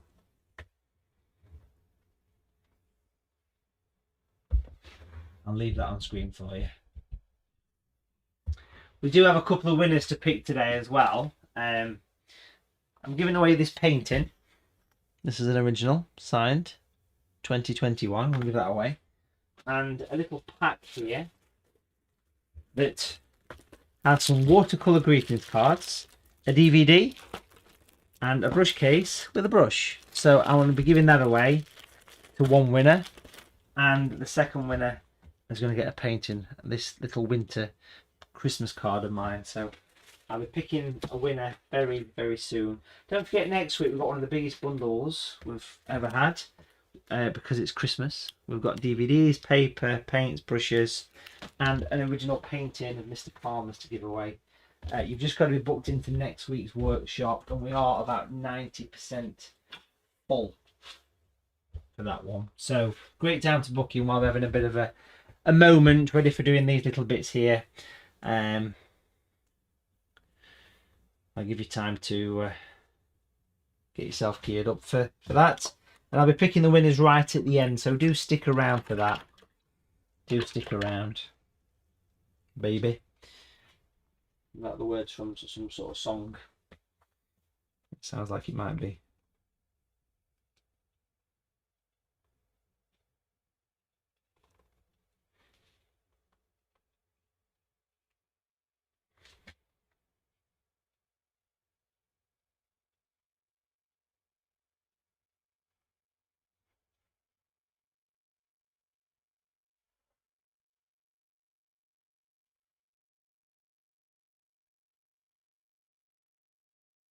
It's enjoyable using white paint, and you can use it in so many different areas.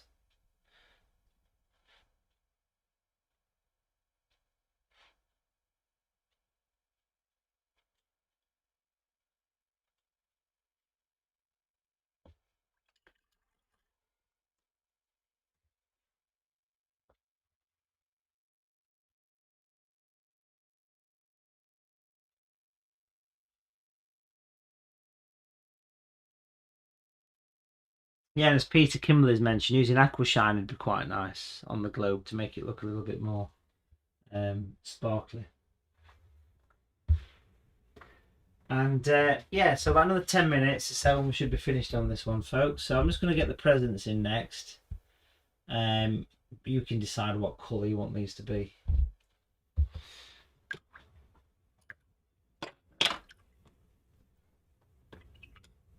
We certainly need some red in here, don't we? Because we've used a lot of red, so we have quite a large red.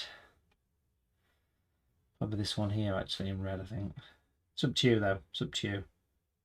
Make sure the colour's not too strong when you do these.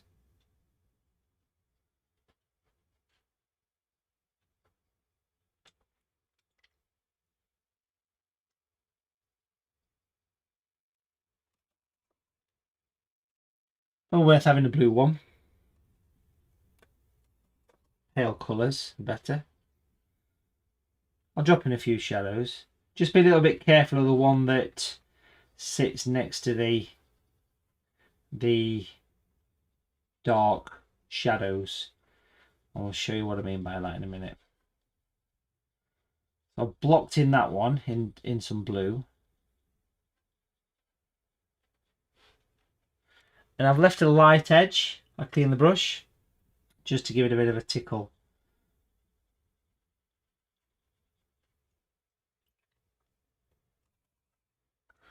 And then probably a yellow one here would be quite nice. But very pale with your colours, folks, whatever you do. So basically, I've got my primary colours on there.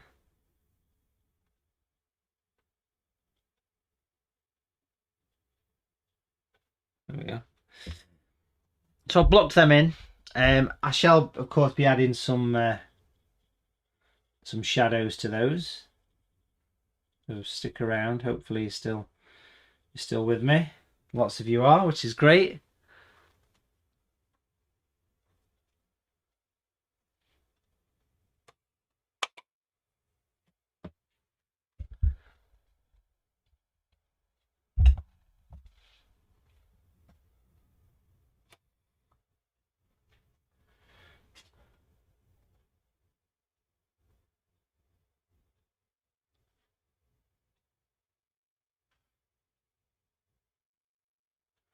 There's some more C shapes on the tree. The tree is not the most important part of this. I mean, last week we painted quite a main tree was a big part of the picture. Today it's more of a sort of subtle kind of incidental vibe to the tree. But I'm just popping in some red C shapes like we did previously on these ones that were hanging, and then using water to fill in the circle.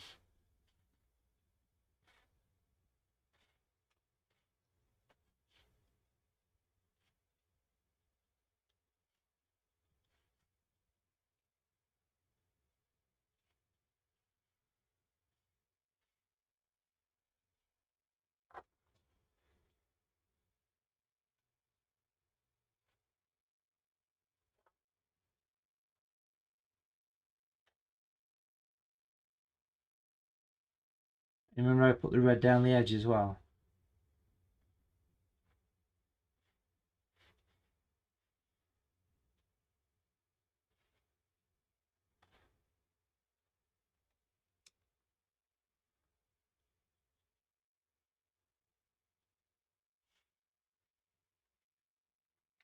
I think it looks very festive.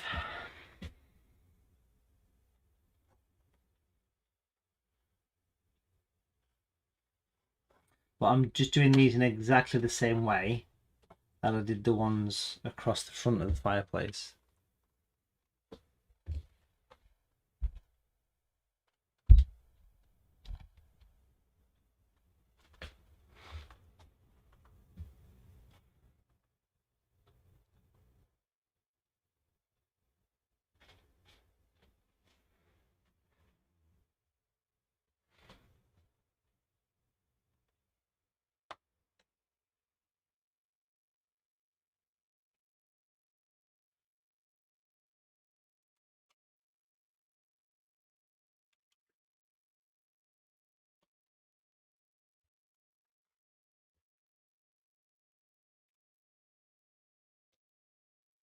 If you're very, very careful and you're good at protecting areas of picture, something what you might consider doing is taking some yellow, for example, and if I turn this picture that way, let me show you. Turn the picture that way, and actually, if I zoom back quite a bit, so you can see this, and if I actually protect an area by popping on a piece of paper or something, so I've protected the fireplace, let's say, you might decide, as long as you protect the areas that you know what's coming down here, I'm going to splatter some yellow on the tree and some other colours too. So if you look close at the Christmas tree, you're probably going to struggle to see this, to be fair, but I've just taken some yellow. Give it a little tap on tissue first, very important, and you hold your brush and you just sort of give it a bit of a tap around that tree. Now if I did the same and put some red into that colour, you'd see it a bit better. It almost looks a little bit like tinsel, but you've got to kind of, can you see? You've got to sort of be happy that you're confident at doing that. So you basically, what you do, like I'll show you down here, put your finger flat to your paper and you bounce it across your finger. It puts like a little line. Something to practice. That's red paint I've got there. Don't just leap into your picture and do that, folks, because I promise you, you will regret it. Too late. Put your fingers flat to your paper and you tap it against it. And it puts like a bit of a tinsel kind of thing going off. Yeah? Puts like a little bit of colour onto it. Personally, I like it. Whether you like it or not, it's a different story. But every time you do this, you need to be protecting the areas that you don't want to splatter. Okay? You've got to be cautious. Not everyone's a fan of splattering.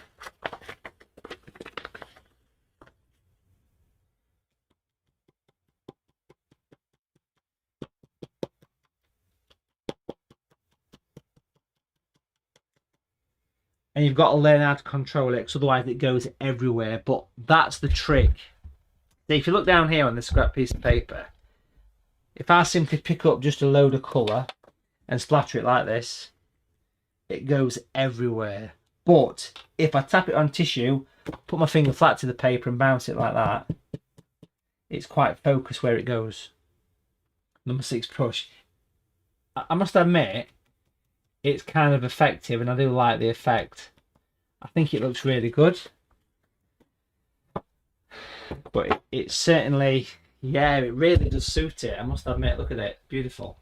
It's one for you to decide. It is your choice.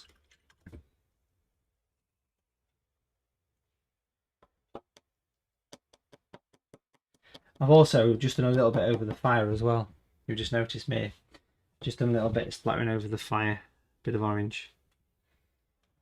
Again. It's up to you. You're in control now, folks. You are in control. Do you feel in control?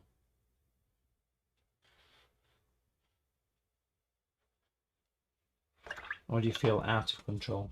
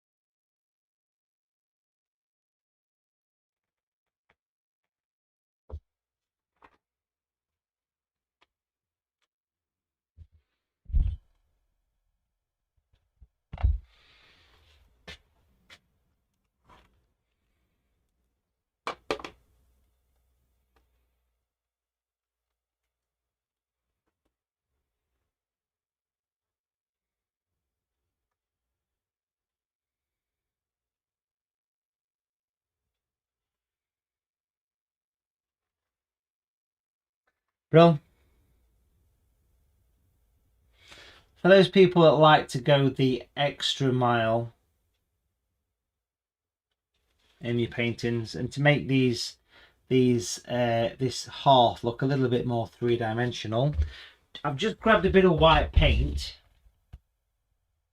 and just have a look at those joining lines. Can you see I've used some white paint to paint in some very subtle L shapes to make it look almost as though they're a little bit three-dimensional.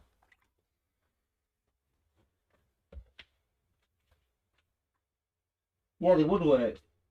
Anything works well with this Carol hiking. So if you've got metallic paint, gold, silver, I mean, that's what the splatter did. There, look. I think it looks all right. It just kind of finishes it off nice in that corner, don't it? It does. But I want to put some shadows on these presents to finish off, folks, okay? I'll do that in a couple of moments. Give people time just to get themselves caught up a little bit.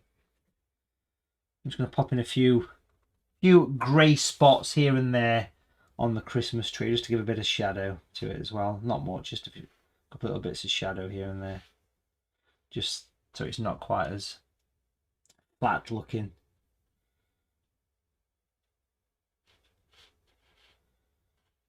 So I'm just putting a few little sort of spots of grey around.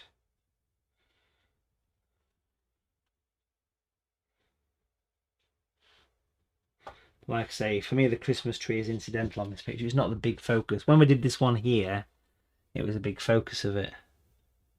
And last week's was the same, but here it's on the edge of the picture, so I'm not too concerned that it's not massively detailed. I just don't think it needs to be.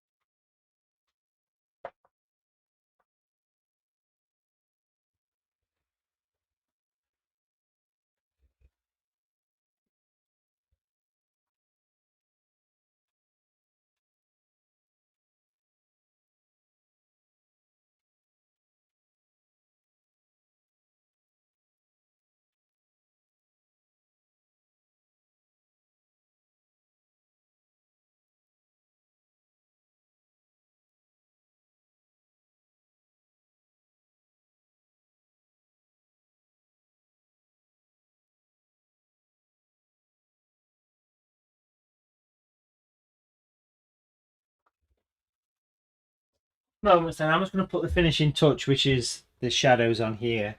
But while I'm doing that, folks, I'll leave that on screen, give you time to catch your breath.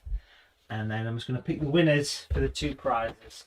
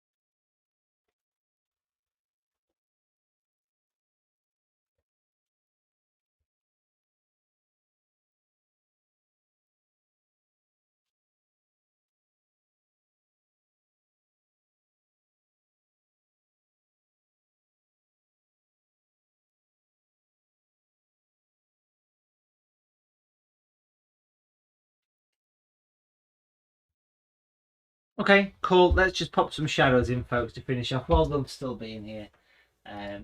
It's a surprising amount in this picture when you think about it. But it's really now down to the shadows, and that's using grey paint. So we've pretty much got the colour we need with me using it all the way through. So well worth sticking the grey in. I've just about run out of it, so quick mix would be a good idea. Or you can use natural grey. So it's the blue, the red, of course, so you get the purple, and the yellow. There's my grey. I can use that for the number 6 brush to put some shadows on the presents. I shall put some like ribbons and things on this, but just to start with, the right side of each present needs a shadow, and you do this individually on each one. So this one goes in like an L shape, and so would the one on top, so an L shape. Notice I filled in the corner a little bit. Clean brush, a few taps on tissue, and then just use water to scribble that away on each one. Again, back to blending, unfortunately, but you know, it's all good practice. Look how that's given us a almost like the starting point of a 3-dimensional object. It's worth making sure that on this blue one on the ground that you've got a dark shadow sitting underneath it, and that would also be the same for the one that sits on top as well. Make sure you've got a shadow underneath it as well. Can you see the grey underneath? So to outline it, you clean your brush at that point, you'd wipe it dry, and you just give that under shadow a little bit of a blend.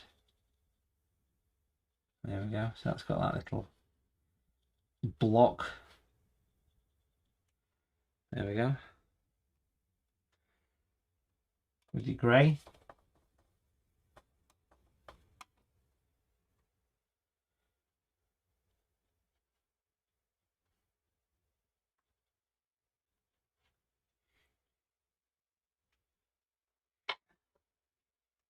This one wants a similar treatment, but with this one, because it is slotted at the back, when I do my L shape, I also need to paint negative around the back of the red present.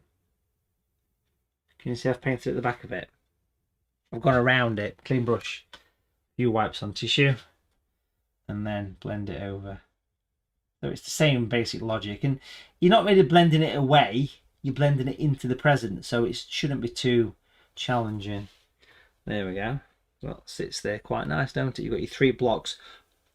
Another shadow to come, which we'll do in a moment or two.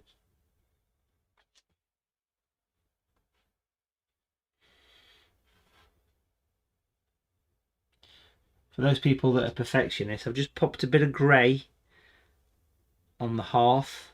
Can you see? Just at the back of that present. Bit of water allows me to just feather that away. So it's got a bit of a shadow there. So you've got a bit of a gap between the present and the actual, what do you call it? I love this fireplace. It's such a simple scene, but it's amazing how detailed it actually is.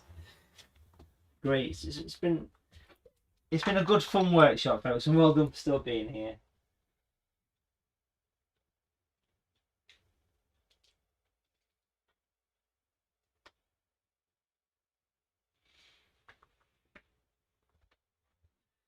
It's always that last little push at the end, you know, makes the biggest difference.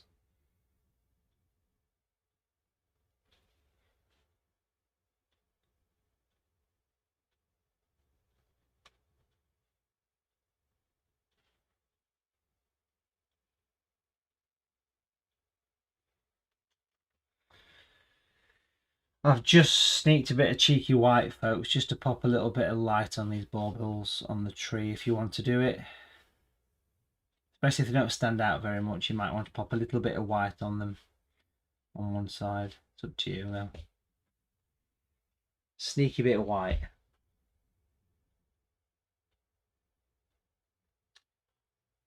But it's up to you. It's up to you. So back to the grey then. We then need to add a very simple shadow, which is just a line that goes across there on each one, on the corner. Clean brush, you know the routine, wipe it pretty much dry, and then just use that water to blend that shadow away. And that will give you a 3D structure, a 3D box, ready for putting whatever present detail you want on it. You could just simply stop there if you wanted and leave it as that. You could put some ribbons on it. And a world's your oyster, isn't it, when it comes to this sort of thing? So it's in your hands. It's in your hands, folks. I'm just going to darken at the bottom of that yellow one, sneakily, where it sits next to the blue one. Fade it up just to give an extra bit of shadow to it.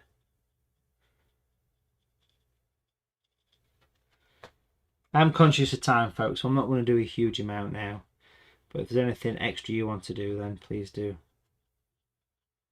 feel free.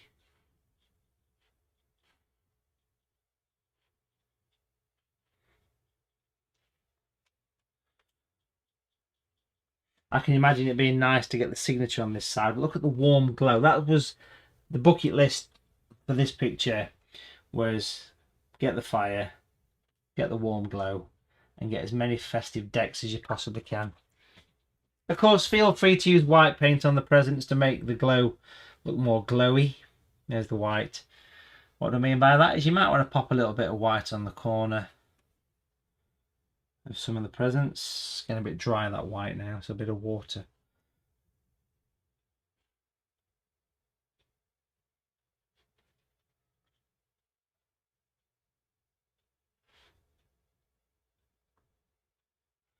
There's popped a bit of white on the corner.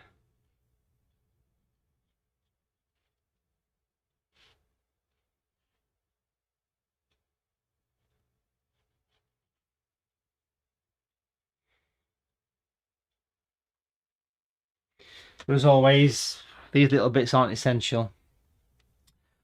What it'll do to the picture is make it look a little bit more like it's catching the warmth from the fire.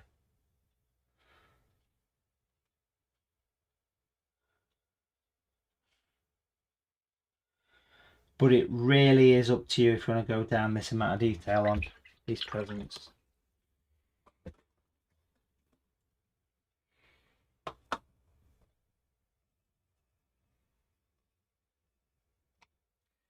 I've got a bit of red, a bit of crimson red, and I'm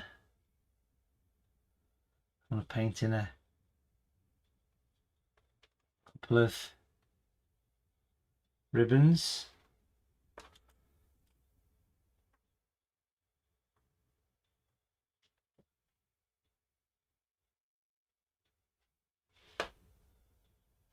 On that one.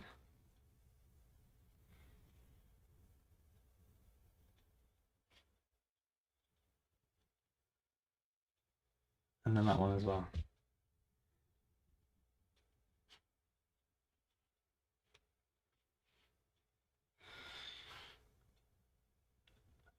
That one's going to have some little bits of detail and some little red spots on that one.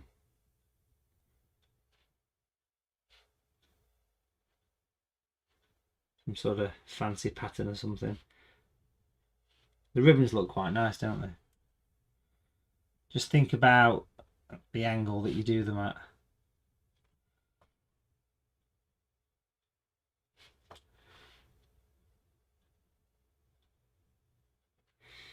I've not put any bows on this one. I've not really got the space for that.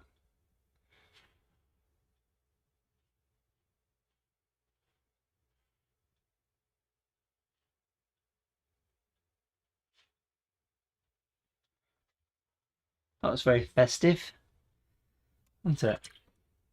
I must admit that that little bit of white on that corner does work quite well.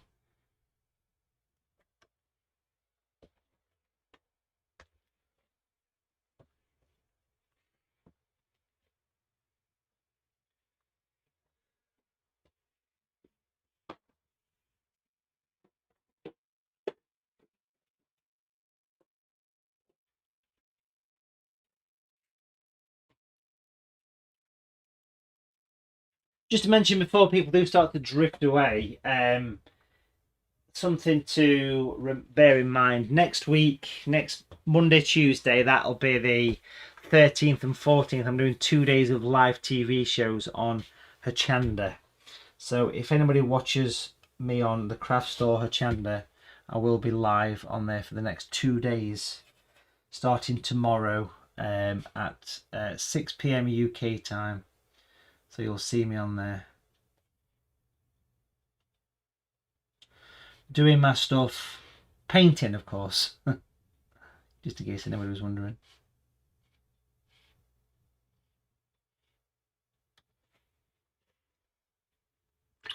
That's officially the most festive painting I've ever done, but I really enjoyed it. It's good. I feel that it would have a nice signature over here.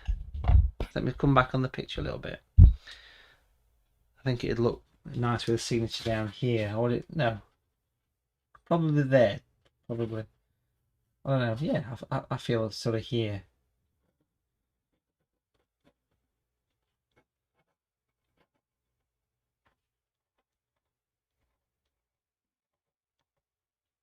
Maybe put 2020 then. 2021. I don't know why. Just signed it there. Looks alright down there, doesn't it? Let's pick some winners, then we'll try and mount on this then. So, the winner of the painting, this little Christmas card original painting, is Jill Lewis. Well done to Jill Lewis. And Molly Arthurs, you win a DVD on Seascapes, you win a pack of watercolour greetings cards, and a brush case with a size 10, a size 12 brush popped in. So that goes to you, Molly Arthurs. Well done to you. Well done to Jill Lewis. Lovely jubbly. Let's try a mount from Lee Road 2020. Let's try a mount on this picture, shall we? It's screaming out for one. pop that just here so we can see it in a bit of a frame. Pleasure that, enjoyed that one. Right up my street. It was. Get a frame on the job.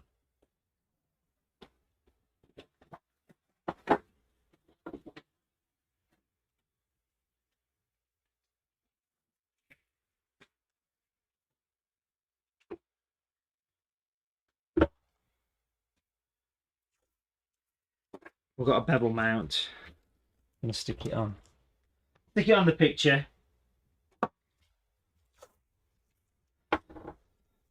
I love the little Christmas trees in the corner of the fireplace. I think that looks really good.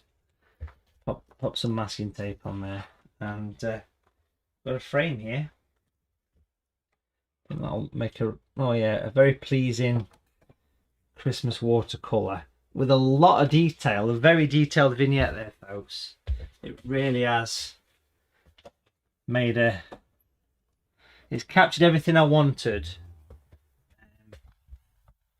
It has, so it's really come together nice.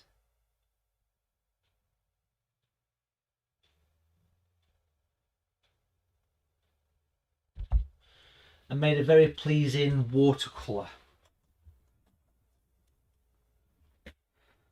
I had a great time painting that, and I hope you did too.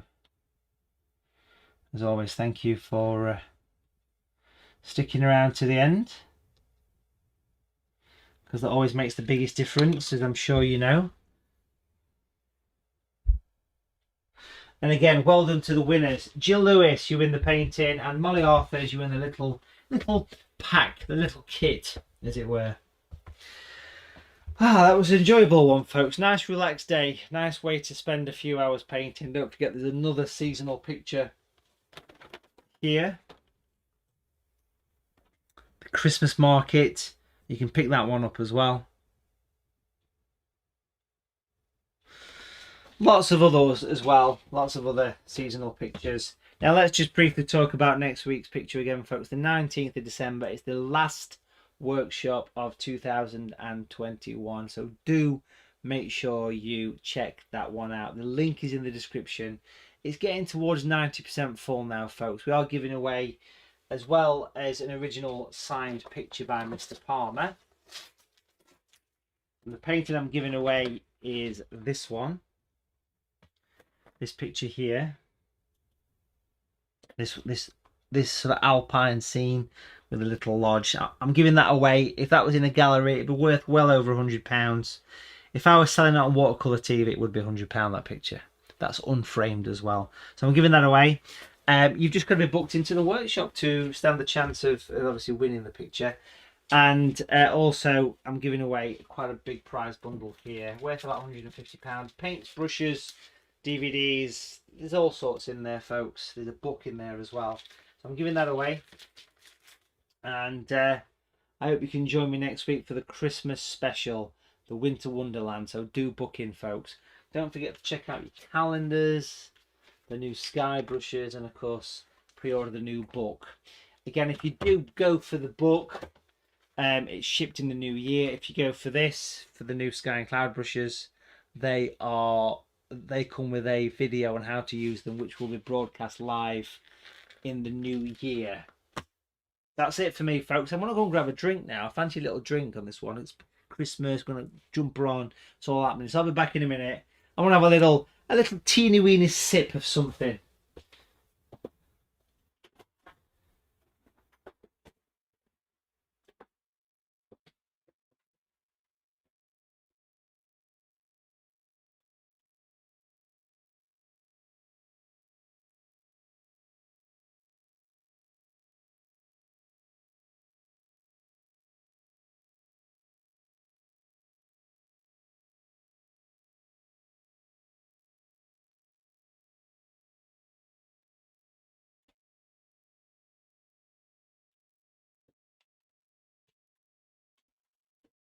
I've just been to the bar, the Christmas bar, in the jumper, and I've got a little tipple, a little small glass of an IPA. So hopefully I'll see you next week. Thank you for joining me, folks.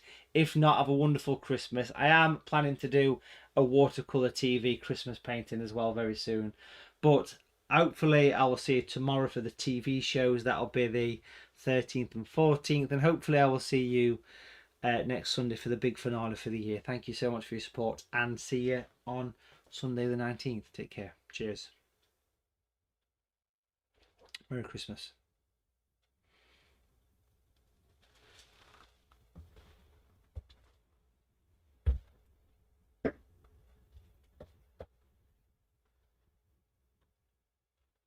I've got to try and fix my date on that. I put for whatever reason, don't know why, but I weirdly put 2020. Living in the past. You're living in the past. Living in the past. Aren't we all, eh? Using a bit of white paint to paint over the... That's what it matters, right? But...